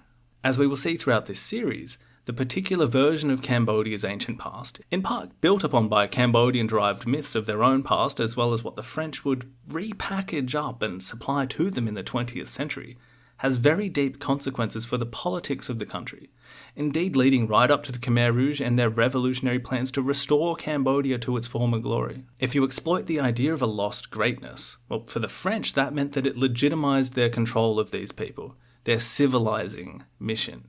And later for the Khmer Rouge, it will prove a powerful motivating force behind their radical ideas to produce a society that could rapidly outdo not only their modern peers, but the glories of the past. From the literature, I gathered that there has been a real movement away from reaching for phrases like collapse or fall of civilizations, because it undermines the actual history and reinforces ideas that are essentially misrepresentations.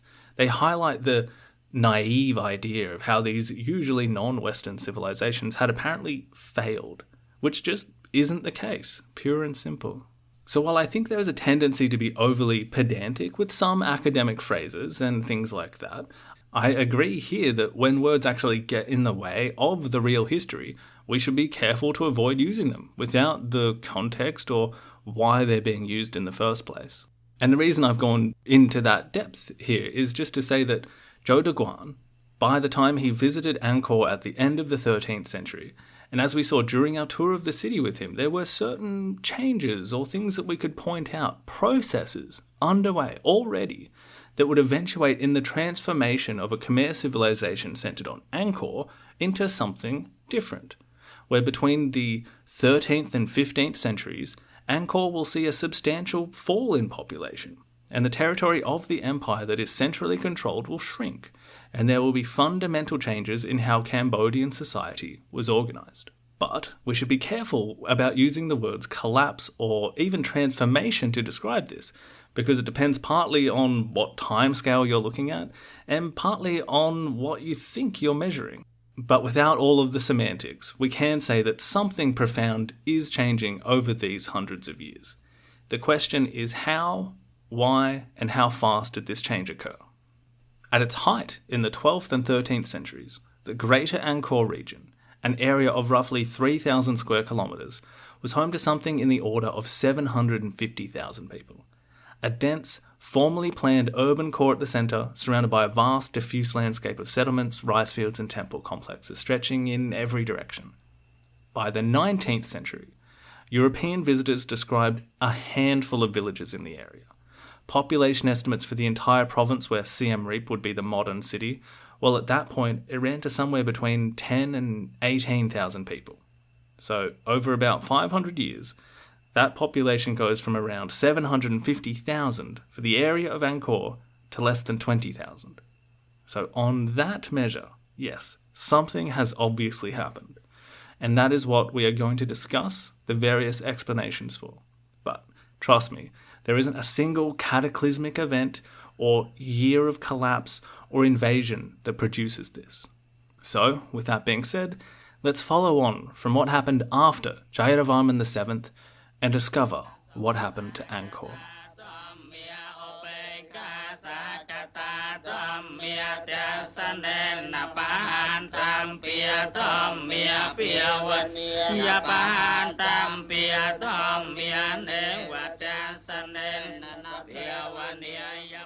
So, 80 years before Zhou Daguan visited Angkor, Jayavarman VII passed away.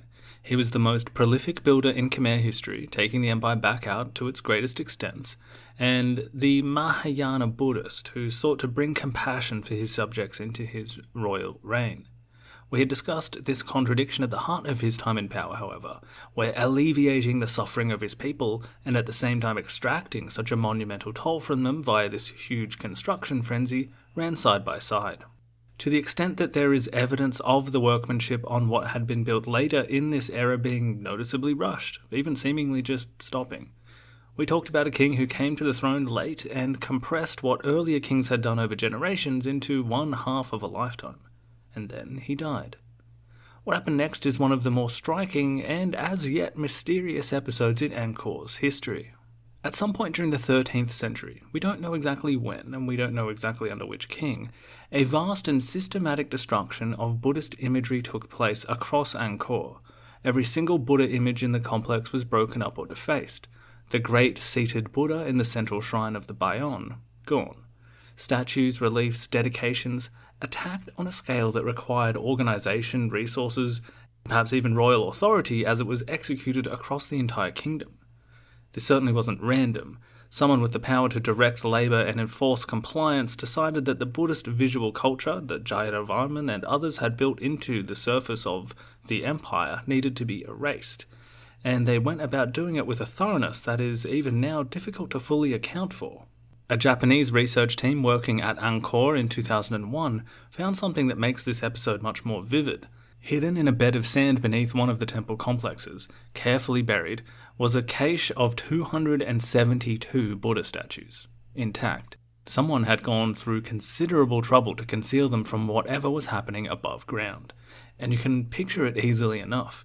People working quickly, quietly, wrapping images, lowering them into prepared hiding places, covering them over, hoping to preserve what they could while the destruction moved through the rest of the city around them.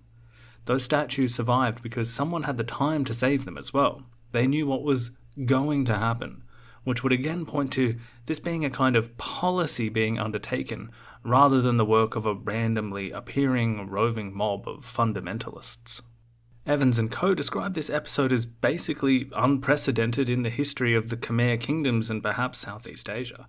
And it's worth sitting with how strange that is, because religious pluralism had been one of the defining features of how Angkor operated for centuries. Jayavarman VII himself had tolerated and sponsored Hindu religious foundations alongside his Buddhist ones.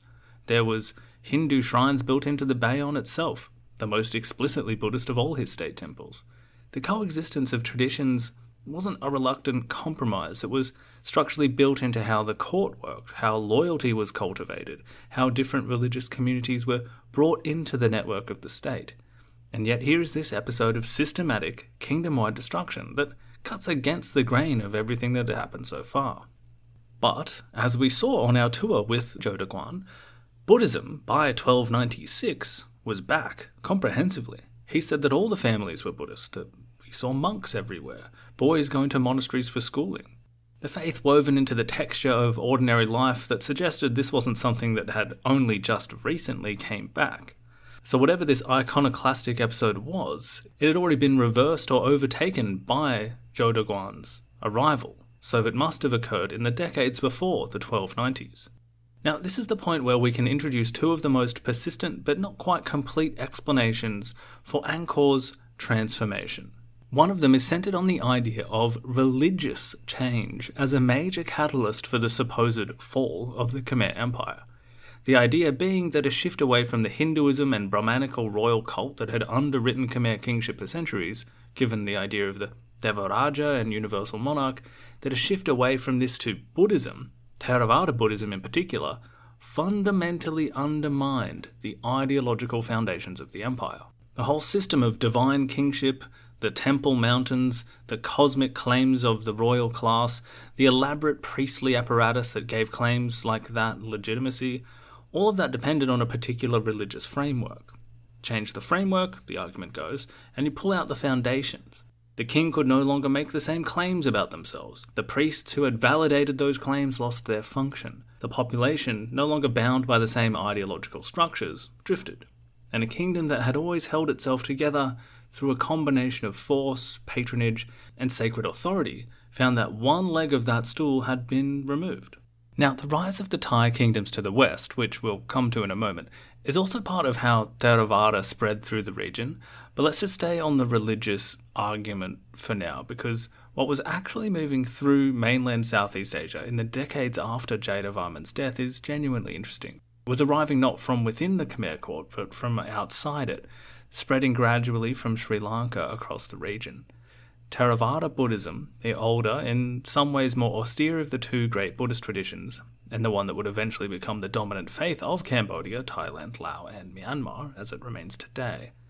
Now, the religious undermining argument does latch onto something real about this tradition. It places more emphasis on the individual path to enlightenment, on the authority of the monastic community, on a more direct relationship between ordinary people and the monks who live among them. It's less cosmological machinery, less hierarchical, and the suggestion is that this represented a kind of quiet, popular rejection of the late Angkorian state, that people had turned toward it because it didn't demand what the old system had demanded from them. It's an attractive idea, but Theravada, when you look at how it actually worked as a state religion, rather than just a set of ideas, was perfectly capable of sustaining hierarchical, extractive, ambitious kingdoms. Medieval Sri Lanka, Burma, were stable, durable monarchies that ran demanding states and undertook vast building projects for centuries. The monks still needed rice and the kings still needed their armies. And then there is the problem that Michael Vickery identified, which is rather harder to argue around. If Theravada Buddhism was the destabilizing force that hollowed Angkor out from within, you still had to account for the fact that Ayutthaya, the kingdom that eventually overwhelmed it, was itself a Theravada Buddhist state. Therefore, the same faith can't be simultaneously responsible for weakening one kingdom and powering the one that defeated it. Beyond that, inscription evidence has been building for some time now that suggests that most of the major Khmer kings for maybe a couple of centuries before Jayavarman VII were already Buddhist in various forms, meaning that Buddhism had been at or near the centre of Angkorian kingship for generations, during much of the period when the empire was at its most powerful and expansive. So Jayavarman VII wasn't the exception who introduced something destabilizing. He was in many ways the culmination of a long pattern that the religious argument requires us to ignore. But then there is another tangential argument that's also related to the immense reign of Jayavarman VII. And this idea is, again, somewhat intuitive. It feels like something that might be true because it's the kind of good story that we like history to tell.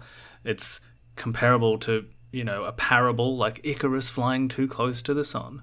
And that's that the Khmer Empire, the civilization of Angkor, had become exhausted by the building program of Jayavarman VII. The labour, the resources, the sustained extraction of every drop of energy to produce the wonders of temples that he built, or Angkor Thom, or the highways across the empire to the outlying cities like Preah Khan of Kampong Svai. Well, this left the entire system depleted, used up all the resources and pushed the population beyond its limits and to breaking point. Well, that's what the theory suggests.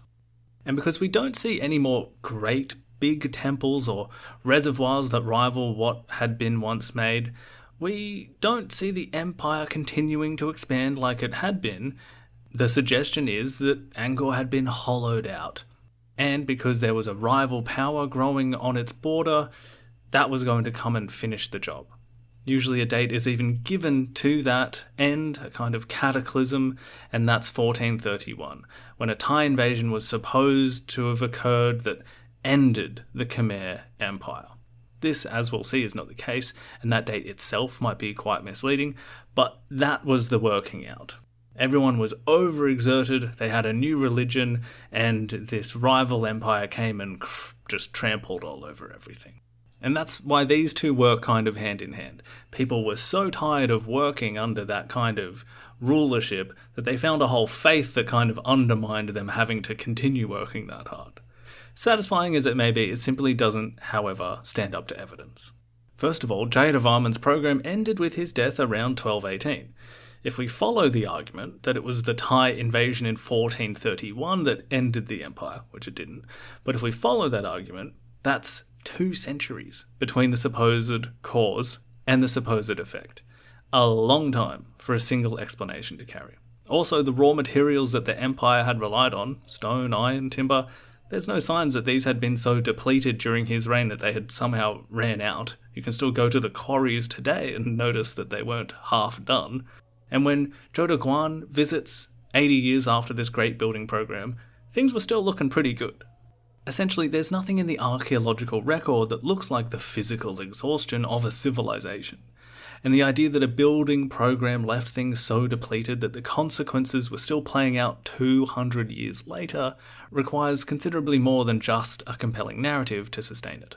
And yet, by the time Zhou Daguan was in Angkor, it seems to be right at a kind of transition point, because it was only 2 years after the last major temple was built in Angkor Thom, in 1294, and a couple of decades after he leaves, in 1327, the last Sanskrit inscription we have found was made. Which doesn't mean they stopped writing, it means that after this point, Pali, the language of Theravada Buddhism, was the one being used, and inscribed into stone manifests and statuary. Evans and Co. describe this date as a seemingly more appropriate one to make the distinction between the classic period of Angkor and what they term the post-classic period, and leaves us with more explanations for why this delineation between eras may have occurred. Once we move into the 1300s, so just after Zhou Daguan left, we can look at the picture of Angkor and the Khmer Empire and start to pinpoint a few things that actually he himself pointed out in his book and that I made a note of including in our little tour. These are factors that will also be looked at as influencing these big changes that will occur over centuries. But the timing of them is important, as when you line them up, you get this series of events that, again, doesn't give you an idea of cataclysm or even rapid decline, let alone collapse. The oldest of these explanations was also the simplest, and the one that perhaps all of us are most likely thinking of when we picture the outmoded concept of a civilizational collapse. One of the 4 horsemen was responsible: war. Someone came to Angkor and destroyed it. This explanation was one of the first that Europeans considered when encountering this history, as it turns up in local chronicles as well. They told of a military catastrophe, because to the west of Angkor, as Zhou Daguan told us, a powerful kingdom had arisen, 350 kilometers away, Ayutthaya, the seat of power of what would become Siam and then Thailand. The dominant narrative that emerged from these early accounts was that Ayutthayan power expanded steadily from the 12th century onward, and that pressure on Angkor grew over generations, and that after a series of invasions throughout the 14th and 15th centuries, the capital was finally overrun and the empire finished. They even gave it a concrete date that I mentioned before. You still see it in a lot of popular histories on this topic. 1431. It's a clean story, and like most clean stories about complex historical processes, it's a little too simple. It's not to say it wasn't true to a large extent, however. So before we explain this supposed end of Angkor, let's just spend a little bit more time understanding this new kingdom to the west. In simple terms, the ancestors of the modern Thai and Lao people were not always living in the regions they now occupy. For much of the period covering the rise of the Khmer civilization, the Thai people were living much further north, in the mountainous plateau country of what is now Yunnan in southern China. Farming communities organised into loose states, relatively peripheral to the great civilizations developing to their south. But in 1253, Kublai Khan's Mongol army swept through and destroyed the most significant of those northern Thai polities, and the ripple effect pushed Thai-speaking peoples southward in increasing numbers into mainland Southeast Asia, a region where some of them had already established a presence as mercenaries and soldiers. You can actually see them in the bas-reliefs of Angkor Wat, Siamese units marching in the Khmer army. As these peoples moved south and settled, something interesting happened.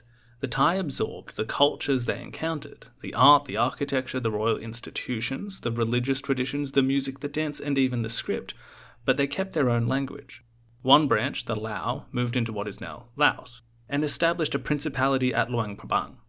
Another branch, the Thai proper, overthrew Khmer rule at the imperial provincial capital of Sukhothai, in what is now northern Thailand. Sukhothai had been an Angkorian outpost, and it became the place where a distinctly Thai civilization first took shape. Shaped almost entirely, I should say, by what the Khmer had built there. Urban planning, architecture, royal ceremony, Brahmanical religious traditions, artistic conventions, all of it Khmer in origin, now becoming Thai. It was also where these incoming peoples encountered Theravada Buddhism in the form that would define the region from that point forward. Further south, in the mid-14th century, they founded the city of Ayutthaya, its monarchy and administration again modelled closely on the Angkorian example. Theravada Buddhism was the state religion, and they grew quickly into the dominant power in the region. By the early post-classic era of Angkor, so from the 15th century onward, Angkor lost much of its western territory to this new empire in what is now Thailand. Given that Zhou Daguan is already saying that there are issues to the west with this kingdom, barely half a century after they had moved into these areas in a more concerted way, well, that tells us something. And you can imagine, for those early historians piecing together this story, if they looked at the state of the region when they were there, and they'd learned from local sources that placed a high conviction in these devastating battles that sacked Angkor and led to Thai occupation, well, naturally they wrote histories that reflected that. However, as is often the case that we've seen so far, sometimes the local chronicles, themselves often written decades, even centuries after the fact, or as we've seen from people very far away from the events they're describing, and for their own purposes, well, sometimes they do disguise the reality of the past. By the mid-20th century, scholars were already questioning the idea of multiple invasions. Then the physical evidence started complicating things further. Archaeologists looked for signs of violent destruction at Angkor, burning, demolition, the kind of material record that a sacking actually leaves behind, and they couldn't find it. What they found instead was something more interesting, evidence of increasing fortification from perhaps the 13th century onward, suggesting a city becoming more defensive over a long period, and evidence of remarkable cultural exchange between Angkor and Ayutthaya in the 15th and 16th centuries. More of a shared religious imagery, shared artistic traditions, and the two civilizations borrowing from each other even as they were supposedly crushing one another. Another idea came to the fore, which was that the Khmer, even if they had been so thoroughly attacked in 1431, that there was likely a counterattack, and that any extended occupation of Angkor was not really maintained by the Siamese. But the biggest blow to this whole theory was the idea of an invasion of Angkor that was so utterly devastating. And you can see this in some old paintings about the era, the city in flames, and the idea of everyone either being herded out of the city or even taken back by the invading armies, with the attendant idea that, the next day the city was just silent and smouldering, never to be inhabited again, lost to time and the jungle did the rest. That's just completely not true. It's not to say that the wars with the Siamese didn't happen. They did. They were also very important, and certainly one of the important factors in why the capital would eventually be moved, perhaps even the most important given the location that Angkor occupied and the boundaries of the new Siamese Empire so close by. The pressure was sustained and it was serious, but sustained military pressure is a different thing from a single catastrophic sacking that ended the Khmer Empire in a moment. And even if we accept the most dramatic version of this 1431 cataclysm, the full invasion, the city overrun, the court fleeing south, you're still left with the question that the historian Michael Vickery put most sharply. Angkor had faced external military threats for centuries and survived them, so why was it suddenly weak enough not to? The invasion, if it happened as described, is the proximal cause, the thing that delivered the final blow, but something else had to explain why the blow had been fatal, which means you need a deeper explanation. Now, as we mentioned the Four Horsemen before, perhaps it's a good time to bring up another potential explanation that I gave a slight nod to in the tour with Zhou Daguan. Given the amount of water that was integral to the story of Angkor, and given the statistics he was happy to write down about causes of death, notably saying that dysentery was responsible for something like 80% of all mortality, it does make one pause to consider whether a potential for some kind of disease outbreak could have played a vital role here, or should I say a fatal role. Some scholars went as far as to suggest a potential outbreak of bubonic plague might have emerged in Angkor as a means of explaining the population shift. But one could just as easily point to the amount of potentially stagnant water around, the sharing of ponds, the communal bathing, things like this, and plausibly suggest that some kind of waterborne disease or maybe malarial outbreak caused by mosquitoes thriving in the canals or moats had taken this toll. Again, a somewhat inviting thing to speculate on, and one that again ties into the idea of the city itself somehow leading to its own demise, as if there was some kind of civilizational hubris at play. But the honest answer is that disease sits in the same category as several of the other explanations we've looked at. Plausible enough that scholars have raised it, but not evidenced enough really at all to do anything with. The bubonic plague suggestion appears in older scholarship, usually as just one item in a list of potentials rather than a serious sustained argument, and it has never found archaeological support. The malaria idea is slightly more specific, but even that is inference rather than evidence. What Zhou Daguan's dysentery statistics probably reflect is the ordinary mortality cost of living in a large, densely populated tropical city with shared water sources. Not an epidemic event, just the permanent background noise of life and death in a place like Angkor.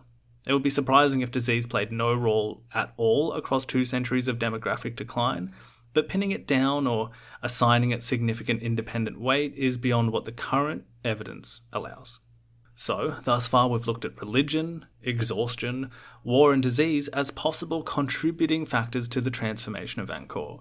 And these are fairly straightforward things that you can pretty easily picture in your mind, particularly if you're trying to paint the picture of some kind of rapid collapse. But another explanation that needs to be taken into account operates on quite a different level and certainly on a different timescale. And that is a shift in the wider landscape that the Khmer Empire operated in. Something that we will come to a lot over the course of this series, with events and historical forces occurring in far-off places, migrating like the winds and weather to culminate in substantial changes in Cambodia. And this one relates to economics, to trade. You could call this the Age of Commerce thesis. And the idea put simply is that the great inland empires of Southeast Asia, Angkor among them, grew to greatness partly by taking the advantages that coastal and river trade brought them and converted that into agricultural and political power further inland. Now, over centuries, they became largely self-sufficient, running on rice and water and the vast human systems built to manage both, and the changing fortunes of maritime trade mattered relatively little to them. But from roughly the 12th century onward, Chinese maritime commerce began expanding dramatically. The Mongol Empire, and then the early Ming dynasty, drove trade southward and outward in ways that hadn't been seen before. The economic centre of gravity in the region started shifting back toward the coast. Soon enough, the port cities were accumulating all the wealth, and that is where one would imagine an elite class, a ruling class, would also be pulled toward, as if suddenly there was a new stock in the market that came to dominance in a way that couldn't be ignored. The theory contends that the great inland empires, built on a different stock's future, are now on the wrong side of this global shift. I briefly alerted our attention to this in the tour with our Chinese envoy, him mentioning the rise in trade following the money, But it's not to necessarily say that this was the single decisive factor that resulted in moving the capital from Angkor closer to what's called the Four Rivers region, meaning around the area near Phnom Penh today where the Tonle Sap River meets the Mekong and the Bassac. It does have quite a lot of evidence to back it up, however. David Chenla points out in his History of Cambodia that the number of tributary missions that Cambodia sent to the Ming court in China between 1371 and 1432, well, he says there's 21 of them in just over 60 years, more apparently than throughout the entire classic Angkor period combined. Now, these missions were partly ceremonial, but they were primarily about trade and about arranging trade, and possibly about soliciting Chinese support against the Thai. He mentions this not only to show the rising importance of trade, but also the idea that this was not a civilization that should be cast in the idea that it was in terminal decline. There was an active Cambodian elite engaged, trying to exploit commercial possibility and not just rolling over and giving up. Much like just relying on one of the other explanations here, the Age of Commerce theory also has some issues that mitigate how much you can solely rely on it as this monocausal thing. As Evans and Co. point out, the geography idea here doesn't exactly prove everything. Angkor is described as an inland empire, and that's true. But when you actually look at the map, Angkor is only marginally more inland than the later Khmer capitals at Phnom Penh, Long Vec, Udong, which are still hundreds of kilometres from the sea by the same difficult waterways. If the geographical disadvantage of being inland was so decisive, moving the capital a relatively short distance south and still not to, the coast, doesn't quite solve this. And elsewhere in the region, kingdoms like Burma were considerably more inland than Angkor and proved remarkably resilient through exactly this period. Now, the second problem is that Angkor was never as disconnected from trade as the framework would imply. It was plugged into regional and international trading networks throughout the classic period. Being where it was had no real detriment to maintaining a sophisticated and diverse economy. Now, the third problem, and this one is worth flagging because it affects how we read all of this, is the nature of the sources that this was based on. It just so happens that the records we have most of from this period are Chinese records and later European ones. Both of those traditions tend to prize trade as the most important and legible form of economic activity. When your sources are written by people for whom commerce is the central lens, you will naturally tend to read a story in which commercial factors are the decisive ones, right? It's like going to a health food store to ask for medical advice. How likely are they going to say, you need some paracetamol, or are they inevitably going to say that you need more fresh fruit? Much like the discussion about war, even when taken to its full extent, still comes back to a question of, well, why then and not before or after? Similarly, with the economic explanation for Angkor's change, we're faced with the same idea. What was the tipping point if this had been going on for centuries? And it still doesn't feel correct to frame this as decline because it would just be an example of the adaptation of a civilization, staying competitive in a new regional order. And one extra factor I would bring into this economic reasoning, and it's not one I see too much in the literature, and in fact I only encountered this on my most recent trip to the kingdom, was the idea of money itself. At the Museum of Money in Phnom Penh, which I highly recommend checking out, one exhibit made an interesting point that for the pre-classic era, this is where we had multiple independent polities, the era before 802 CE, what some people still refer to as the Funan and Chenla period. These societies did use their own currencies they had developed, meaning, coins. Angkor, as we discussed, did not. And this was a decision that must have been actually made by the ruling class as a means of regulating valuable commodities. It wasn't because they lacked the idea of coins and money, or the resources to make them, or that they didn't have global trade. It was a decision to make it a moneyless economy. This exhibit made the suggestion that everything being paid with rice, cloth, other goods, gold and silver, but not having an actual coin currency, that this could have had some unseen detrimental impact on what other positives of having a currency could provide.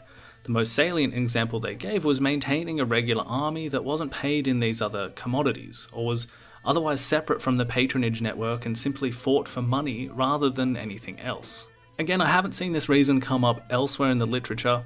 Of course, the idea of having a moneyless society and the issues that might come from that are interesting to think about in comparison with democratic Kampuchea and the Khmer Rouge's moneyless revolutionary country. But other than that, it surely can't be given as a decisive factor in Angkor's post-classic transformation. Now, the other aspect of the broader age of commerce explanation that is interesting is that, again, it brings us to a much longer timescale of cause and effect than one gets from reaching for the idea of a fall of a civilization, if we're talking about economic factors producing change over centuries at a time.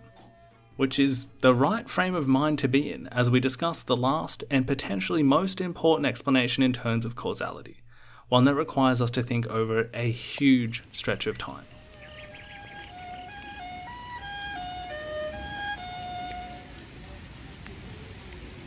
You can always get a reliable sense of just how much the human mind is not quite made for thinking about problems over centuries at a time, much less longer than that, when you look at the subtle effects of something in nature that produces such immense change over time. And there is surely no more powerful force like that than water.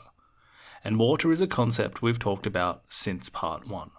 It's been the backbone of the whole civilization and the rise of the Khmer thus far, and it brings us back to the conceptualization of Angkor by Bernard Philippe Grolier, the French archaeologist who developed what is referred to as the hydraulic city theory. Grolier's idea, developed from the 1950s onward, was that Angkor's entire civilization rested on a vast state-run irrigation network, that the Baray and canals and reservoirs weren't just symbolic representations, but basically the engine behind the entire city, capable of producing enough rice to feed, in his theory, more than 2 million people. And when that system finally broke down, whether that was from Siamese invasions or some other explanation, the elite classes could no longer feed the masses and the whole experiment failed. His version is a little dramatic. Centuries of overuse and clearing of forests were also thought to have led to human-driven erosion and silting, everything clogging up, the soil degrading while ever more canals and reservoirs were needed to be built to replace the failing ones in a terrible kind of feedback loop. For decades, the theory as a whole was largely dismissed. Not just the primacy of the system itself, but the population estimates and the attendant idea of collapse related to it. But as we covered in part 2 when we brought up this theory and the debate around it, parts of it have been vindicated in the last 20 years or so through technological advances like LiDAR mapping. But here is why that matters for what we're talking about now, the end of the classic period, and why that happened. As we covered in parts 1 and 2, by the 11th and 12th centuries, Angkor and the other major settlements of the Khmer Empire had developed substantial urban cores, what Evans and co. describe as kind of downtown areas. Think like the central business district of a city compared to the mixed industrial, farming, or just suburban areas that are in the outlying suburbs. The heart of Angkor, the areas you might spend most of your time visiting today, Angkor Wat, Angkor Thom, the close-knit temples in that area, while we should still be imagining this whole zone covered in houses and ponds and things like that, aside from just the stone temples that remain today, we can also imagine that area kind of like the CBD of a modern city. That's where the merchants, the administrators, the royal court, the temple staff, priests, artisans, this area was populated by a class of people that were not primarily growing food. We also said that even at its height, probably 80% of Angkor's population was somewhere working in that agricultural line, the food production line. It was an agrarian operation. But the rice surpluses had allowed for, at minimum, tens of thousands of this other class of people concentrated in the formal urban centre, this downtown area, and they were entirely dependent on the work of the agrarian-focused population, which could, with the ingenious irrigation network working to its best, support multiple harvests per year. Essentially, they'd built a system that is completely dependent on the system itself. Without it, you're back to one harvest in the wet season to last you the dry season, and then guess what? It's back to planting again when the wet season comes back again. You basically run out of food that you've grown by the time the next harvest was ready. Therefore, the city was only as secure as the system that produced it. But more importantly, rather than Grolier's idea of the elite not being able to feed the people because the system had broken down, it was actually kind of around the other way. More likely that this elite class would not be able to be supported, that they were the most vulnerable to this shift in surplus being attained. The farmers would largely be fine going back to a subsistence system, but the superstructure on top of that wouldn't survive. But we also have established that Angkor and Cambodia was a vast network of patronage, so it isn't just as simple as getting rid of the elite ruling class and letting everyone else fend for themselves, because that was just not how things were arranged. So this is kind of the thinking here, where eventually, over centuries, the system will change. But the key to it is the water management system. But more importantly, how and why it broke down. Now, what archaeologists have been able to establish, and this is Evans and Co.'s point, and it's quite important, is that the water management network was in a state of constant breakdown and repair throughout the classic period, meaning the entire period of Angkor at its height. This wasn't a system that hummed along perfectly for 500 years and then suddenly failed. It was always being maintained, always being patched, always being extended and modified, with sections failing and being repaired and failing again. That was just how it worked. And this is kind of born out of the story we told about Angkor's original rise. Recall that it didn't start where it is today. The first capital was on Phnom Kulen, then it moved to Hariharalaya, the Rulos group today, half a dozen kilometers southeast of modern-day Siem Reap. And then, again, we're talking about half a century later, it moves to Angkor. This was, as Evans and Co. highlight, primarily due to the water management system in these other capitals, but they were still there for decades before it was like, okay, let's move somewhere a bit different. This was explicitly the case with the short-lived decision to move the capital into a different environment quite far north, Koh Ker. Again, over a few decades, that decision didn't work out. And what was the reason for that? The water management couldn't cope up there. The reservoir couldn't handle it there. So the capital moved back to Angkor. And it was the same with Hariharalaya and the same with Phnom Kulen. Now, just as a quick aside and a bit of foreshadowing, when we say that Koh Ker was no longer the capital, that is not to say that, the city and its temples, its huge pyramid, were just abandoned. And as I mentioned, it was the same with Mahendrapravata on Phnom Kulen. It wasn't abandoned when the capital was moved. You can imagine that whole area from atop Phnom Kulen, around it, all the way down to the lower plains of Angkor, to the Tonle Sap. Imagine that full of people. But even when you go up to Phnom Kulen today, there is the remnants of a beautiful temple that was built at the top of a waterfall, built much later than the 9th century under Jayavarman II. The point I'm making here is that the system, from its outset, was a working relationship. It was bootstrapping together solutions, and the canal and reservoir system was born of that process. Some have even theorized that the decision for many of the great kings to have built another reservoir wasn't just because it was an established tradition or the symbolic quality of it, but it was just a necessary thing to keep doing, to keep the system moving and working. And we're looking at a civilization who, at their capital, at Angkor, was engaged in this process for 500 years.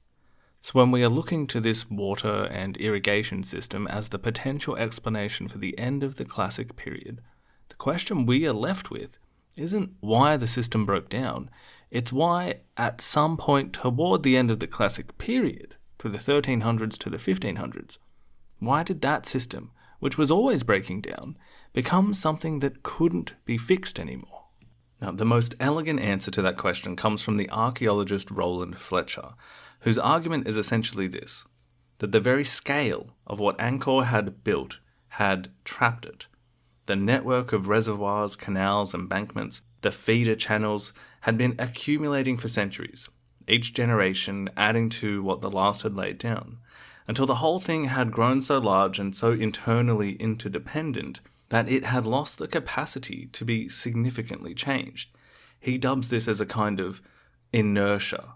You couldn't just redesign a section of it. Altering one part affected everything connected to it, which was everything. The system could be maintained, as it had been for centuries, but it couldn't be really massively adapted. And when circumstances changed in ways that required that kind of adaptation, there was simply nothing to be done. It's a bit like, and I did sort of struggle to find a good metaphor here, if we imagine a city, that's been building a road network for 500 years, it's very close and dense, they've been adding lanes and junctions and flyovers, each one solving a problem created by the last, until the whole thing is so vast and so interlocked that you couldn't change the fundamental logic of it even if you wanted to. You were committed to that road and highway system, and that system was embedded into the very functioning of the society. And if something came along that the system fundamentally couldn't handle, then you have no way out. Grolier had actually sensed this, even if he couldn't quite articulate it in these terms. He wrote that once the Khmer had committed to their course of action, they found themselves dragged down the slope without any power to stop themselves. Fletcher gives that intuition its precise shape. Now, for Angkor, the fundamental variable was not the irrigation system as much as it was the thing that fed it, the climate. Recent analysis of the hydraulic network using systems theory found exactly what this argument would predict, that by its final phase of development, the network was so tightly interconnected that even a moderate disruption in one part could trigger cascading failures across the whole. One breach wouldn't just flood one field, it would put pressure on the next embankment and the next and the next. Now, when we ask what the actual disruption here is, that's when we're getting to the point. So what kind of evidence do we have to show this climate affecting the irrigation system? Well, the first is in the moat of Angkor Thom itself, the great moat we crossed with Zhou Daguan on our way into the city. Archaeologists have been able to take sediment cores from the bottom of it, and by analysing the layers of material that built up over centuries, the pollen, the plant remains, the chemical signatures of different land uses, they can reconstruct what was happening in the surrounding area decade by decade. That analysis shows land use beginning to shift in the early 1300s, the vegetation changing in ways consistent with reduced human activity, the maintenance of the moat itself beginning to lapse. And while this isn't dramatic, it's still evidence that shows that there was a decline in what we're looking at in this particular area of the downtown of Angkor. And it predated the supposed, Siamese invasion, which ended the whole thing by well over a century. And the shift from Angkor toward Phnom Penh by more than 200 years, showing us that this was a very gradual process in the way that things broke down and how that affected the demographics of Angkor. Another hint at how climate was affecting things is found in studying tree rings. Trees record each year's growing conditions in the width of the ring they add. A good wet year produces a wide ring, a drought year a narrow one, and by analysing ring sequences from long-lived trees across the region, researchers have been able to reconstruct rainfall patterns going back centuries. And what that data shows, for the 14th and early 15th centuries, is a series of severe, prolonged droughts punctuated by episodes of unusually heavy rain. Exactly the combination most damaging to a hydraulic system like Angkor's. And then there is a 2024 study that takes this climate picture even further back, using stalagmites collected from a cave in the Cardamom Mountains of Western Cambodia, about 120 kilometers from Angkor Wat. Now, stalagmites grow layer by layer over centuries, and the chemistry of each layer shifts in response to how wet or dry conditions were when it formed. They're extraordinarily precise rainfall records, and this recent study produced a continuous reconstruction of wet and dry conditions across the entire Angkor period, going back from the 9th century all the way to the 15th. This is where the picture gets really interesting, where we can actually put the entire classic period into a relationship with water and the climate that tells us much more than just a simple story of collapse. What it shows is more of a story in 3 acts, and the third act is the one that we already know about. but the first two might change how you think about everything that came before it. The first act runs from roughly 800 to 1000 CE, the early Angkor period, the era of the first great kings. The climate during this period was unstable and trending drier, with a significant drought between 950 and 1000 CE. The study connects this drought to the reign of Jayavarman V and to the mysterious abandonment of Takeo Temple, one of the great state temples, a huge pyramid that you can climb today and really feel like you're on top of something, but which was left unfinished for reasons that have never been satisfactorily explained. We can't say the drought caused the abandonment, but it was there around the same time and it may have played a significant role. And it's a reminder that the relationship between climate and Khmer political life was in play from the very beginning of the empire, not just at its end.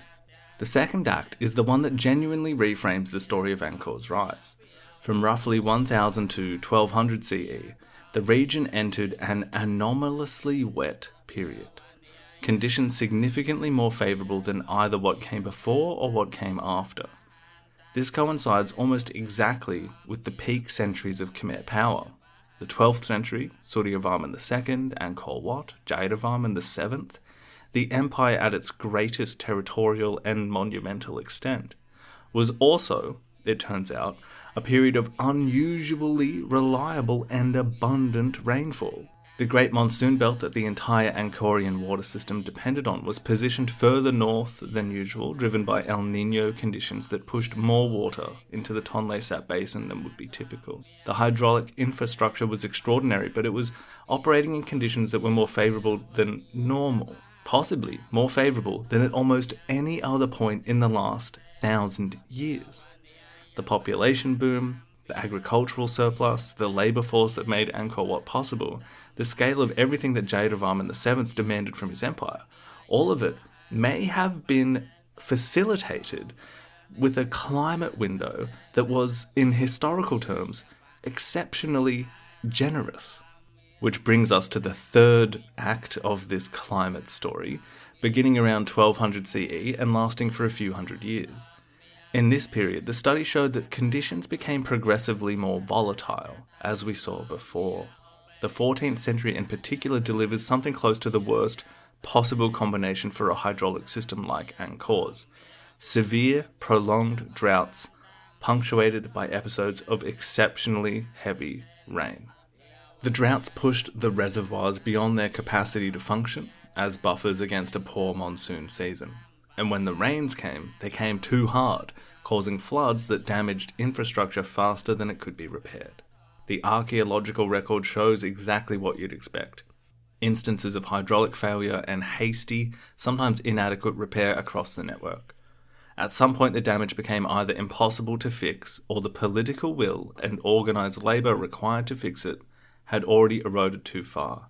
And again we're looking at, if not decade-like scales, perhaps century-like scales of this problem compounding on itself. So I think you're starting to see the picture here, right?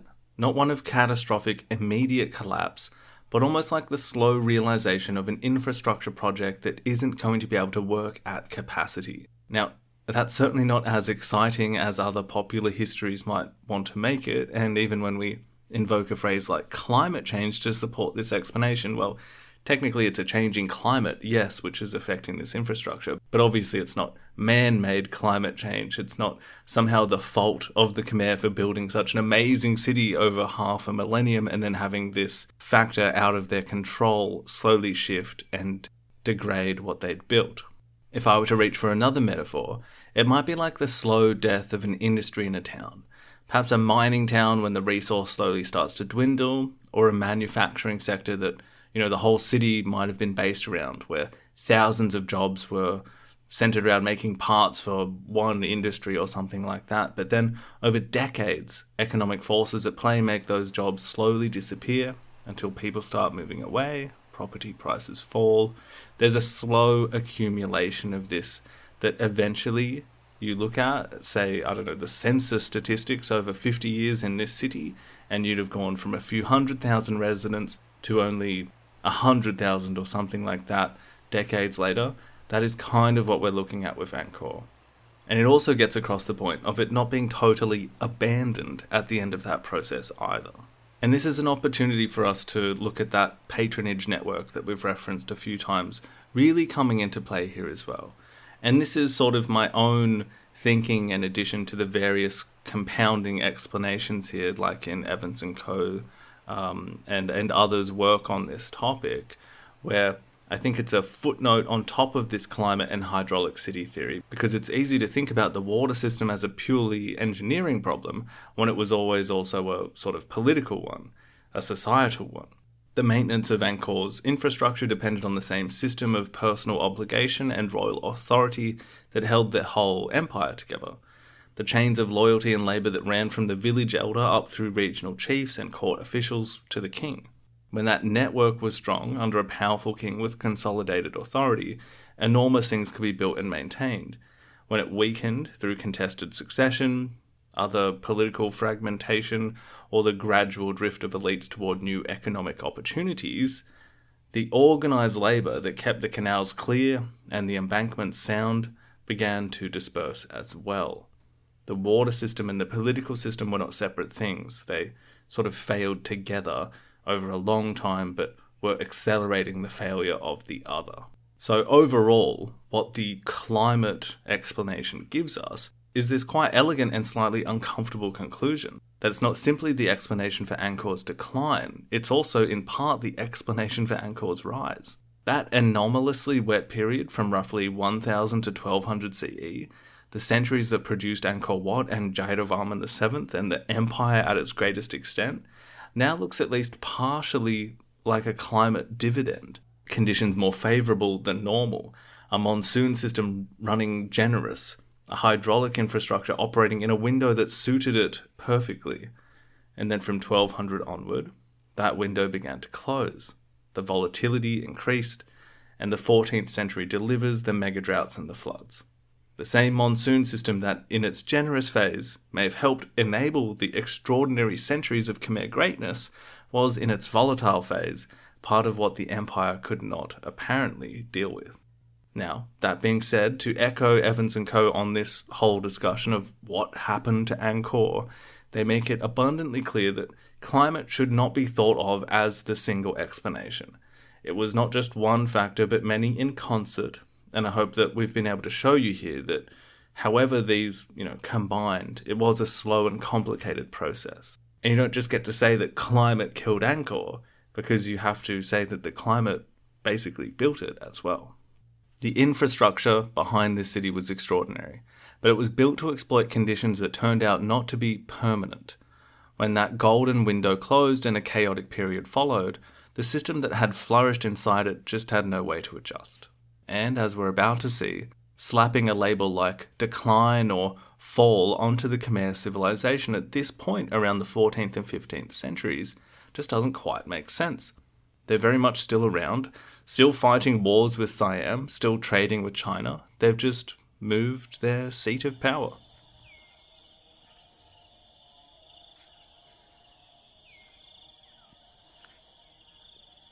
Alright, so let's arrive at an ending here, folks. What we've been talking about in the most basic terms is why Angkor stopped being Angkor. Why, when you go to Cambodia today, or if you'd managed to go a few hundred years ago, if you had said, "Take me to the capital," the answer was not to go near the Great Lake, to the area that had all of these incredibly impressive monuments, the centre of the old Khmer Empire. The centre of power moved. This is the basic idea. But what I am showing you here is that this occurred in practice over the course of the 14th and 15th centuries, where the actual actions of moving the capital took place, where the royal court went, where the centre of power goes, towards the confluence of the Mekong and Tonle Sap rivers near what is the modern-day capital of Phnom Penh. And that capital, or the others in the area, were not on the scale of what was achieved at Angkor. That is the reality as well. So yes, Angkor by the 1600s had largely been left behind. The great building programs of the Khmer civilization were long gone. The practices of the civilization that we think stand out about Angkor were no longer being pursued. There was no longer these massive reservoirs being built or huge temple mountains. This is the distinction, amongst others, between the classic period of Angkor and the post-classic period of the Khmer civilization. For Angkor itself, we've seen how parts of the city had begun to see these changes centuries earlier, whether that was the dense urban core beginning to thin out, or the eventual abandonment of repairing the irrigation system, which had become unmanageable. To this we must add the pressure of the rise of the Thai kingdoms to the west, as well as the economic pull toward maritime trade, not to mention the hidden hand of the climate across the centuries making its presence known. Now, at various points throughout this explanation of the rise of the Khmer Empire, I've been careful about which word I've used to describe this shift from the classic era into the post-classic. Some would say decline, some others collapse, transformation, the phrase I've most used, is still not exactly it either, because while it's probably a better alternative to collapse or the simplistic fall of a civilization, as Damien Evans has suggested in one paper, saying the transformation of the Khmer Empire still requires us to pick a particular scale and a certain time frame to make the judgment of something changing into something else.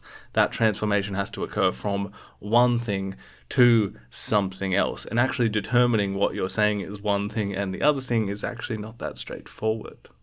The scale we pick determines the story as well, and depending on which scale you pick, you might be looking at different things. This could be in time or in place, actually. For instance, over the 500 years or so that we usually define the classic period, from Jayavarman II to the 15th century move to Phnom Penh, as we've seen in this story so far, the empire has expanded and contracted. It has fragmented and become splintered. But even when we apply that focus of fragmentation and time to the idea of the Khmer Empire that doesn't just rest on the idea of what was going on in its capital of Angkor, we get another differentiated picture. As mentioned, Mahendrapravata on Phnom Kulen, where the whole story began, where Jayavarman II performed his ceremony, which declared him a universal monarch, this had been largely wound down as an urban centre by the 12th century. So what happened at Phnom Kulen happened well before Angkor began to see a similar process. Koh Ker, the brief 10th century rival capital out in the forest with its extraordinary pyramid, the one we talked about earlier, whose water system failed and whose dam broke and whose capital moved back to Angkor within a generation. Well, Koh Ker kept a significant population until the 15th century. So at the very point when the urban core of Angkor is contracting, this other city, Koh Ker, is doing fine. And Phra Khan of Kampong Svai, the great industrial complex deep in the interior, well, it kept producing iron for 2 or 3 centuries after its land use began to decline. So each of these sites has its own timeline, each one shaped by its own local conditions, and the process starting as early as the 12th century in some places and running with a long, slow tail well into the 16th and 17th centuries in others. Again, this speaks to an idea that doesn't simplistically collapse into Angkor fell. And when we discuss the idea and somewhat clumsy suggestion of the collapse of Angkor, we shouldn't be too quick to suggest that this was the same as the fall of the Khmer Empire. This is not what collapse looks like. A quarter century of intensive archaeological research has moved us further and further away from neat explanations, exhaustion, sacking, religious transformation, and towards something messier and more honest. Massive inertial infrastructures that had lost the capacity to adapt. Transformations that were long and drawn out and variable across a huge landscape. We've moved beyond the idea of there being a single, often hubristic cause, or a single moment of definitive defeat. Even climate change is not the monocausal idea at play. But now zoom out. Look at the same landscape across the full span, and what you see is something quite different. A civilization that held the same region at its centre for the better part of half a millennium.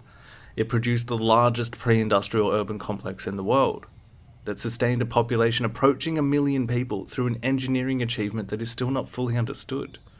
By that measure, Angkor is one of the most resilient and durable urban civilizations in human history.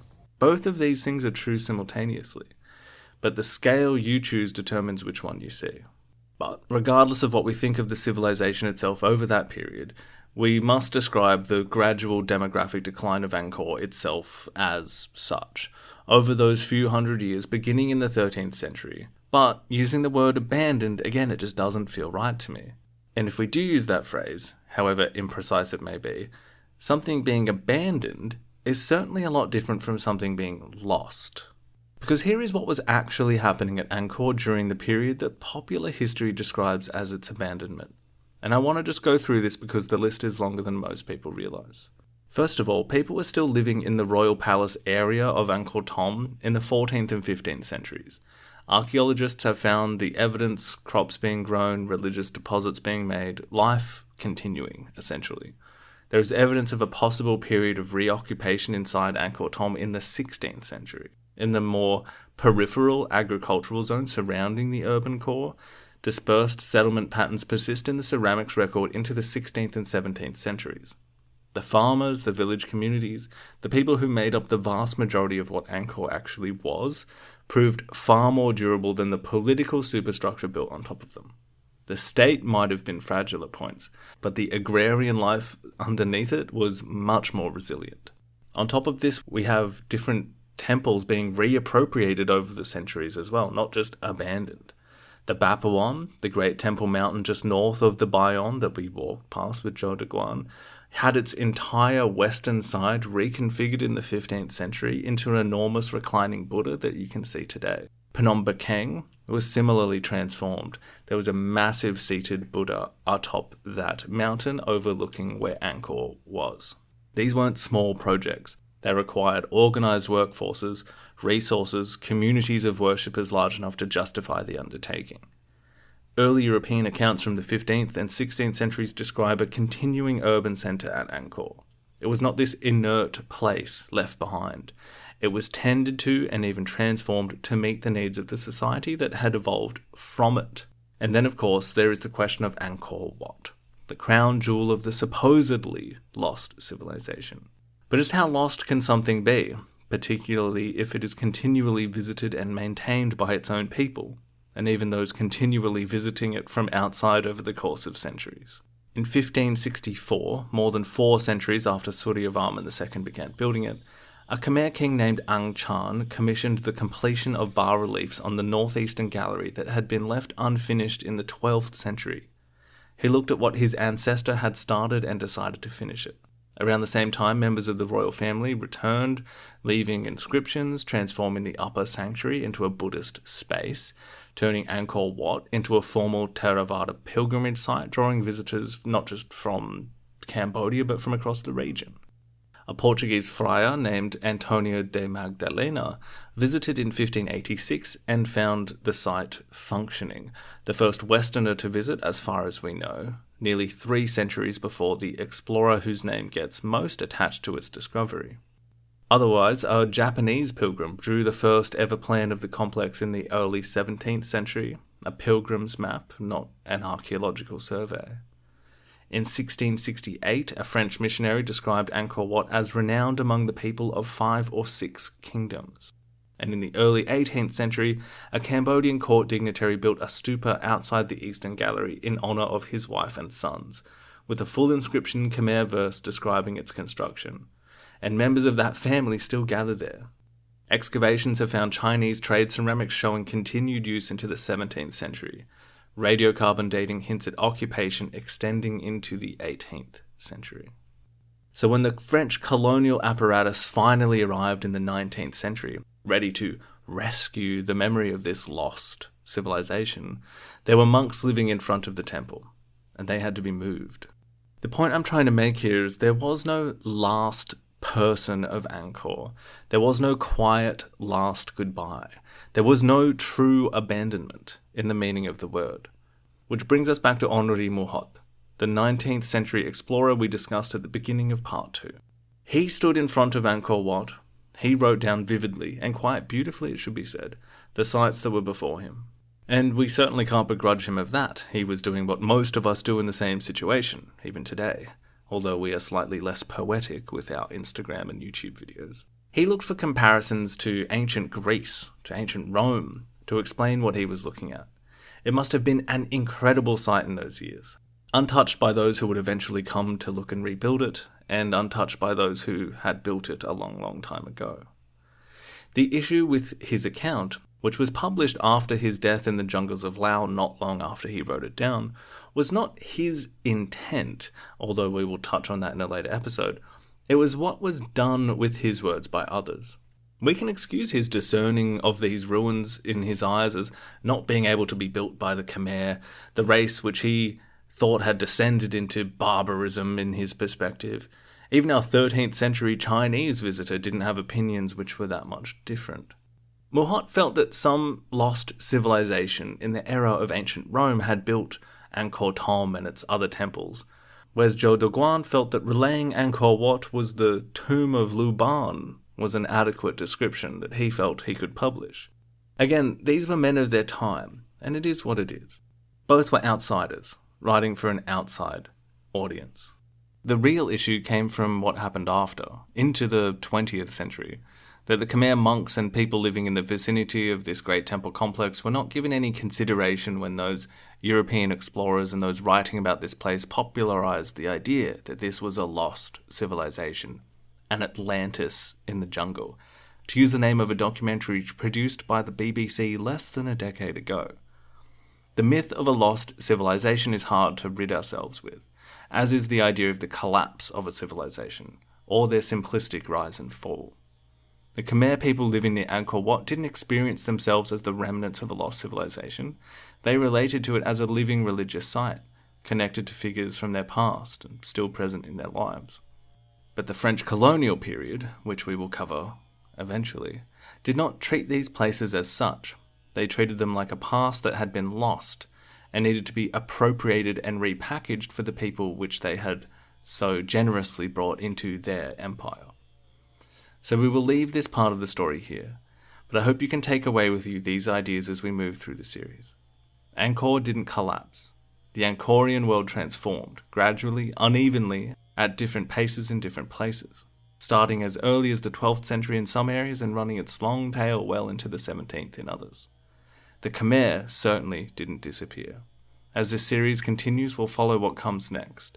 The new capitals, the long rivalry between Thailand and Vietnam, with Cambodia caught between them, the slow, difficult centuries of the middle period, and then the modern era, with everything that came with it, right up to the tragedy we've been building towards since the first episode. But Angkor, if it ever ended, doesn't end with a jungle swallowing a lost civilization. It ends with monks tending to a temple that was never forgotten. Yes, amongst the jungle that had grown around, but in a place that was never lost at all.